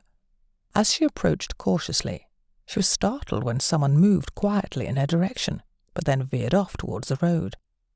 Unsure of what was happening, but hearing the sound of snoring coming from the camp, she decided to follow the person who was now moving surprisingly fast along the road.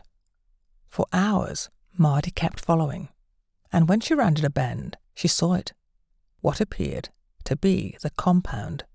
It looked more like a fort from the Western books she had read. A barrier of vertically standing poles with spikes on top, 2 towers flanking a large gate. To her surprise, the gates seemed to be closing as she watched. Several people emerged, 2 of them carrying torches, and the smaller man entered the compound before the gates were completely shut. Not expecting to find the compound so soon, Mardi was taken aback and uncertain about her next move. Mardi couldn't afford to linger there. She had no knowledge of the surrounding terrain, so she hurriedly retreated to where the other man was camped. She needed to confirm whether her observations had been accurate or if she had been deceived. She ventured off the road, re-entering the woods and circling back behind the camp. Fortunately, the man was still asleep when she arrived. Mardi then returned to the road, found a tree on the ridge across from her previous vantage point, and settled in to watch and wait. She must have drifted off to sleep because she was suddenly awakened by voices nearby. The voices were calling out something, but they were still too distant to make out the words. However, she could now see them clearly. 2 riders, followed by a horse-drawn cart. Mardi was torn.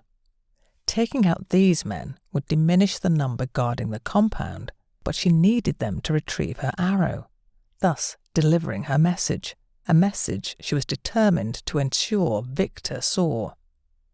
With time passing, she needed to think fast and make a decisive move. The original man, staggering out from the forest, inadvertently made Mardi's decision for her. She swiftly retrieved one of her marked arrows and took aim, firing it directly into his chest.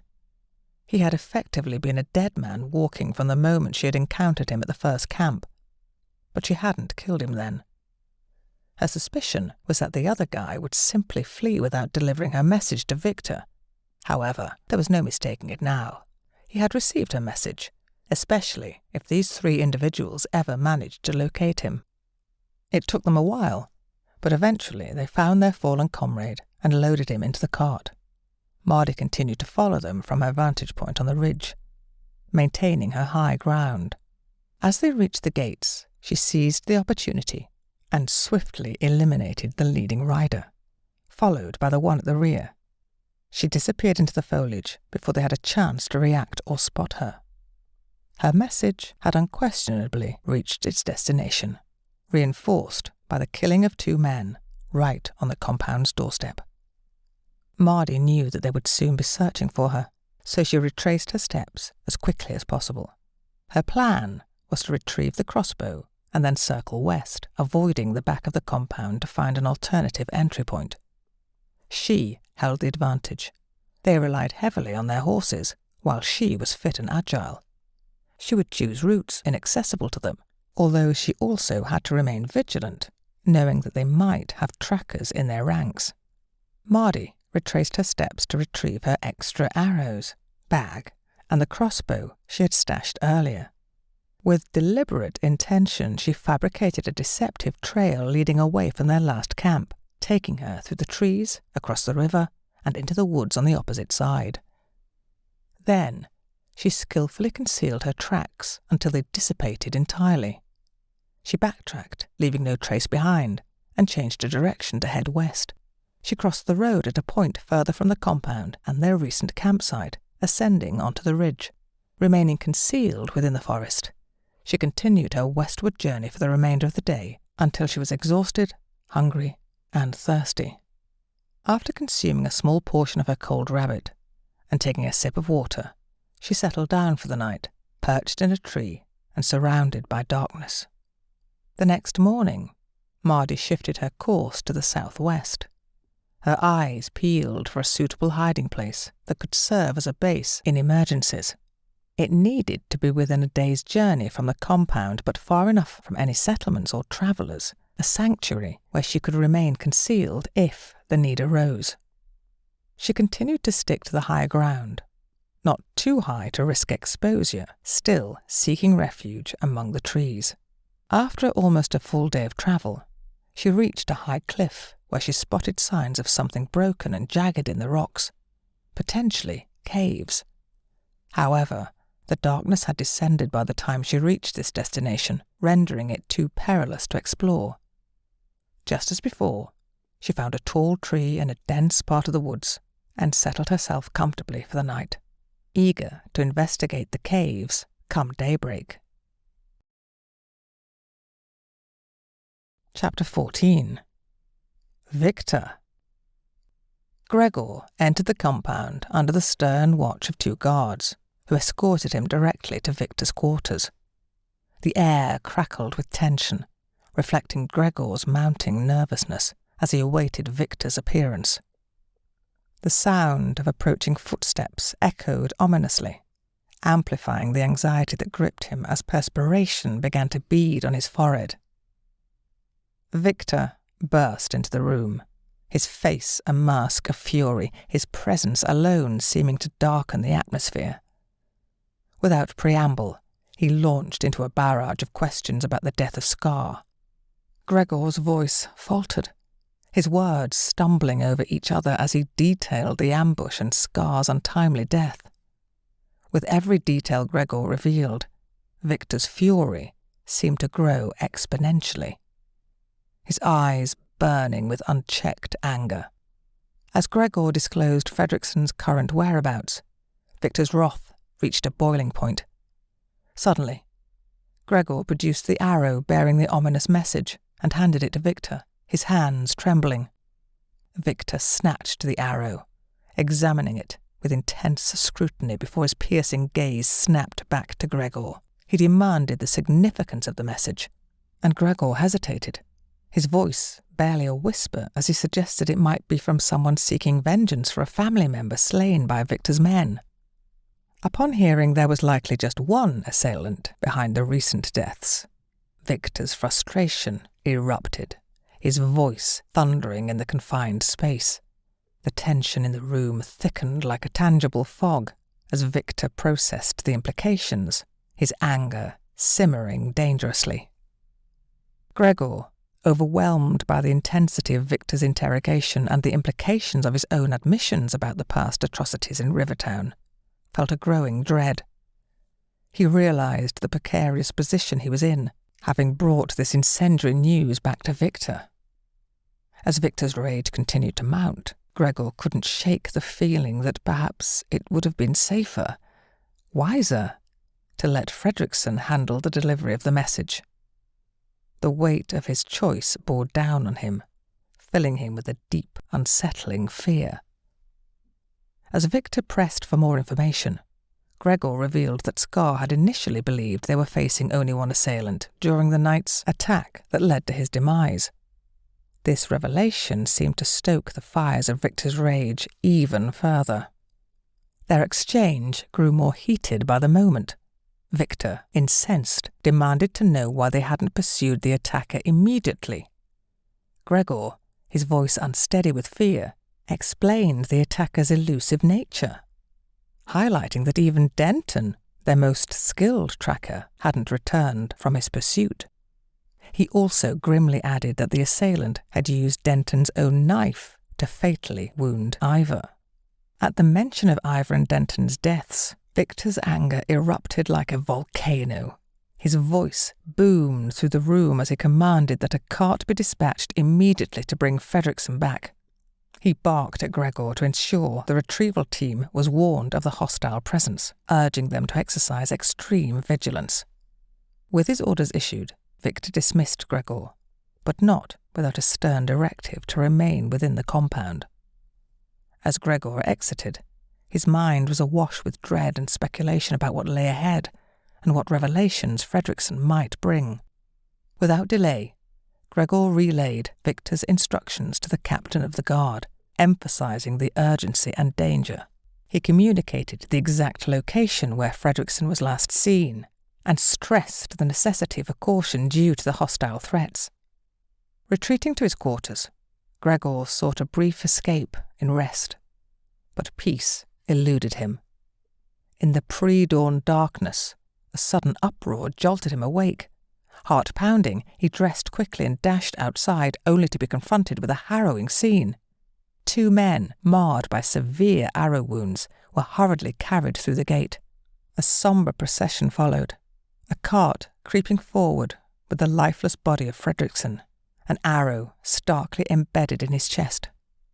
As Gregor approached, his heart sank with the realization of the grave turn events had taken, echoing the fears that had haunted him since his conversation with Victor. Each arrow that had struck its target bore a distinct, mysterious message, the meaning of which eluded Gregor. Understanding the significance of these clues, he carefully collected each arrow, knowing they required Victor's scrutiny for any deeper insight. From an upper window of the compound, Victor's voice thundered, piercing the tense morning air as he demanded an immediate update on the unfolding crisis. With his heart pounding, Gregor hurried to Victor's quarters, his mind a whirlwind of anxiety and fear over the grave situation that was rapidly escalating. Entering Victor's room, filled with trepidation, Gregor clutched the arrows in his trembling hands. As he reported the grim details of the ambush, the casualties, and the miraculous survival of the guard on the cart, Victor's face darkened with a mix of incredulity and rising fury. "What do you mean? They are all dead?" Victor's voice was sharp, laced with anger and disbelief. Gregor replied, his voice barely steady. "The guard in the cart is the only survivor. Everyone else, including Fredrickson, didn't make it." Before Gregor could elaborate, the captain of the guard burst into the room, his arrival punctuating the urgency. "Two of my men were shot with arrows just outside the gate," he stated grimly, "right at our doorstep, and yet we saw no one. We immediately sent out search parties, but they found nothing. It's like our assailants are ghosts." Gregor seized the moment to reinforce his earlier warnings. "That is exactly what I've been trying to tell you." Victor, now fully fixated on the crisis at hand, turned sharply towards Gregor. "What's that in your hands? What of those arrows?" His tone was accusatory, demanding. "Yes," Gregor confirmed, holding them out for Victor to see. "But they're all different." The subtle differences in the arrows hinted at a more complex message or strategy from their unseen adversary, adding another layer of mystery and threat that Victor was now forced to confront head-on. Victor's impatience was palpable as he snatched the arrows from Gregor's hands. His eyes narrowed as he examined the inscriptions on each, his expression darkening with every word he read aloud. Victor, your days are numbered. The ghost of your past. Mardi's revenge." Each message seemed to tighten the vice of tension in the room. He fixed his gaze on Gregor and the captain, his voice a harsh command. "That last one. Do we know anyone named Mardi? Have we killed anyone by that name? I want answers. Go, ask everyone. Don't forget the captives. Move, now, both of you." Victor paused, his mind racing, then directed his next orders to Gregor alone. "Actually, hold on, Captain. You stay. Gregor, wake up whoever you need to and get this sorted out. I want you back here within the hour with answers." His voice escalated with each directive, betraying his escalating concern and anger. Victor's frustration soared as he sought to pinpoint the elusive assailant. "Who do we have that can track this person down?" he demanded, turning to the captain. The captain's response was grave, underlining the dire state of their resources. "We've lost 9 people in just a week. We're down to 13 guards and hawks, plus you and me. That's more losses in a week than we've had in a year fighting groups from the south or east. Morale is low, sir, and you're saying this is the work of just one person?" "You can't even count. It's 10 dead," Victor snapped, his correction slicing through the tense air. "But you still haven't answered my question." The captain elaborated. "Only 3 orcs remain, and like Gregor, they're inexperienced, recently transferred from the guard. We can't afford to send many out. We need 6 just to guard the field workers. That leaves barely anyone to protect this compound. We need more people, especially after the sickness." Victor, thinking on his feet, asked, Are any of the captives ready yet? None that I'd trust with weapons, the captain replied cautiously. Considering an alternative, Victor proposed, What if they were on watch, but unarmed? After a moment's thought, the captain agreed. They'd need to be paired with a guard. It wouldn't be safe otherwise. We could station one in the tower at the front gate for an extra set of eyes, and another at the back gate, but only 2 seem ready, even remotely trustworthy. Then do it, Victor commanded swiftly, his voice laden with urgency as they scrambled to bolster their defences against the relentless threat. Victor then barked another order, his voice reverberating through the chamber. Guard? Yes, sir, the door guard responded, immediately attentive. Get someone to find me food and some ale, Victor demanded, his tone sharp and unequivocal. The echo of his orders lingered, a stark reminder of the pressing dangers they faced. Victor had been concealing his fear for the first time in his life when the sickness had ravaged their numbers, claiming the lives of many within their community. But this new threat was something altogether different. Although he hadn't shown it to the captain or Gregor, anxiety gnawed at him. He couldn't comprehend how there could be someone out there with such unparalleled skill with a bow, someone who had never crossed his radar before. The villagers, from all directions, usually informed him of local matters to curry favour or offer trade if they ever found themselves at odds with his authority. What deeply troubled him was the fact that someone had managed to outwit Denton, the very man from whom the hawks had derived their name. Denton had the keen eyes of a hawk. No one could sneak up on him, and no one had ever eluded his tracking skills. Victor couldn't help but shiver at the thought. How could anyone surpass someone as formidable as Ivor? Ivor was as strong as an ox, and Victor had never witnessed anyone come close to besting him in a fist or knife fight. So why hadn't anyone informed him about this enigmatic adversary? And why had this individual spared Gregor? There seemed to be no logical explanation. When their crossbow bolts were stolen, Gregor had admitted they were both asleep, making it clear that their assailant could have easily slit their throats. Unless Gregor or Fredrickson were correct about the arrows. So, why the theatrical display at the gate? Was it meant to humiliate them further, to diminish the morale of the gate guards? Perhaps. He pondered these questions as he awaited the return of the captain. Guard, get me the captain back, he commanded, the urgency in his voice palpable. Yes, sir, the guard responded, hurrying to carry out the order. The captain had been in a heated discussion with the other guards when he received the summons to report to Victor. They were all growing increasingly discontented with the situation, particularly with the idea of having captives assisting at the gates. On my way, he responded, his voice tinged with frustration. He finished giving orders to have the 2 captives brought up and instructed them to commence their training. He had no inkling of what Victor might require now, but he hoped that the instructions he received would at least make some sense. As he walked back into Victor's room, he braced himself for whatever task lay ahead.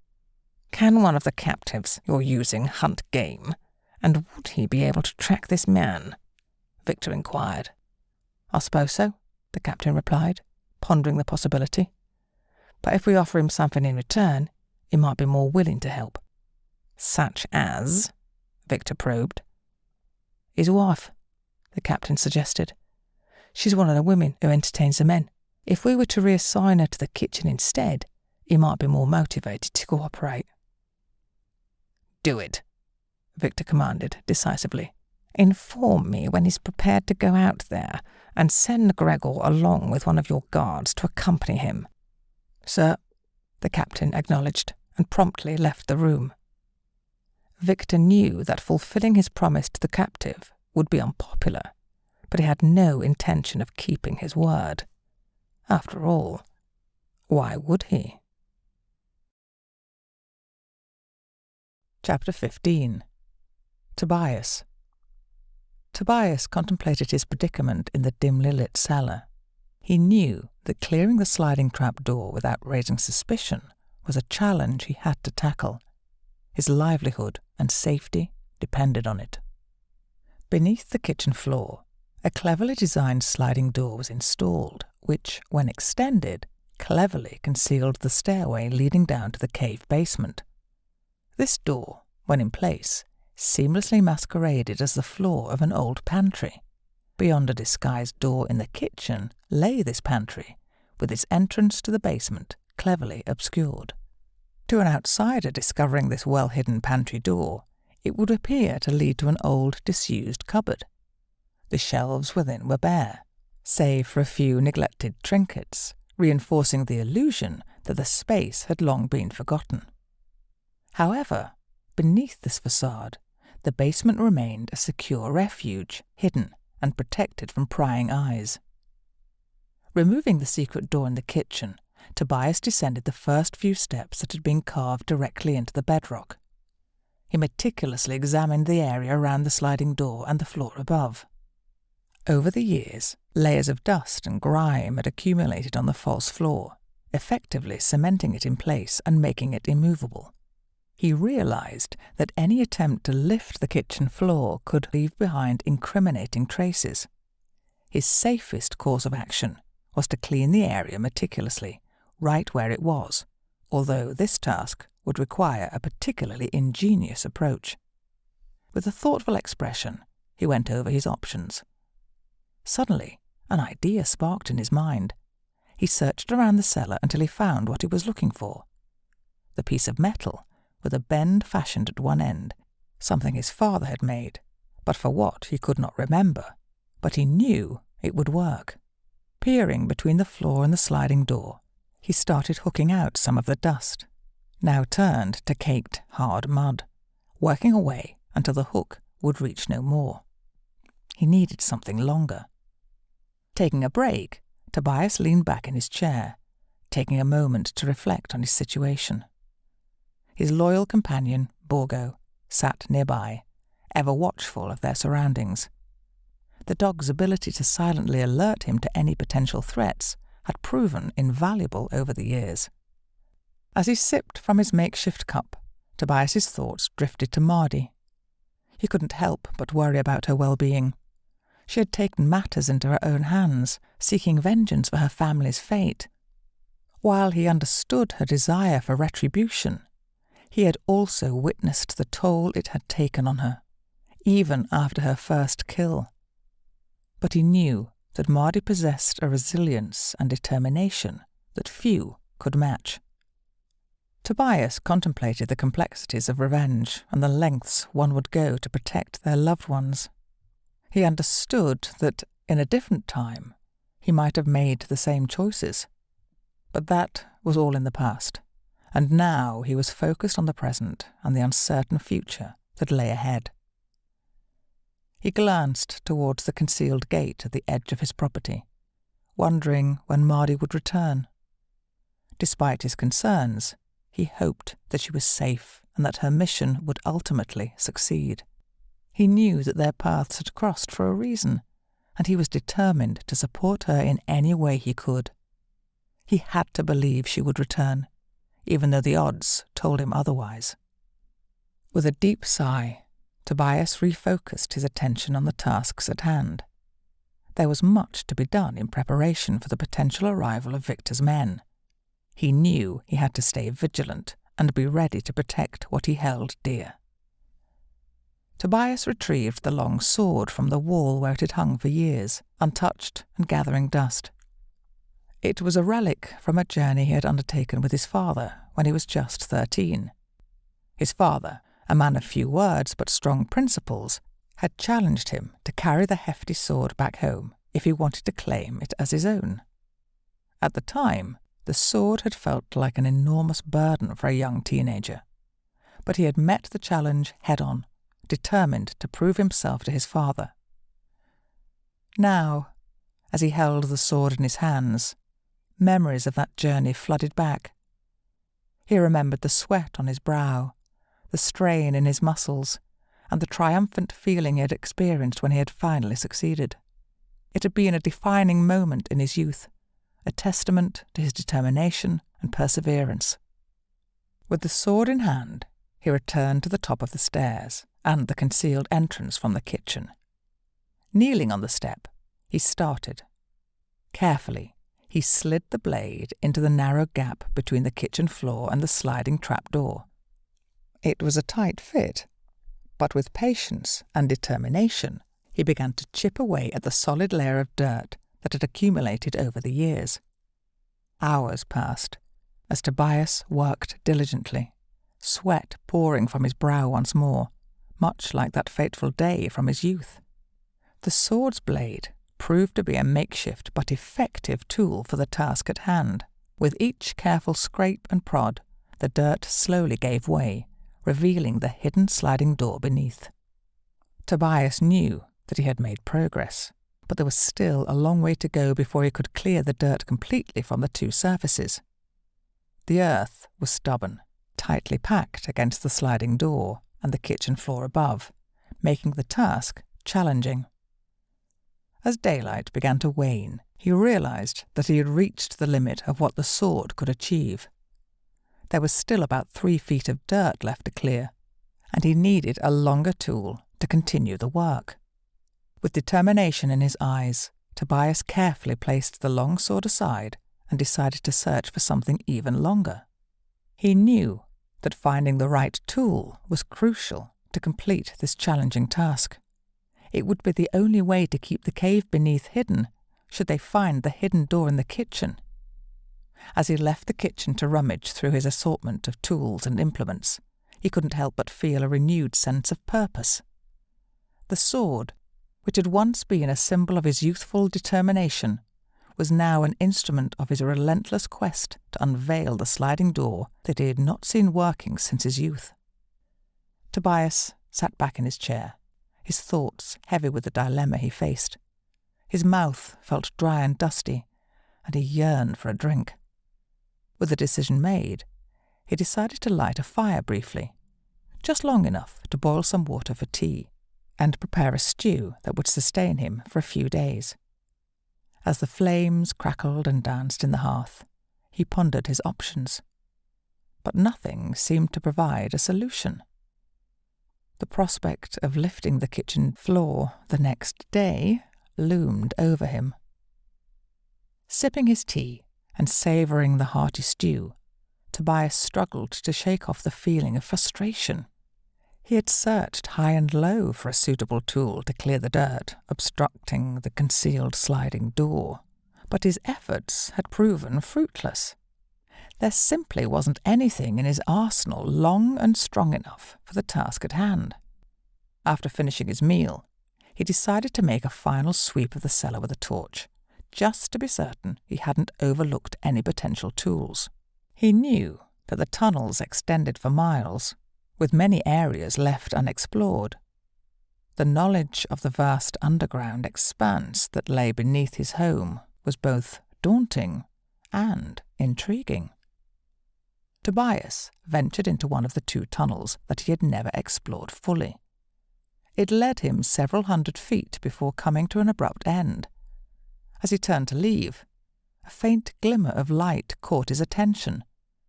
It was the moonlight, filtering in through a crack high above.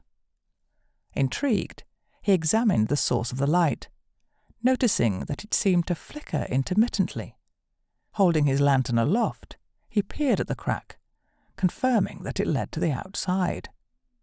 The discovery filled him with a mix of excitement and curiosity, as he realized that this newfound opening might provide a solution to his problem of observing the gate if he had to seal himself in the cave at some point.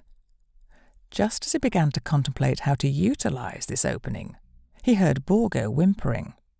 The faithful dog's instincts often proved invaluable, and Tobias couldn't help but wonder if there might be more to this discovery than he initially thought. There was a glimmer of hope, a potential escape route, or at least a way to see what lay beyond. However, it was still a puzzle to be solved, one piece at a time. Tobias retraced his steps and explored the other uncharted tunnel. Time seemed to stretch endlessly as he journeyed deeper into the subterranean labyrinth. Eventually, he encountered a chasm that stretched before him with a seemingly bottomless expanse. The realization settled in his mind, confirming his father's belief that there was nothing of value in this direction. Disheartened by the fruitless exploration, he retraced his steps back to the kitchen. There, he made a lukewarm cup of tea and sealed the concealed panel before descending into the cellar once more. A cot in the cave's library beckoned him to rest, and he gratefully accepted its comfort. However, Tobias was jolted awake from his slumber, a spark of revelation lighting up his eyes. The cot! It was made of metal, and it could be disassembled. A triumphant yes escaped his lips as he stripped the covers and mattress off the cot. It was the solution he had been seeking, and he couldn't help but feel a renewed sense of hope and determination. After awakening from his restless sleep, Tobias had a renewed sense of purpose and a plan for the day ahead. Despite the early hour, he carefully lit a small metal stove in the cave, positioning it near the window, as Mardi had aptly named it. He set a kettle on the stove to boil and proceeded to search for a wooden ladder he recalled in the weapons room. Carrying the ladder down the tunnel, he made his way to the spot where he had glimpsed the moonlight filtering in the night before. Climbing the ladder, his earlier observations were confirmed. There was indeed a crack that had allowed the moonlight to seep through, daylight now replacing it. He decided to return later, once he had tended to the animals, and pinpoint the exact location of this opening from outside. It would take time to clear out the debris to see out properly. After quenching his thirst with a refreshing drink, he ascended the stairs, listening carefully for any sounds, but hearing none. Opening the panel and stepping into the kitchen, he was greeted by Borgo, who made it obvious he was pleased to see Tobias. With the panel securely replaced, he stepped outside. Tending to the animals and showering Borgo with affection, Tobias surveyed his surroundings. He should have been able to identify where the mysterious light was coming from, but its source remained elusive for the time being. With the panel securely replaced, Tobias attended to his morning routine, feeding the animals he had brought down into the cellar and housing them in the largest of the empty rooms. Once his chores were complete, he retraced his steps back into the tunnel and made his way to the shard of light he had noticed earlier. After clearing away the debris covering part of the opening, he worked out where it was. As he peered through the crack, he instantly recognized the location. It was under the shed, positioned atop a rocky outcrop. The light was streaming in through a natural slit in the rock, which offered a concealed view of the property's entrance, extending up the field and orchard to the tree line. Satisfied with his discovery, he returned to the cellar, dismantled the makeshift bed, and carried one of the long-angled pieces of metal up the stairs. With unwavering determination, he commenced the arduous task of clearing away the remaining earth. The hours passed, broken only by brief breaks for sips of cold tea and water. But Tobias persevered until the last speck of dirt was removed. Then, summoning all his strength, he turned the wheel that operated the sliding door with purpose, and it worked. The trap slid smoothly into place, sealing the stairway to the cave that doubled as the floor to the old pantry. Pleased with his day's achievements, he decided to inspect the sliding door from the opposite side, which, from that side, when closed, would be the pantry floor the next day. As night descended, he found himself without further options for continuing his work, and chose to retire for some well-deserved rest. For tonight, a simple mattress on the floor would suffice. Chapter 16. Gregor. The captain's office was a cramped, dimly lit room filled with the stale scent of old sweat. Dust motes danced lazily in the faint shafts of daylight filtering through the small, grime-covered window. As Gregor entered, the air seemed to grow even heavier with tension. "Find that hunter, the one that catches game for us, and bring him to me," the captain demanded, in a voice tinged with impatience. Gregor, accustomed to the captain's sharp tone, responded promptly. "Do you mean Hutch?" "Yeah, that's him. Hurry, I'll be in the guardhouse," the captain replied, waving him away. Gregor made his way down to the detention area, where he relayed the captain's orders to the guard on duty. The guard nodded and led Hutch out toward Gregor. "I fancy some venison. No more squirrels, please," the guard remarked sarcastically as he handed Hutch over.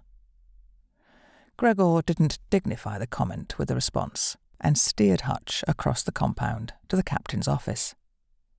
His grip on Hutch's shoulder remained firm.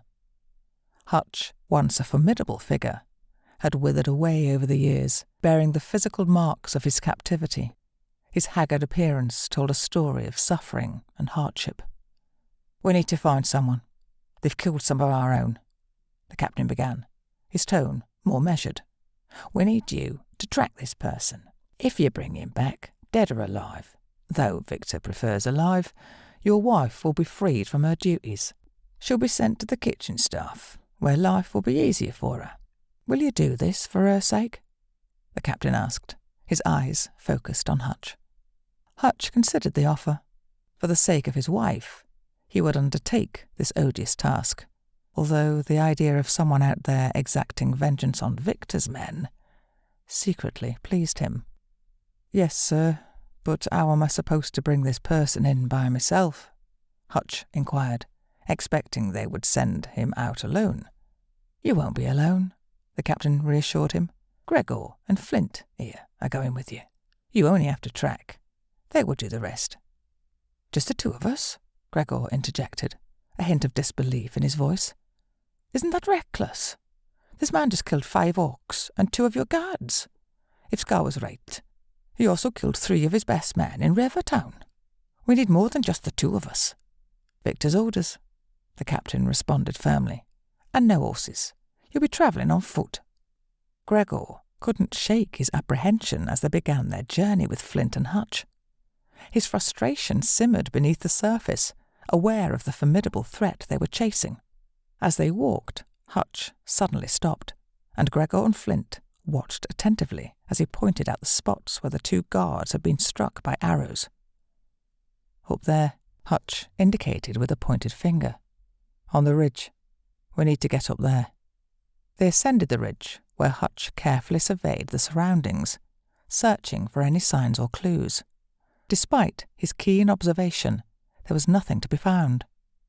They continued in the direction of where Fredrickson was killed, and the abandoned campsite, the last known whereabouts of their quarry.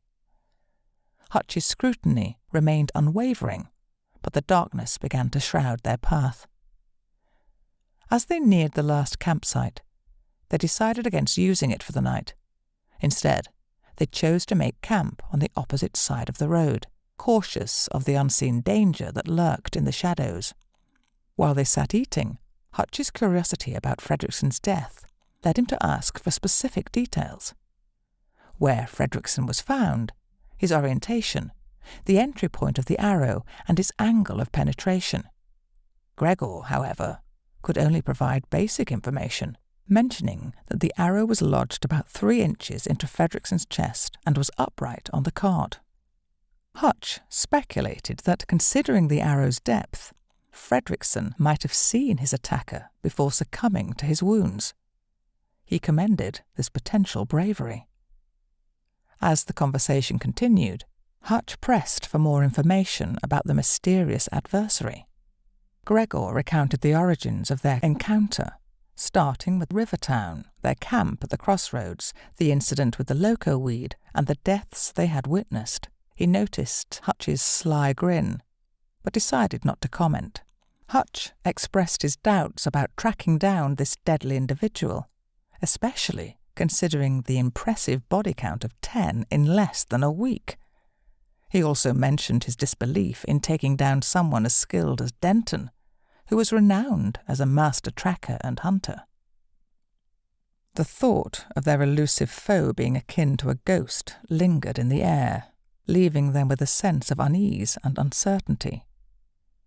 As they exchanged stories and theories about the mysterious figure they were pursuing, Flint mentioned a legendary character known as the Ghost. This man hailed from a remote western village that had been decimated by a northern group called the Russ. According to the tale, the Ghost tracked down every member of the Russ and eliminated them, leaving messages on his arrows as proof. Flint acknowledged that it could merely be a legend. Hutch chimed in with a similar story from his village, where they referred to a similar figure as the Man of Air. Once again, it involved a confrontation with the Russ, but this event had occurred over 50 years ago. The coincidence of both stories mentioning messages left on arrows intrigued Gregor, raising questions about the nature of their current adversary. Gregor expressed his wish that Flint had shared these stories before their departure, as it might have prompted them to gather more reinforcements. Flint, however, pointed out that their superiors were well aware of the threat posed by this mysterious assailant, and still sent only 3 of them to confront it. It left the trio with the unsettling realization that their chances of returning unscathed were slim. An argument began about who would take the first shift, but Gregor asserted his authority as the one in charge of their mission, deciding that he would assume the initial watch. With a wry smile, he ordered Hutch and Flint to get some rest. As Hutch drifted off to sleep, he couldn't help but marvel at the skill and audacity of the assassin. At the end of the day, that's what he was, even if his actions were driven by revenge. A smile crept across Hutch's face as he entertained the hope of one day meeting this elusive man, already doubting that he would ever be caught. Gregor and Flint awoke to the enticing aroma of a rabbit cooking over the campfire, accompanied by the scent of fresh herbal tea simmering nearby. Hutch had been up early, venturing out to capture a rabbit and gather herbs before his companions stirred. By the time Gregor and Flint were awake, a delicious meal was nearly ready. Hutch had even utilized Flint's crossbow, suspending it in a tree within Flint's line of sight, knowing it would bother him. He also borrowed Gregor's knife to prepare the rabbit, which he returned with a playful gesture. After thanking Hutch for breakfast, Flint remained mostly silent, while Gregor expressed his gratitude. Hutch updated them on his reconnaissance of the road, noting that someone had passed through recently, leaving tracks that weren't particularly well concealed. They could easily follow these tracks, and Hutch suggested they set off as soon as they were ready. Flint, who was hungry, insisted on having some of the rabbit before they left. Once they packed up their camp, Hutch took the lead, following the trail left behind. However, Hutch soon grew suspicious of the trail's simplicity. He believed they were being led, and this was a deliberate attempt to guide them along this path. Gregor inquired about their next course of action, and Hutch explained that they had no choice but to follow this trail. But it would eventually vanish.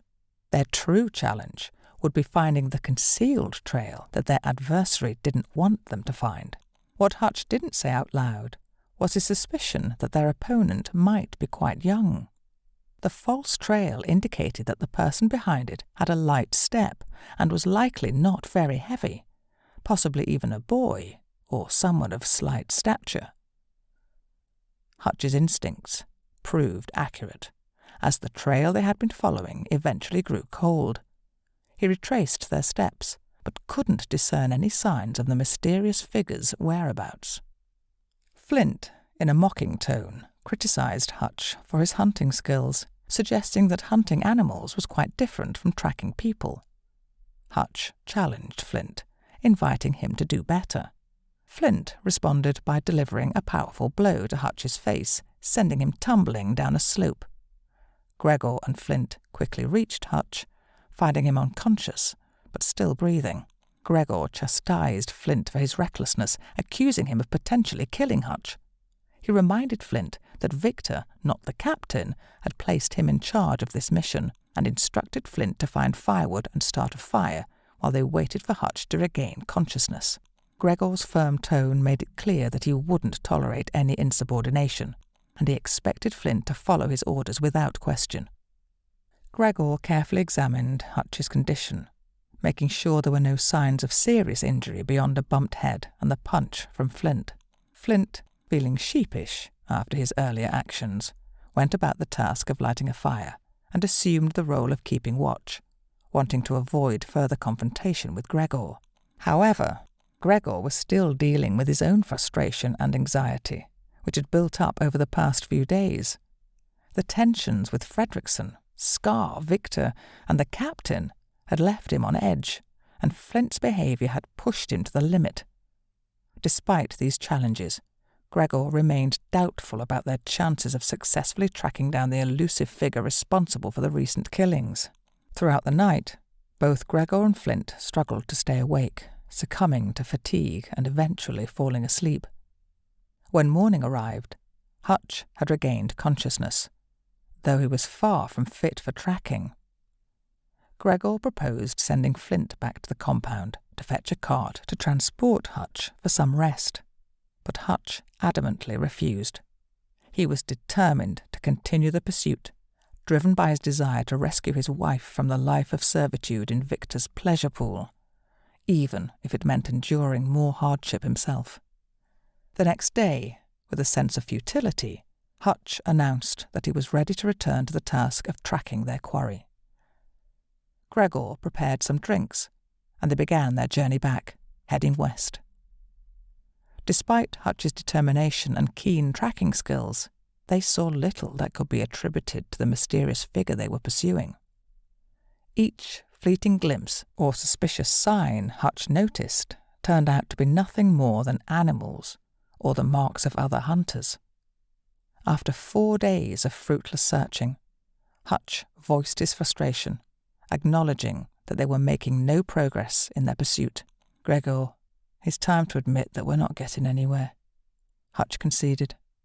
Gregor reluctantly agreed, aware that returning empty-handed would not earn them any favour back at the compound. However, he also recognised the futility of their current efforts. "I hate to admit it, but I think you're right. We know we won't be popular coming back without any results," Gregor admitted, having a good idea of how it would go when they imparted their failure to catch the elusive archer. Victor had no tolerance for failure. As they made their way back, Gregor reflected on the time spent with Hutch and the newfound perspective it had given him. He realised that he had accepted the way Victor and others treated people without question. But now, thanks to Hutch, he saw that every captive had a life before their capture, and some were good people who didn't deserve their fate. Hutch's story of being taken while innocently travelling with his wife to buy a cow struck a chord with Gregor, and it made him question the morality of their situation. Chapter 17. Mardi starts her fight back.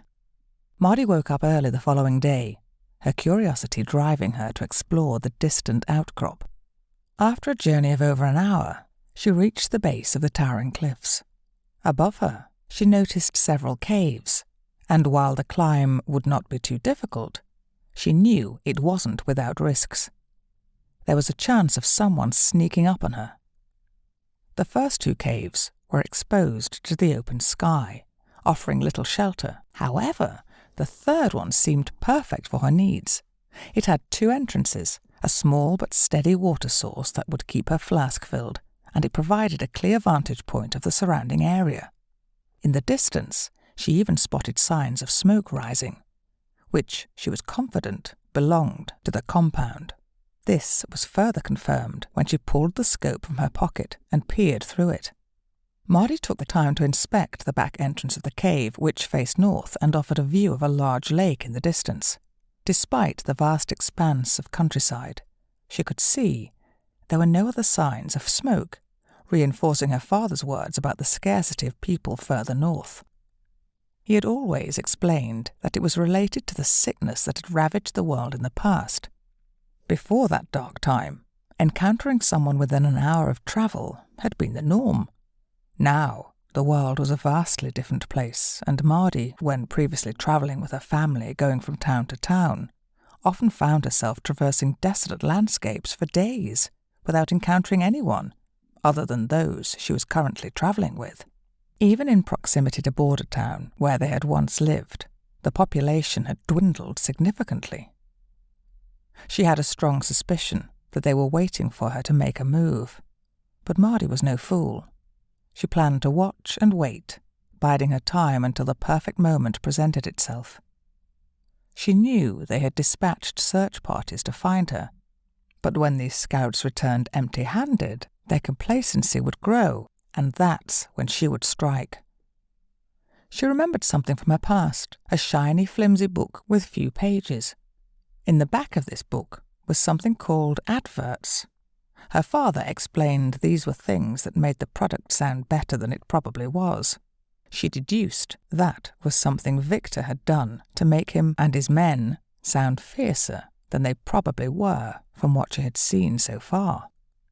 Mardi ventured into the northern valley to forage for food, avoiding the southern compound as much as possible. She made sure to keep her fires small and smokeless during the day, staying hidden from prying eyes. In her spare moments, she crafted new arrows and etched cryptic messages onto them. Collecting dry pine sap became a priority. Not only was it essential for arrow construction, but she could also create longer arrows, binding their tips and coating them with the molten sap. With these improved arrows in hand, she had the means to launch flaming projectiles into the compound when she spotted suitable targets: thatched roofs, haystacks, or woodpiles. If they had used pine poles in their stockade construction, and if they hadn't removed the dried sap, these barriers could become vulnerable to her fiery onslaught. As Mardi pulled the rope from her bag to begin making the hammock she had seen in a book from the cave library, her thoughts drifted back to her family, her father and her brother, both resting on the hill above Tobias's property. She deeply missed them and longed to visit their graves, but she knew the timing had to be carefully chosen. She couldn't afford to take unnecessary risks. Victor was out there, and given the chance, he would rebuild his forces, whether it was this year, the next, or the one after. As long as Victor lived, she would never truly be safe. Moreover, she was acutely aware that if Victor ever discovered Tobias's assistance to her, he would exact a deadly revenge. Saving her mother was a priority. Her mother was the last living member of her family, and over the weeks she had spent with Tobias, she had grown to consider him as family as well. The thought of her mother in captivity weighed heavily on her heart. She knew she had to act. However, Tobias might assume the worst, thinking she was dead due to her prolonged absence. He had already endured significant losses in his life, and she hoped he wouldn't do anything reckless, trusting that she would return, as she had promised, once she had avenged her family and freed her mother. Mardi waited for 5 days before she ventured closer to their compound. She positioned herself in a concealed spot at the back of the compound behind foliage on a rocky outcrop, where she could observe the compound's activities, study the placement of the soldiers, and the locations of the slaves. From her initial observations, it became clear that the compound had minimal guarding. Each entrance was manned by 2 individuals positioned in towers on either side of the gate, with 1 guard in each tower. These guards rotated 4 times in a daily cycle, and she estimated there were no more than 15 in total. The slaves appeared to be confined to the southernmost section of the compound, making it difficult for her to get a clear view. She noticed people delivering food and occasionally taking slaves out for tasks before returning them to their confinement. It seemed most of the time the slaves remained locked up. While observing the back gate, she saw only guards passing through it. They usually rode out on horses and returned, carrying supplies or other items that were challenging to identify. She had already reduced their numbers somewhat and didn't want to kill more unless absolutely necessary, except for Victor, whom she had yet to encounter. She had heard his commanding voice from a window, but she couldn't access that part of the building or see what was happening on that side. During one of her observations at the front gate, the guard she had spared to deliver her message returned. He was accompanied by another guard and a slave. Victor's displeasure was evident, and his voice carried, berating them for failing to track her down. The slave was roughly taken to the slave area, while the guard, a burly one, was subjected to a beating on Victor's orders. Another guard escorted the smaller one into Victor's quarters, though it was unclear whether it was willingly or by force. It was 2 days later when Mardi finally spotted her mother. While relieved to see her alive, she couldn't shake the concern that gripped her heart as she watched her mother being escorted to a building with a perpetually smoking chimney. She assumed it was the cookhouse, as occasional wafts of delicious food smells would drift her way when the wind allowed. Mardi anxiously waited all day to catch another glimpse of her mother, as she was led back to the slave quarters. Her mother appeared worn and frail, causing a painful knot to form in Mardi's stomach. For days, there was no movement in or out of the compound, leading Mardi to suspect that something was afoot. Yet, despite the potential for change, the daily routines within the compound remained the same. Guards practiced with crossbows and swords, and in the early evenings they engaged in unarmed combat. Guard rotations and slave labour persisted as before, with Victor barking orders from one of the upper rooms of his residence. After 7 days of vigilant observation, Mardi decided it was time to take action. She had identified 2 vulnerable spots on the compound's wall near the front gate, marked by large crusty patches of tree sap. These crystallized white patches were easily distinguishable from the ridge where she planned to position herself. Additionally, she intended to target Victor's residence with 2 burning arrows if she wasn't detected too quickly. Mardi had meticulously planned her escape route and laid down a false trail in preparation for the night when everyone except the tower guards would be asleep. With the full moon to guide her, she knew she had the advantage. Mardi carefully gathered all her supplies, including a clay rocket stove, which she planned to use to ignite the arrows. The next day, she set out early, taking her position and observing the compound closely through the scope. The guards followed their usual routine, and as the moon began its ascent in the night sky, the compound fell into silence. Mardi waited patiently until the changing of the guard, ensuring that quietness persisted. Then, with determination, she eliminated the 2 tower guards positioned at the front gate. Although she had sworn not to take any more lives, the thought of her mother's suffering compelled her to carry out this mission. She hoped that the shock of the attack might unsettle the remaining guards, possibly even prompting them to reconsider their allegiance, although she held little hope for such an outcome. With her rocket stove to hand, discreetly hidden from the compound by a large rock, Mardi readied 4 arrows. She lit the first arrow and released it towards its target with precision, drawing no immediate attention.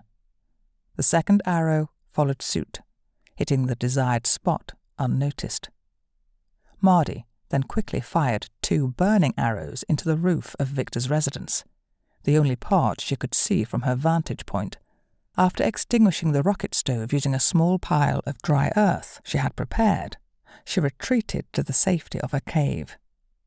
Uncertain of the extent of her success, she decided not to return for several days, fearing the possibility of an ambush. Nevertheless, the flames and smoke she could periodically see from her hideout reassured her that she had achieved some level of success. Mardi remained vigilant for 9 days, scanning the surroundings for any sign of approaching danger. But nothing came her way. On the third day, she had spotted smoke rising from the cookhouse, confirming that the compound was still occupied. Despite the absence of any immediate threat, she kept herself occupied.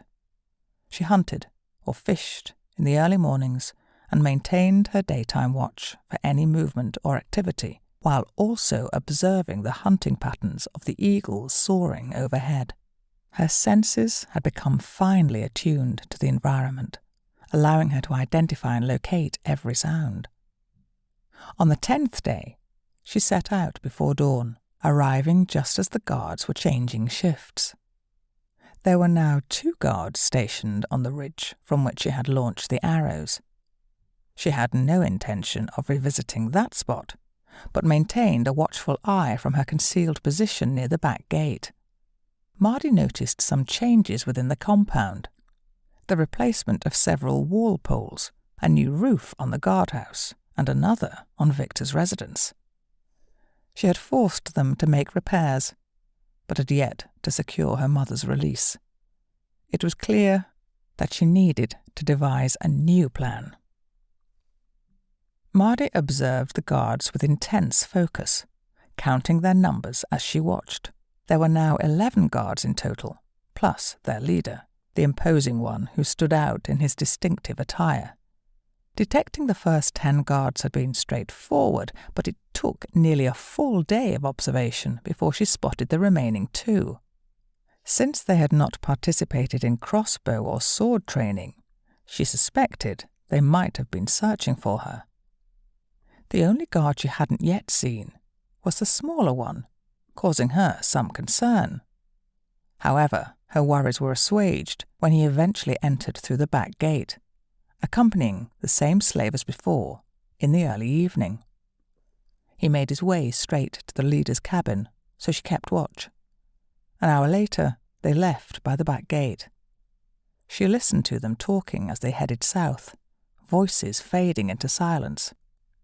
After observing the changing of the guard, Mardi waited an additional 2 hours just to ensure there were no unexpected developments. When the compound remained quiet, she knew it was time to take more decisive action. As the guards at the back gate turned their backs to one another, she swiftly dispatched them one by one. With silence still reigning over the compound, she circled widely behind the 2 guards on the ridge and neutralized them as well, taking advantage of their slumber. Once she had eliminated these threats, she retraced her steps, leaving a misleading trail as before, and cautiously returned to her concealed cave, marvelling at their ineptitude. She could not understand why, after losing so many men, they were not any more vigilant. She thought it insane.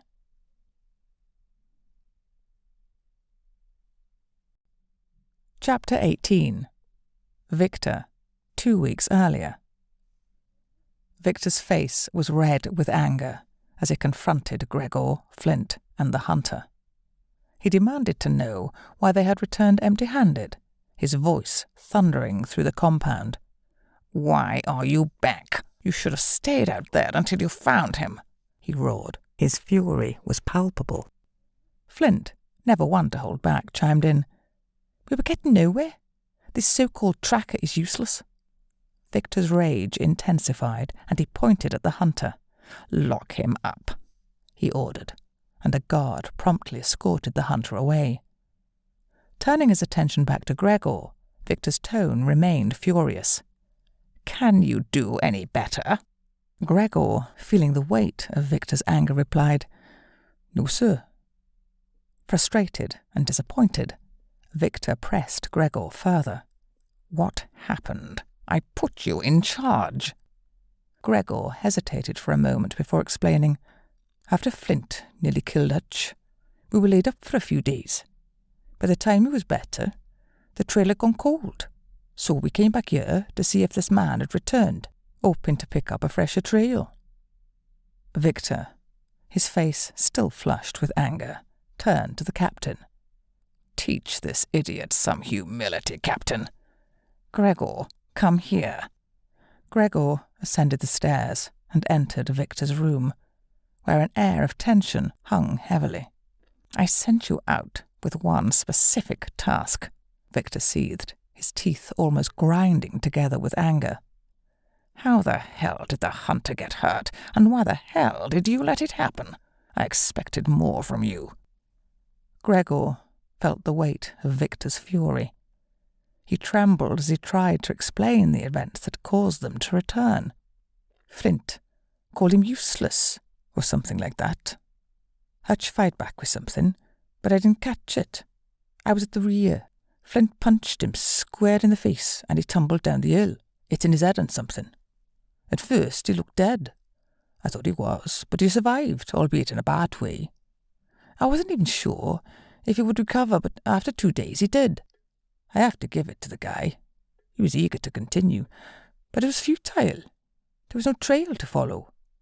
After several more days I decided to return, hoping that he might have revisited here, given us a fresh trail to follow. I didn't know what else to do, so we came back." Victor leaned forward, his eyes piercing Gregor's.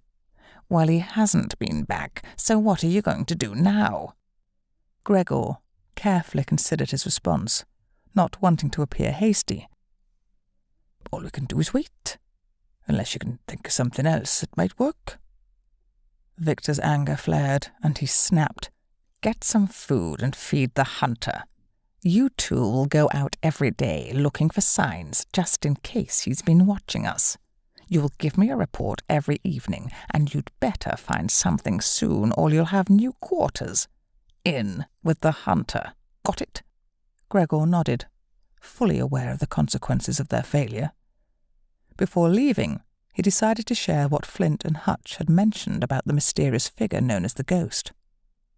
Victor, who had heard these stories many times before, appeared visibly shaken as Gregor exited the room. The captain entered as Gregor left, knocking politely before entering. Victor wasted no time in expressing his displeasure, instructing the captain to assign Flint to the most grueling and unpleasant tasks available. He seethed with anger, lamenting the missed opportunity to make an example out of Flint if they hadn't been so short-staffed. Victor spoke in a commanding tone, issuing his orders to the captain. "The men are to undergo rigorous training every day. Mornings will be designated for crossbow practice, and afternoons will be dedicated to sword training. To enforce discipline further, in the evenings, those who you judge to have made the least improvement will engage in brutal hand-to-hand combat until only one can stand. Now go." Every day, Gregor and Hutch set out to conduct a thorough perimeter check, diligently searching for any trace of the elusive figure Victor suspected was observing the compound. Over time, Gregor grew increasingly impressed with Hutch. While his expertise was initially in tracking animals, not humans, his skills provided them with a rich bounty of game, mushrooms, and wild vegetables during their outings. Their midday meals, featuring the best of those foraged delights, had become the highlight of Gregor's day, offering a respite and a feast he hadn't enjoyed in months. Despite their meticulous efforts, however, each day concluded with the same frustrating report: no signs of anyone lurking around the compound. The mystery of the elusive attacker remained unsolved, continuing to confound Victor. Hutch continued to venture out every day with Gregor, forging a growing bond with him. He had developed a genuine liking for Gregor, unlike the others at the compound, and was determined to keep him on his side. One way he achieved this was by ensuring that they had satisfying meals during their outings, even teaching Gregor how to walk silently and leave little in the way of a trail. It wasn't just about providing for Gregor. It allowed him to sneak food back to his suffering wife, who endured increasing abuse every day. While Hutch gave the impression of diligently searching for tracks, it was mostly a facade. In reality, he was biding his time, hoping the elusive attacker would strike again. He held a deep respect for the mysterious figure, who he believed to be a young man. Hutch took every chance to impart the stories of the ghost to his fellow prisoners, making sure the guard was also listening, hoping to instill a sense of fear and dread among them. 10 days passed, with the compound maintaining its strict routines. The atmosphere gradually relaxed as Victor and the captain began to believe that the threat had dissipated and the elusive assailant had abandoned his vendetta. They held discussions and shared the stories circulating about the man known as the Ghost, leading them to a logical conclusion. If this was indeed the same individual, he would be well into his 60s or 70s. They reasoned that someone of that age would soon tire and give up, particularly when confronted with the compound's formidable defences. To play it safe, they decided to continue the lockdown, forbidding anyone from leaving or entering the compound for another 10 days. Rations were also imposed to make the available food last longer. Furthermore, given the low morale among the guards, they were wary of assigning daytime duties outside the compound in the fields, as they feared that some might desert in their current state of distress. The sudden commotion outside jolted Victor from his slumber. The darkness shrouded the scene, but the glow of distant flames seeped through his window. Still half asleep, he hastily abandoned the woman in his bed, shoving her unceremoniously to the floor. Rushing to the window, his eyes widened in disbelief as he took in the sight. The first thing that greeted Victor was the wall adjacent to the guards' quarters, engulfed in roaring flames. Panic surged within him as he glanced upwards and realized that his own residence was also ablaze.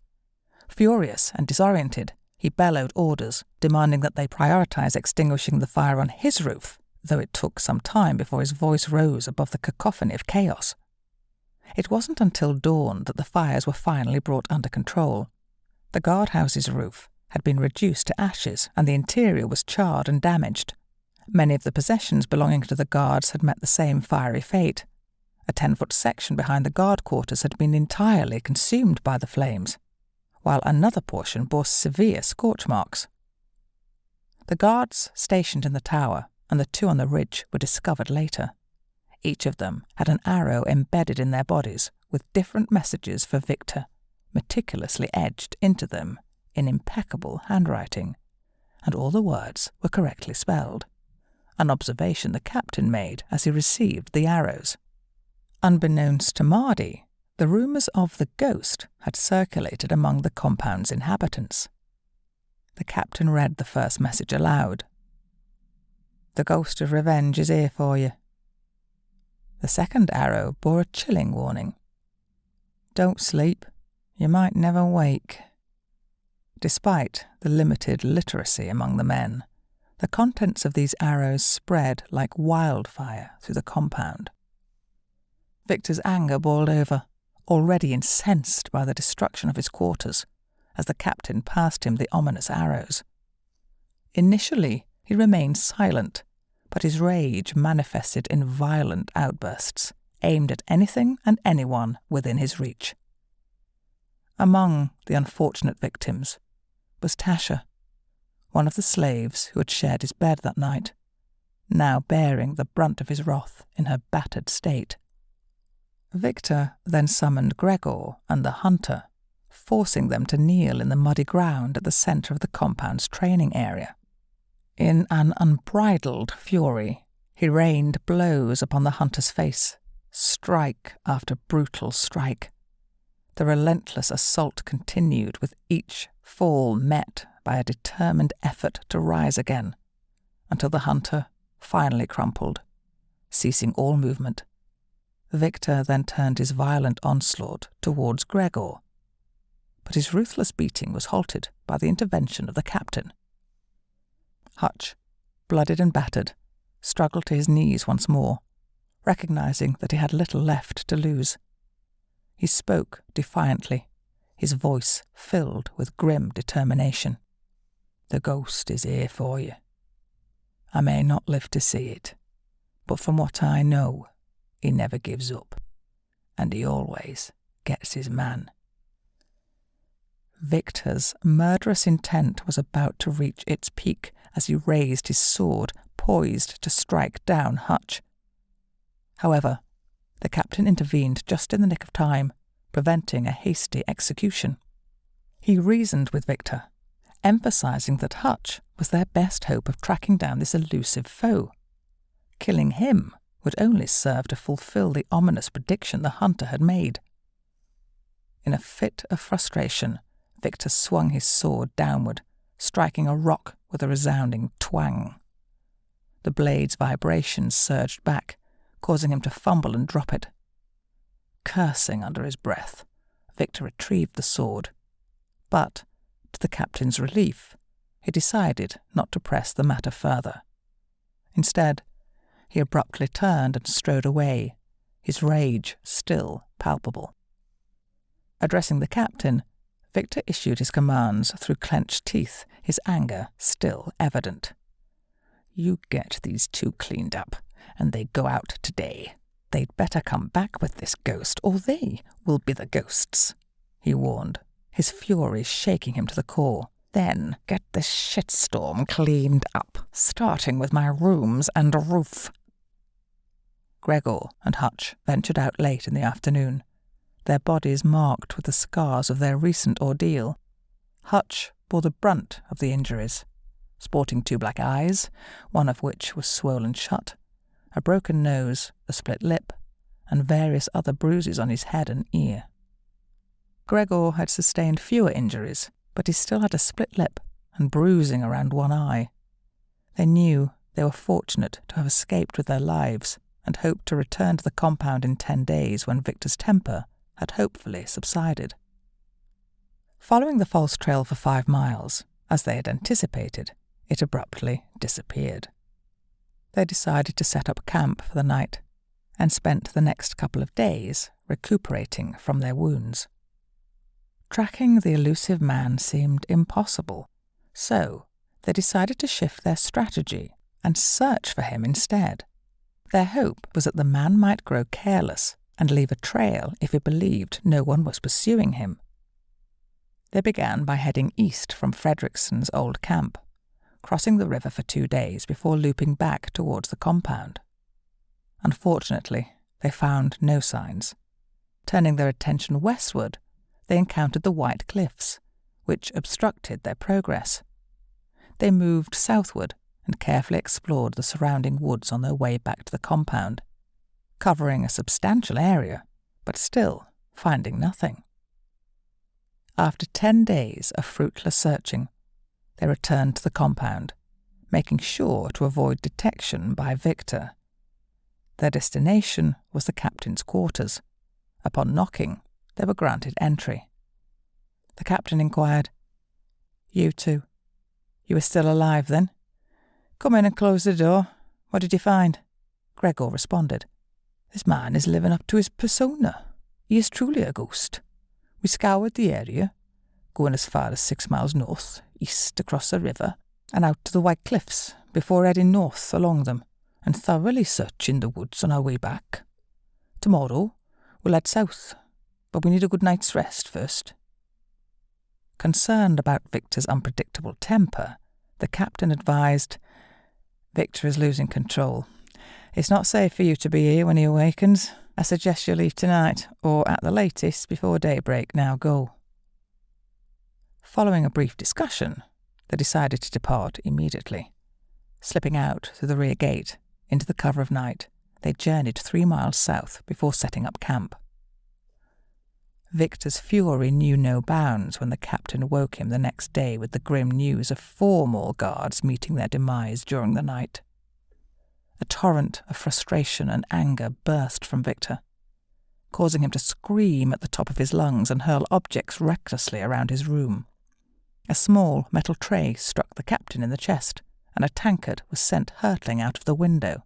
Ducking to avoid a large candle that narrowly missed his head, the captain observed as 2 women who had been hastily removed from Victor's bed scurried through the open door and vanished down the stairs.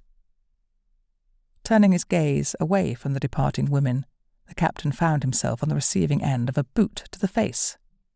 Stumbling backward, he dropped 4 arrows onto the floor. Victor, still seething, demanded to know the content of the threats on the arrows. The captain cautiously picked up the arrows and offered them to Victor. However, Victor insisted otherwise, and with a palpable aggression in his voice, he ordered the captain to read them aloud. The captain recited the messages on the arrows. "Support, Victor, and you will die. 16 down, 9 to go. Come face me, you coward." The final message, intended to sow fear, was, "You are next, as I am death."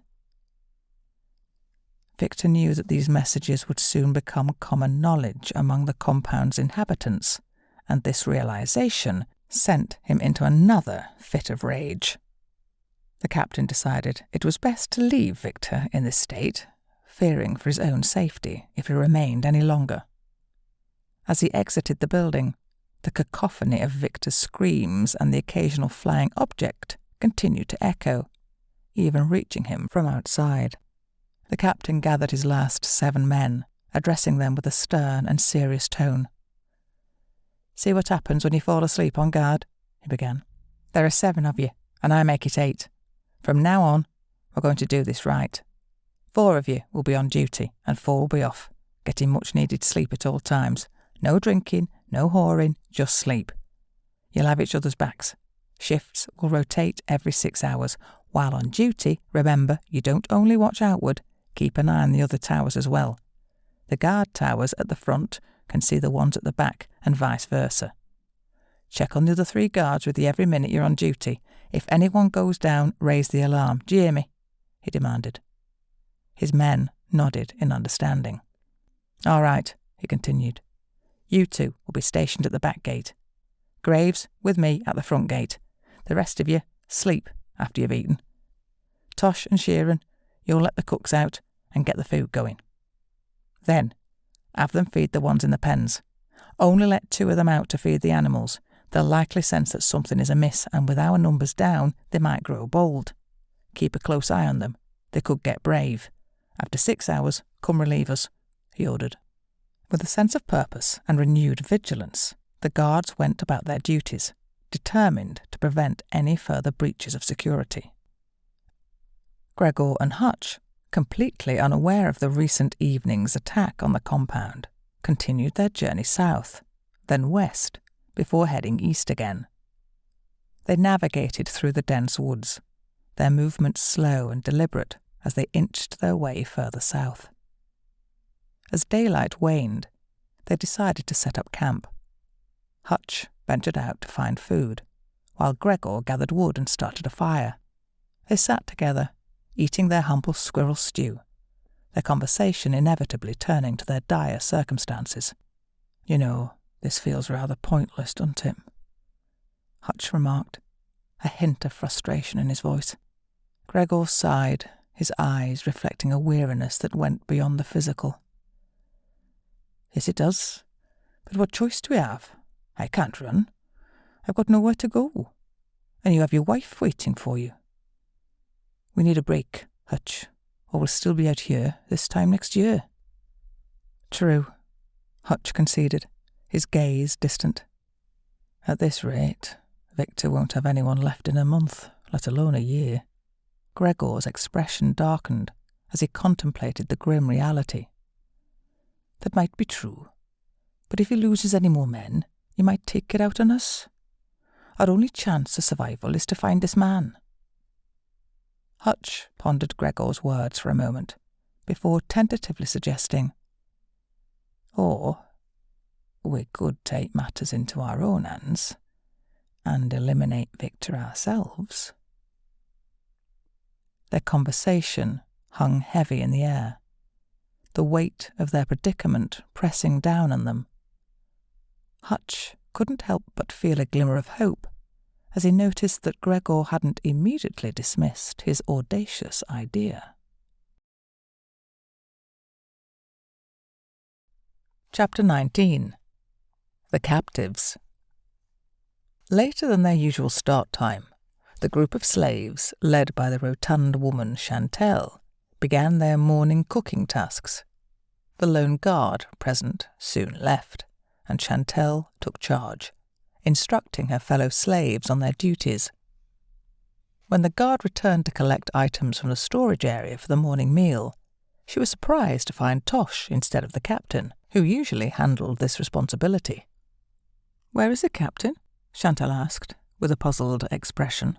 "He's on the front gate, after what happened last night," Tosh replied cryptically.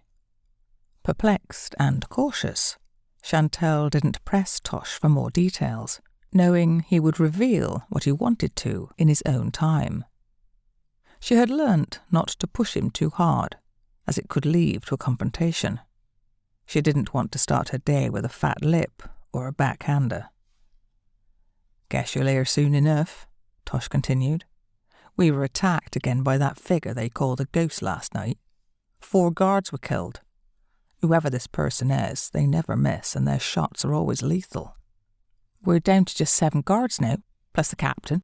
Gregor and the hunter are still out there, if they're alive.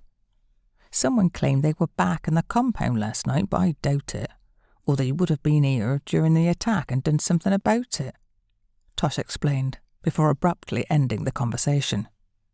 "Now gather what you need. I got other matters to attend to."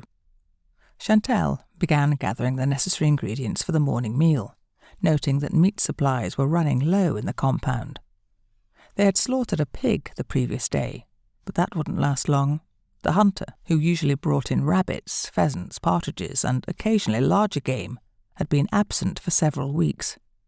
Despite the scarcity of meat, Victor never went hungry.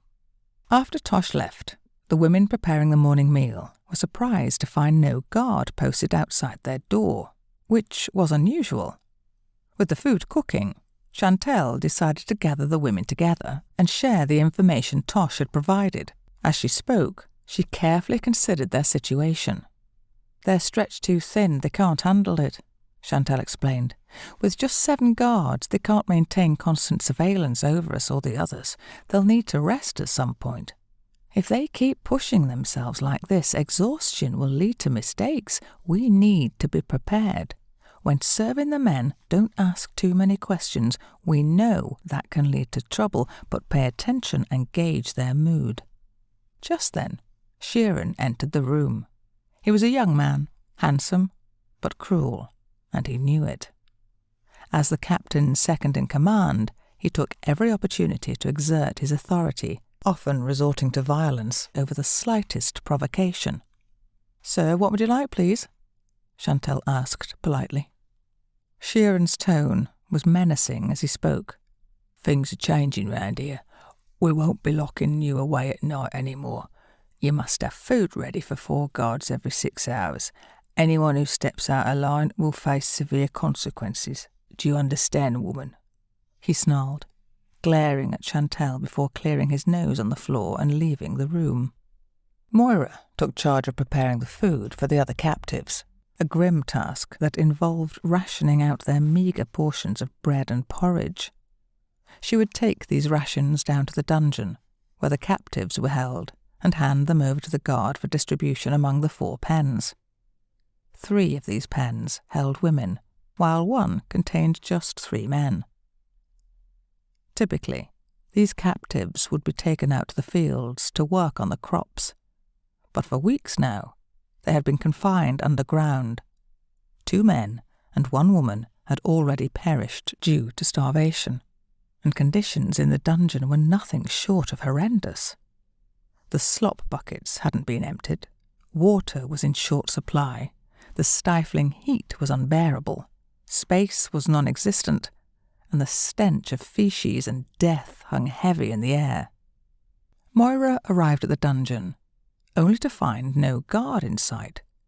She had to distribute the food herself through the bars, promising them larger portions the next day if there was no guard again. Moira quickly informed the captives of Chantal's plan, telling them to be prepared for what was to come. Before leaving, she managed to sneak back into the yard twice more, filling buckets with water to ensure they had enough for the day. With a heavy heart, she had to return to the kitchen. "The dungeon is unguarded," Moira informed Chantal, her concern evident. "They desperately need more food. They are starving down there." Chantal looked worried but cautioned, "You can't go back down there, they might see you. Tomorrow, I'll see what I can find. They claim to be short on food, but there's plenty down in the cellar. We're missing some things like flour. We haven't had a delivery in weeks. However, there are still sacks at the back. We're in desperate need of fresh vegetables. Oh, and speaking of missing supplies, they haven't brought in the eggs. Make sure no one is around, then check and bring in any eggs you can find. Chantelle made her way over to check with the others in the kitchen. They all confirmed that they hadn't seen anyone from upstairs for more than a day. Has Rosie or Tasha been down yet today? Chantelle asked Daisy. Daisy, visibly stressed, replied, You've been here just like me. Have you seen them? Careful, girl, Chantelle cautioned. I was out for a while bringing up supplies, so no, I haven't always been here. That's why I asked you. Daisy, feeling apologetic, said, I'm sorry, my nerves are shot. What's going to happen to us? If there aren't enough guards to watch over us, what's stopping them from killing us all? Don't worry about it, Chantelle said soothingly. We're all on edge here. Rosie and Tasha were currently Victor's companions, living upstairs with him. Their daily duties included fetching Victor's food from the kitchen, following a specific list of his preferences. Lately, Victor had become a recluse, rarely seen outside his rooms. Tasha and even some of the guards had commented that he seemed too frightened to come out since the messages had arrived a few weeks ago. Chantelle couldn't help but think that if he was scared then, with 4 more men dead and 4 new messages delivered, although they didn't yet know their content, he must be absolutely terrified now. When Moira returned with 22 eggs, she placed 12 of them in the rack for general use and discreetly set aside the remaining 10. She planned to boil them later and sneak them down to the dungeon for the captives. The next day, Moira and Daisy kept a vigilant watch while Chantelle made a trip to the underground store to retrieve extra flour for making additional bread. They had to be cautious, especially when Tosh returned. I hope you don't mind. We collected the eggs, Chantelle explained. Moira will go out to milk the goats later. If there's enough, we can make some cheese this afternoon. Tosh grumbled in response. Send one of the others with her and have them feed the goats, pigs and chickens. I'll handle the horses, he commanded before leaving, expecting compliance without further discussion. Yes, sir, Chantelle murmured as he departed. Moira, while you're out there, as soon as he's done with the horses and heads for his bed, send Daisy in to inform me, Chantelle instructed. Daisy, you feed the animals and remember what I told Moira. Be cautious. After Moira and Daisy left, they immediately started making bread. In under 5 hours, the first group of guards preparing to go on duty would come in for their meal, followed shortly by the guards finishing their shift before heading to bed. They anticipated one of the girls from upstairs bringing Victor's breakfast order soon. The girls usually had their breakfast in the kitchen while Victor's was being prepared. Chantelle didn't have to wait long. The girls arrived about half an hour later. Victor was quite hungry and ordered a substantial breakfast consisting of eggs, meat, beans and potatoes. The girls shared what they had heard, and Tasha, who could read, relayed the messages written on the arrows.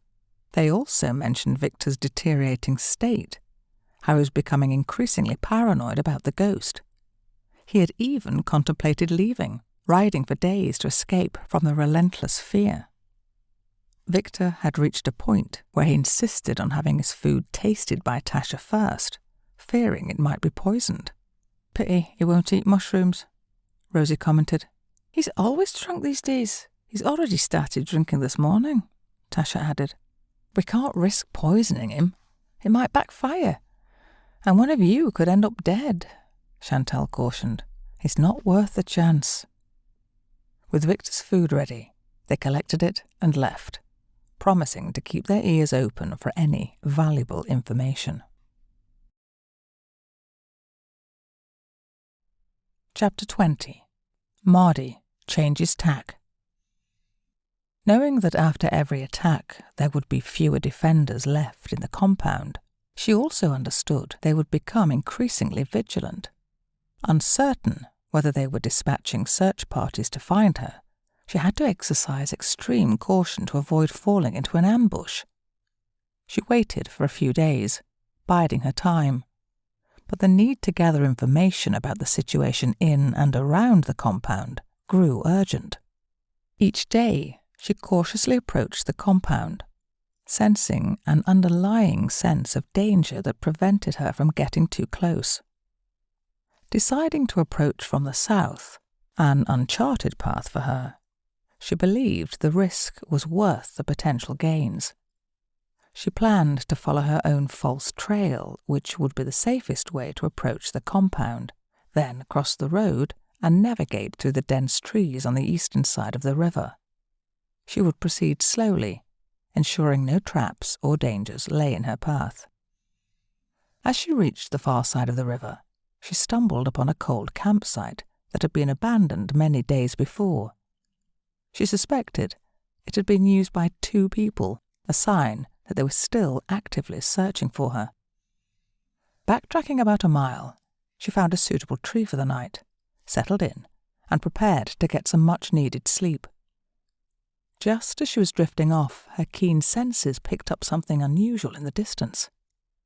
It was faint, but there were voices. She immediately became alert, not entirely sure of what she had heard. She strained her ears to listen more intently, and indeed there were voices. They sounded distant, carried by the wind. Cautiously, she climbed higher up the tree, making use of the fading twilight to remain hidden. She squinted into the growing darkness, trying to discern the source of the voices.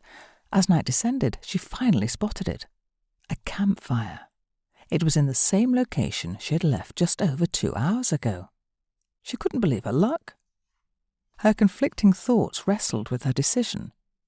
It took nearly an hour for her to muster the courage to investigate further.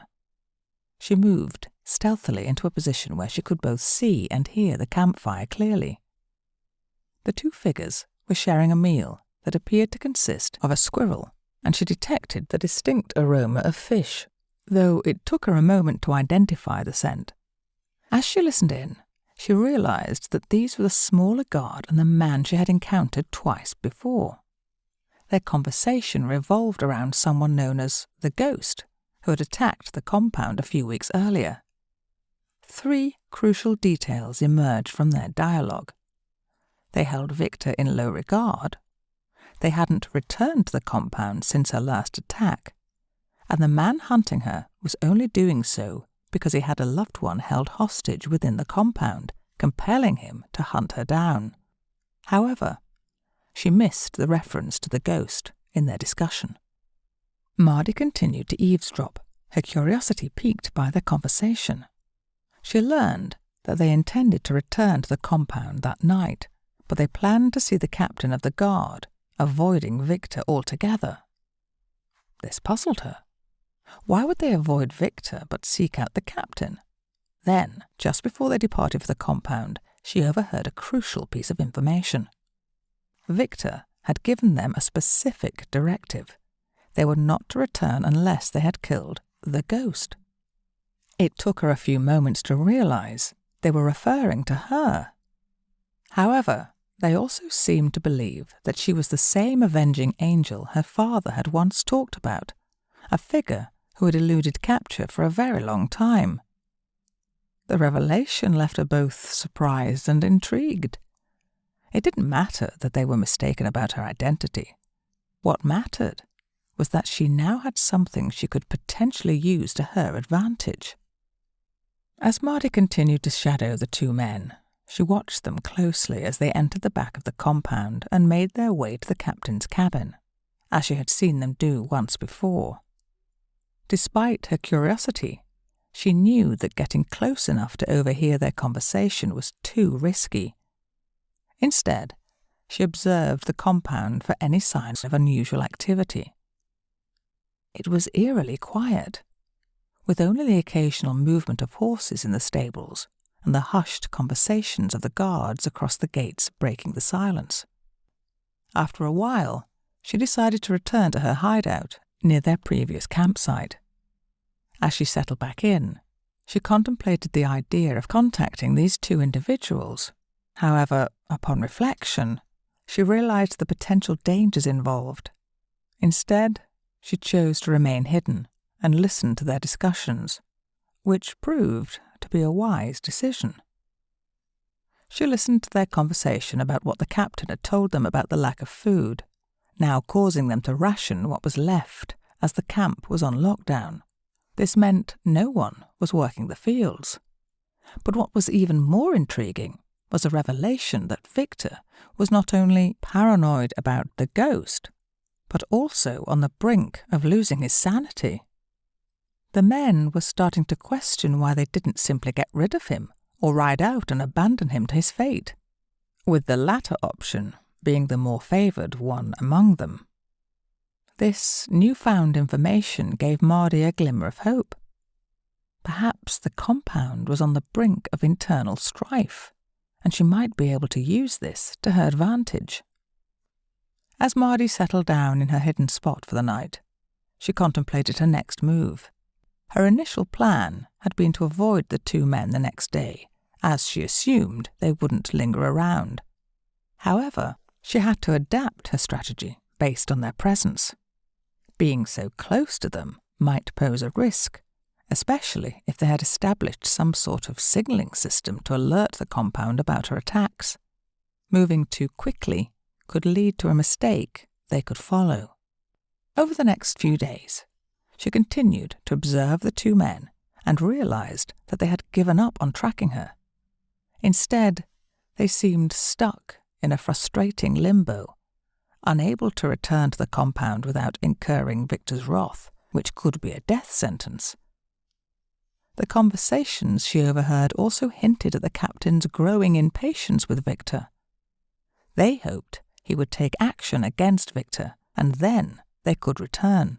Mardi couldn't help but consider the possibility that one more attack might push the captain and his companion to take action. Perhaps they would leave the compound, leaving Victor behind.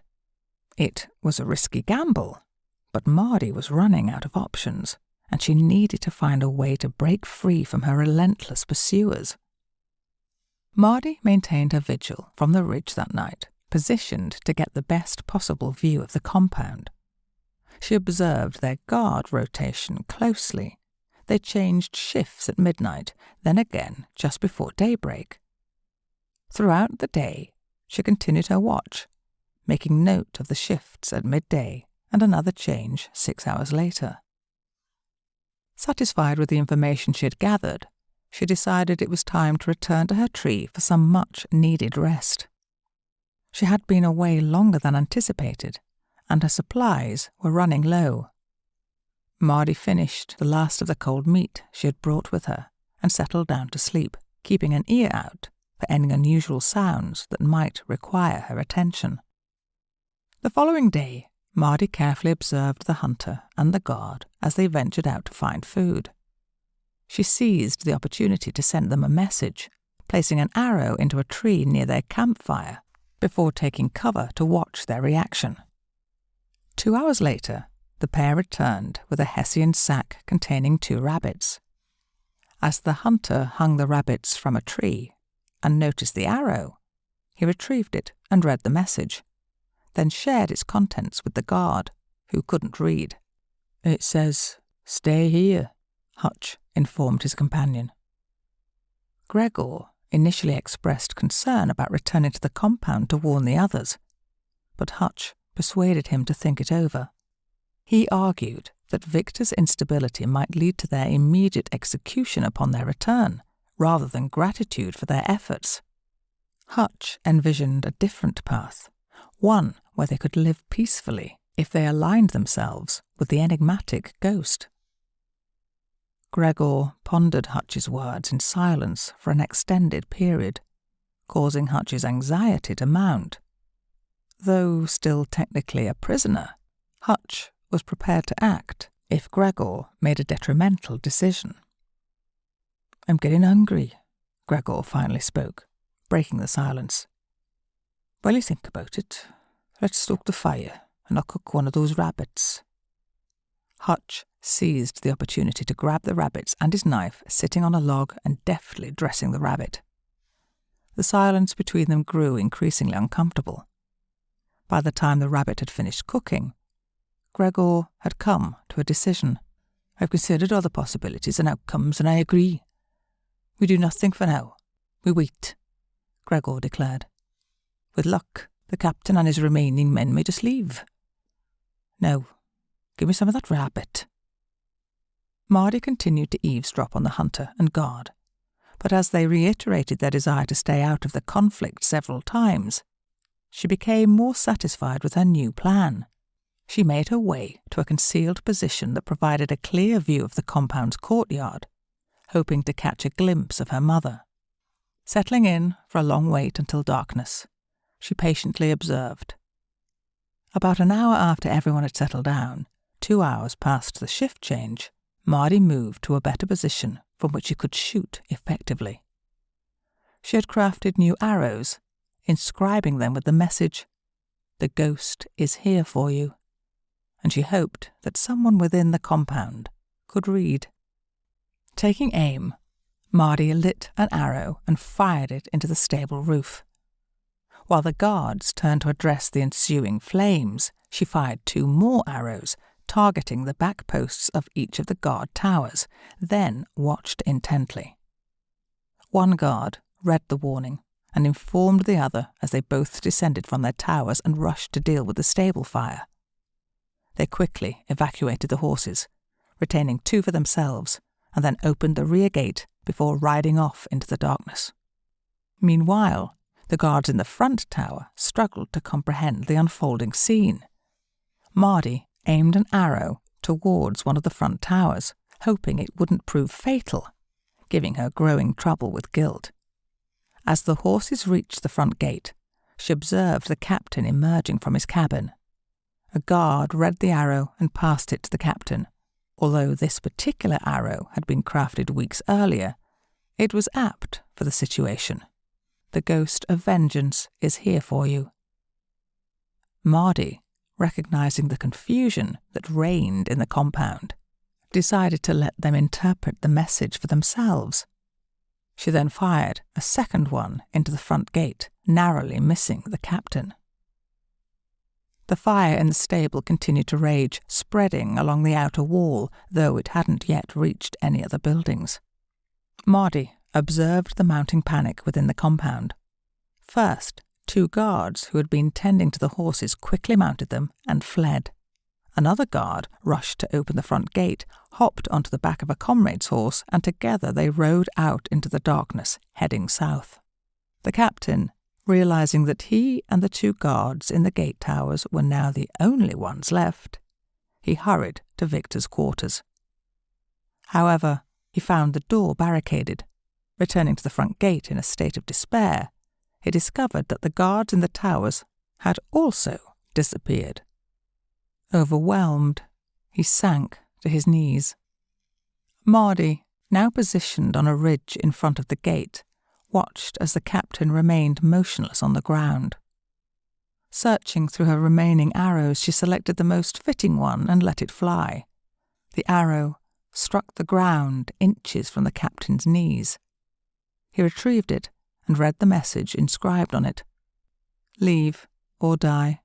For what seemed like an eternity, the captain stared at the arrow, unmoving. Then, as if making a profound decision, he stood, seized one of the remaining horses, which had grown much quieter by now, and calmly mounted it. Slowly, he rode the horse through the gate, casting a lingering look back, as though bidding farewell. He then turned onto the road and headed south. As daylight broke, Mardi returned to the hunter and the small guard. Chapter 21. Freedom. Mardi retrieved the pencil that Tobias had given her from her bag. She tore a piece of white fabric from her undergarment and wrote a message on it. "Throw all your weapons to the right, out of reach, and I will come into the camp. Please bear in mind, I could have killed you at any time in the last few days. I am not here to kill you." She tied the message to an arrow and aimed it just above the small guard, then released the arrow. It flew through the air and embedded itself into a tree. The sound of the arrow hitting the tree startled them both awake. Hutch read the message on the fabric out loud, immediately springing into action. He grabbed his crossbow, knife and bolts and tossed them as far as he could to his right. He motioned for Gregor to do the same, emphasizing the importance of the last 2 lines of the message. Reluctantly, Gregor complied, discarding his weapons. Mardi's entrance into the camp left Gregor stunned, his disbelief evident on his face.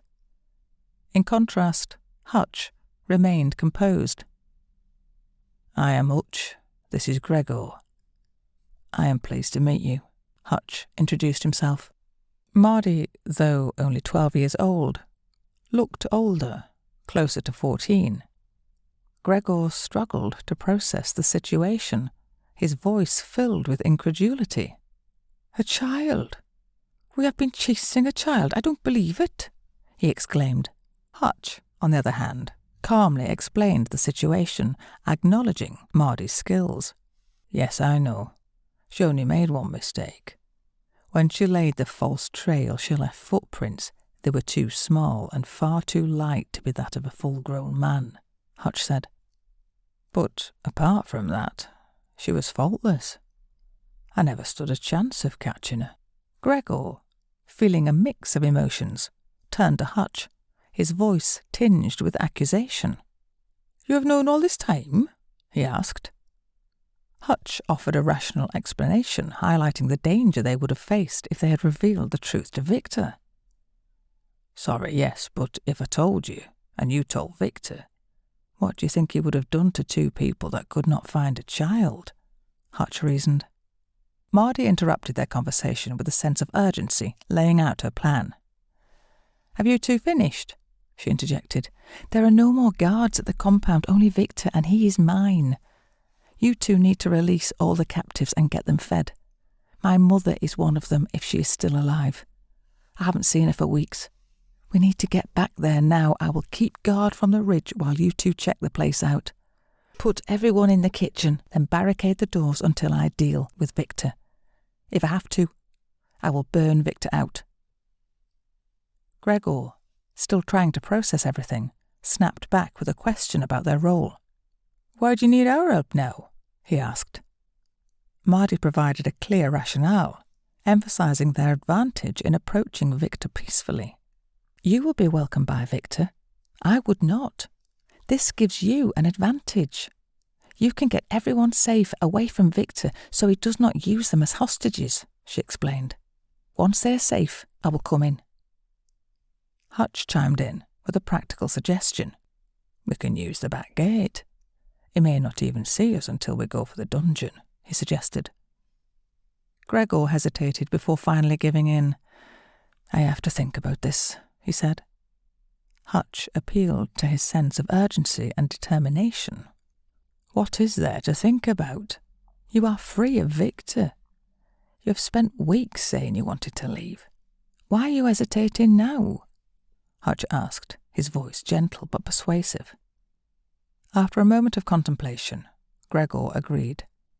"All right, come on, let's do it," he said, in a resigned tone. Hutch nodded at Mardi, and she prepared to take her place on the ridge. "Give me 10 minutes to get into position. I'll fire an arrow into the back gate when I am ready. Then you go in," she instructed. Gregor looked at Mardi once more, still amazed at the incredible turn of events. As they reached the open gates, they braced themselves for what lay ahead. Mardi got into position and fired the arrow into the back gate. Hutch reminded Gregor to stay focused as they waited for Mardi's signal. It took a bit longer than 10 minutes, but eventually they saw Mardi's arrow, signalling them to proceed. With determination, they entered the compound, closing the gate behind them to ensure no one could follow. Mardi anxiously observed from her vantage point, her heart pounding with worry as time passed without any signs of Gregor or Hutch. Doubts began to creep in. Had something gone wrong? Had Victor seen through their plan? The anticipation was nearly unbearable. As the minutes stretched on, she felt a growing sense of unease. Should she go down there and check on them? Perhaps something had gone awry and they needed her help. But before she could make a move, her anxiety was finally alleviated. They slipped into the compound, making sure to close the gate behind them to prevent anyone from sneaking back in. As they passed the charred remains of the stables, where several horses had returned, an unusual noise caught their attention. The chickens were clucking loudly. Hutch raised his hand, a signal that Gregor recognized well from their weeks of tracking in the wilderness. They both paused to listen attentively. Hutch moved cautiously around the back, instantly spotting Moira. She had her back turned, clearly hiding from something or someone. Hutch approached silently, covering her mouth with his hand to prevent any sudden outcry. "It's me, Hutch," he whispered. "Thank the heavens it's you. I was worried one of them had returned, or worse, it was Tosh," Moira replied with a mix of relief and confusion. "Is Tosh still here?" Hutch inquired. Moira's face revealed uncertainty as she replied, "I'm not sure. I think so, but I honestly don't know." Hutch reassured her, saying, "We're here to save everyone. Let's get everyone into the kitchen, leave that behind." Hutch took the lead, guiding them past the animal pens and through the back door. But as they entered, a dire scene unfolded before them. Tosh had Chantel in a tight grip, a knife poised dangerously close to her chest. "I was expecting the ghost," Tosh taunted sarcastically. Gregor stepped forward, asserting, "The ghost is dead. She lies just outside the back gate." Hutch was quietly impressed. She hadn't thought Tosh capable of quick thinking, and this revelation seemed to disarm him, causing him to loosen his grip on Chantel. Tosh questioned further, "How do you know you have the right man?" Gregor replied firmly, "She was carrying the arrows, the same ones that have taken the lives of our comrades." Tosh seemed taken aback by the revelation. "She?" he questioned. "Yes, a teenage girl named Mardi," Hutch confirmed. "She uttered curses as she met her end, claiming revenge as hers." Tosh seemed to grapple with the new information. "Are you certain she's dead?" "Yes. We were just about to inform Victor when we found you outside and heard something in here. Should I go and tell him now?" Gregor offered. Tosh, still processing the situation, decided, "No, I'll handle it." He released his grip on Chantel and sheathed his knife. Gregor sought reassurance, asking, "You sure you want to tell him? And you say she is really dead?" "I am sure. You know you can go and check if you like. She's outside the back gate," Gregor directed as he pointed to the back door. Tosh moved toward them, intending to push them out of the way, but he failed to notice Hutch's swift action. Hutch slid his long hunting knife under Tosh's ribs, piercing his heart. Tosh took 2 more staggering steps before turning, his mouth agape as if attempting to utter something. After a brief moment, he collapsed backward. "Gregor, I don't know what to say. That was brilliant," Hutch remarked, the weight of the moment settling in. Hesitating briefly, he continued, "Is this everyone?" Chantel replied with a shaky voice, "Yes, but Tasha is still up with Victor as far as I know." Hutch immediately sprang into action, instructing, "Lock the back door. I'm going to get the others," before promptly exiting to the other door. Mardi's anxiety grew as she waited, fearing that something had gone awry. She worried that perhaps Victor had entered the kitchen or that the guards had returned to complicate their mission. The weight of uncertainty pressed on her, making her contemplate descending from her vantage point to offer assistance. However, her worries were dispelled when Hutch emerged into the yard, crossing it with determination before disappearing into the dungeon. His presence reassured her. 10 long minutes passed, each one seemingly an eternity for Mardi. Then a group of figures emerged from the dungeon entrance, mostly women. They moved hurriedly, scurrying across to the kitchens, seeking refuge and safety. Mardi's heart sank as she scanned the group, searching for a familiar face amongst the women. She yearned to see her mother among them, to finally reunite with the woman who had been held captive for months. The uncertainty gnawed at her, intensifying the anticipation of the reunion. Mardi carefully descended from the ridge, moving stealthily and staying close to the compound's wall. Her bow remained in her grip, ready for any potential threat. Despite seeing no signs of movement from the ridge, she couldn't afford to be complacent. She approached the gate cautiously, her senses on high alert, entering the compound through the half-open front gate, watching in every direction for hidden guards. But there were none. Pushing open the door to the guards' quarters, she entered with her bow raised, prepared to react swiftly to any movement. But the quarters were empty, devoid of any threats. She continued her search, checking the captain's quarters, only to find them vacant as well.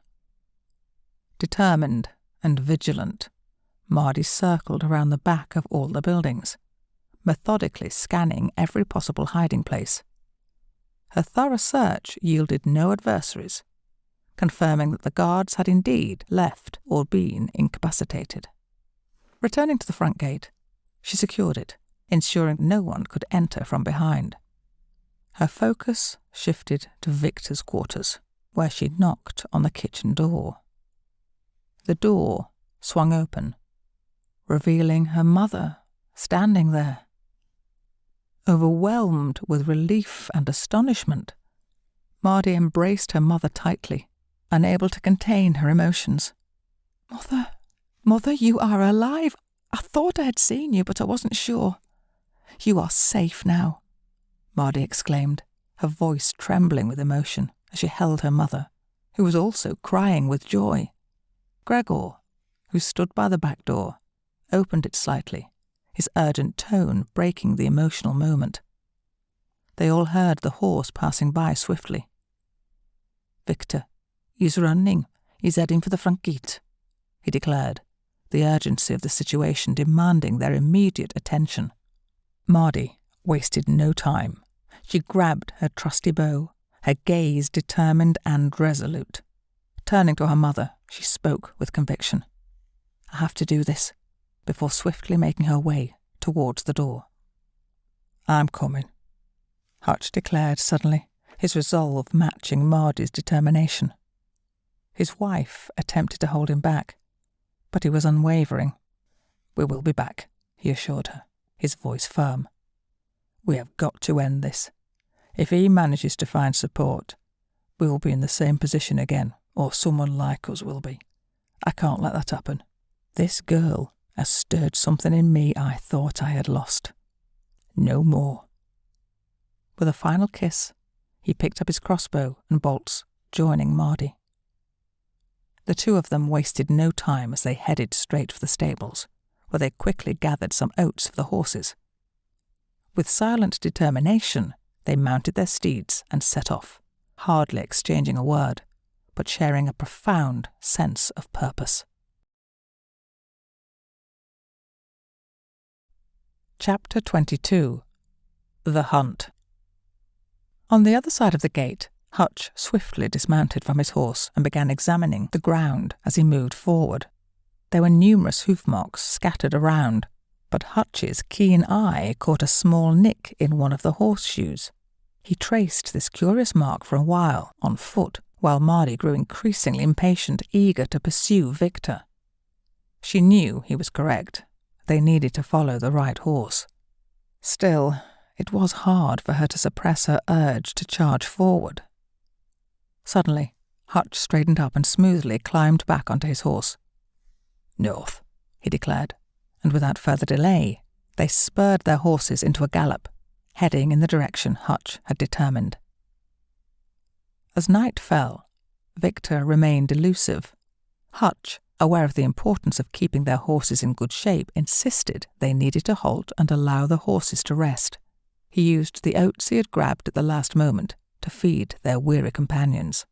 Meanwhile, Mardi took charge of building a peculiar fire on the riverbank. It was unlike any fire Hutch had ever seen. This fire emitted no visible flames from its tall chimney, nor did it produce any smoke. Instead, it roared like the wind rushing through a tunnel. With the fire established, she collected her bow and quiver.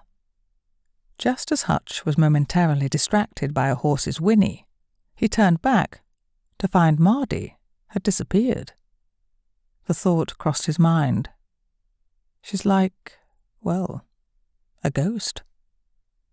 Hutch returned with a handful of mushrooms and other forest finds for their meal. However, upon his arrival, he noticed that Mardi hadn't returned yet. He decided to wash the gathered ingredients in the nearby river. But, as if by magic, when he turned back, Mardi was there, calmly dressing the first of 2 squirrels they had caught. Hutch prided himself on being aware of his surroundings, but Mardi's ability to approach silently and unnoticed left him in awe. He couldn't help but wonder. "I have to ask," he began, "how many times over the last few weeks were you watching us?" "A few," Mardi admitted.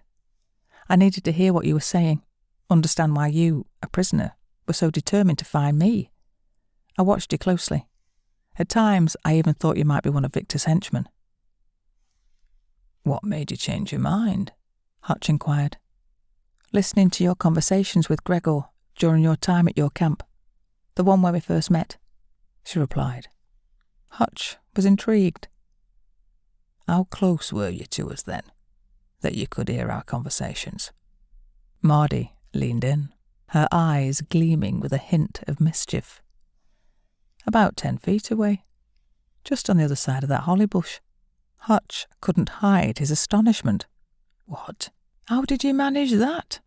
Mardi simply smiled. "I read some books and then practiced." Hutch chuckled, realizing he had much to learn from this remarkable girl. "I think I need to read those books." The following morning, when Hutch woke, Mardi was nowhere to be seen. He glanced at the horses, which were still tethered to the tree where he had left them. Knowing it was impossible to track Mardi, all he could do was wait. As he shifted his attention from a boiling pot about to be removed from the fire, he suddenly noticed her feet on the other side of the fire, causing him to jump. "He's about 7, maybe 8 miles ahead of us.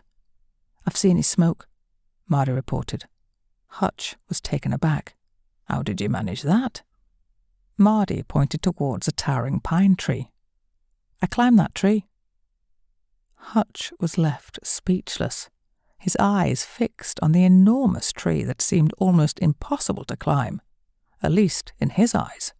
"It's time we got going," Mardi declared, as she started packing their belongings. She had already filled her flask with fresh water and was mounted on her horse before it even put the fire out. After a bit of preparation, Hutch was ready too. As soon as they hit the road, Mardi urged them to pick up the pace. Though their horses weren't the fastest, it was certainly quicker than walking. They rode all day, and as Hutch prepared to set up camp, Mardi disappeared once again. Hutch had grown accustomed to her vanishing acts, knowing there was nothing he could do but wait. However, this time, his worry grew as she failed to return. Eventually, sleep became his only option. Hutch was rudely awakened by the cold touch of a sword against his neck. Victor's voice was sharp and demanding, breaking the skin on Hutch's throat. "Where is he?" Victor's words were like ice as he pressed the sword beneath Hutch's chin, forcing him to stand. I don't know, Hutch replied, his voice quivering. Come out, or I will slit his throat, Victor threatened, his tone filled with menace. Suddenly, an arrow pierced Victor's elbow, causing him to drop his sword and release his grip on Hutch.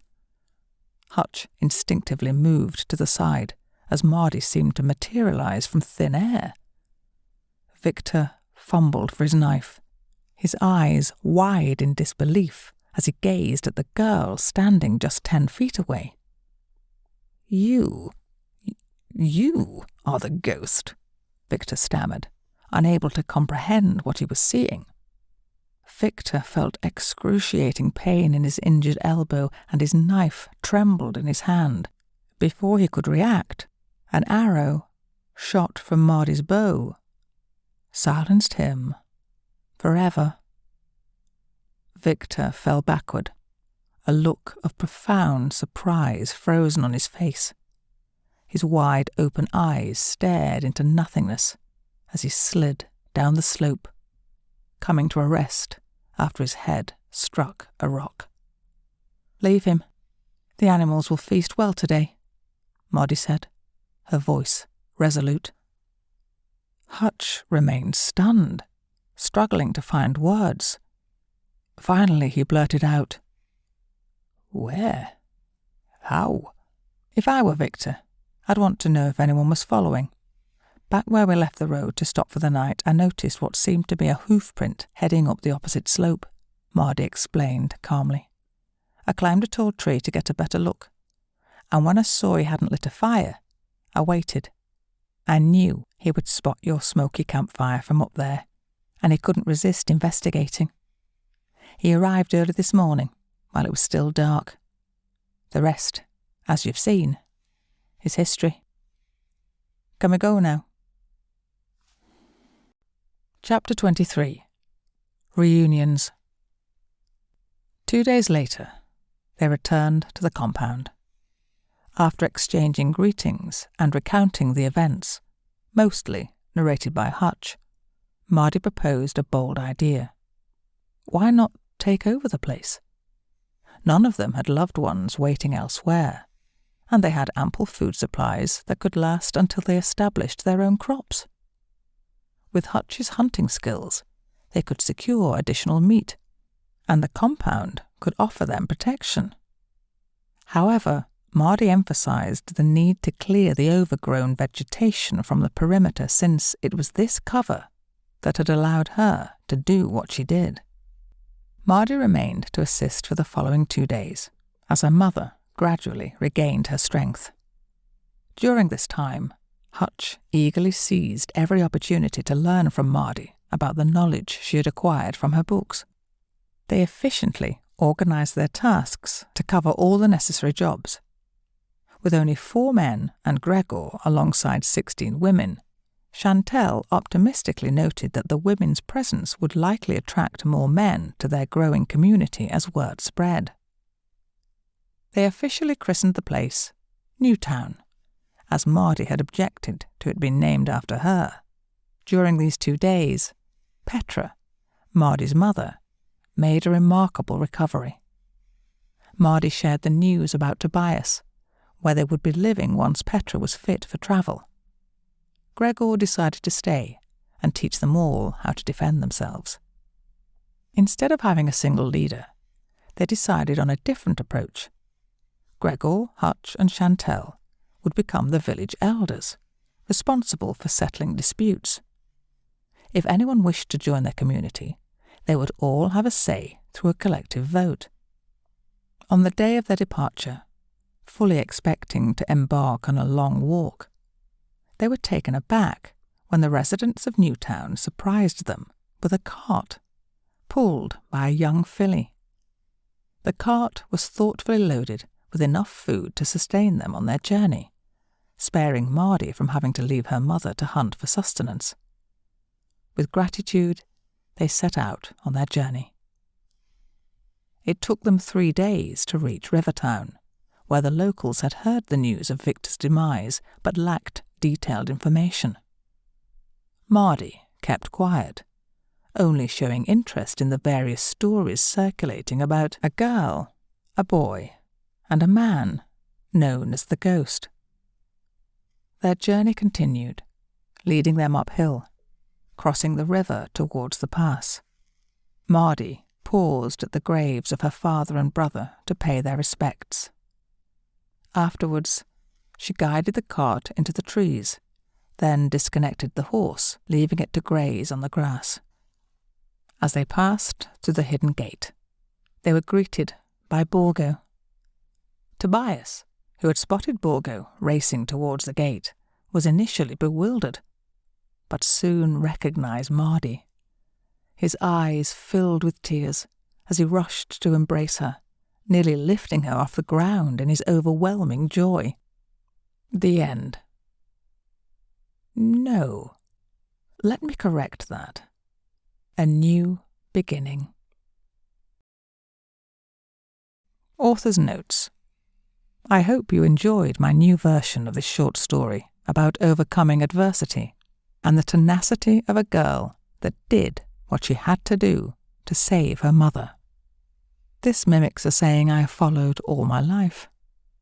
You can, if you think you can. By Barrel Coops. This has been Mardi's Revenge, written by Barrel Coops, narrated by Sarah Grauke. Copyright 2022-2024 by Barrel Coops. Production copyright by Barrel Coops. All rights reserved.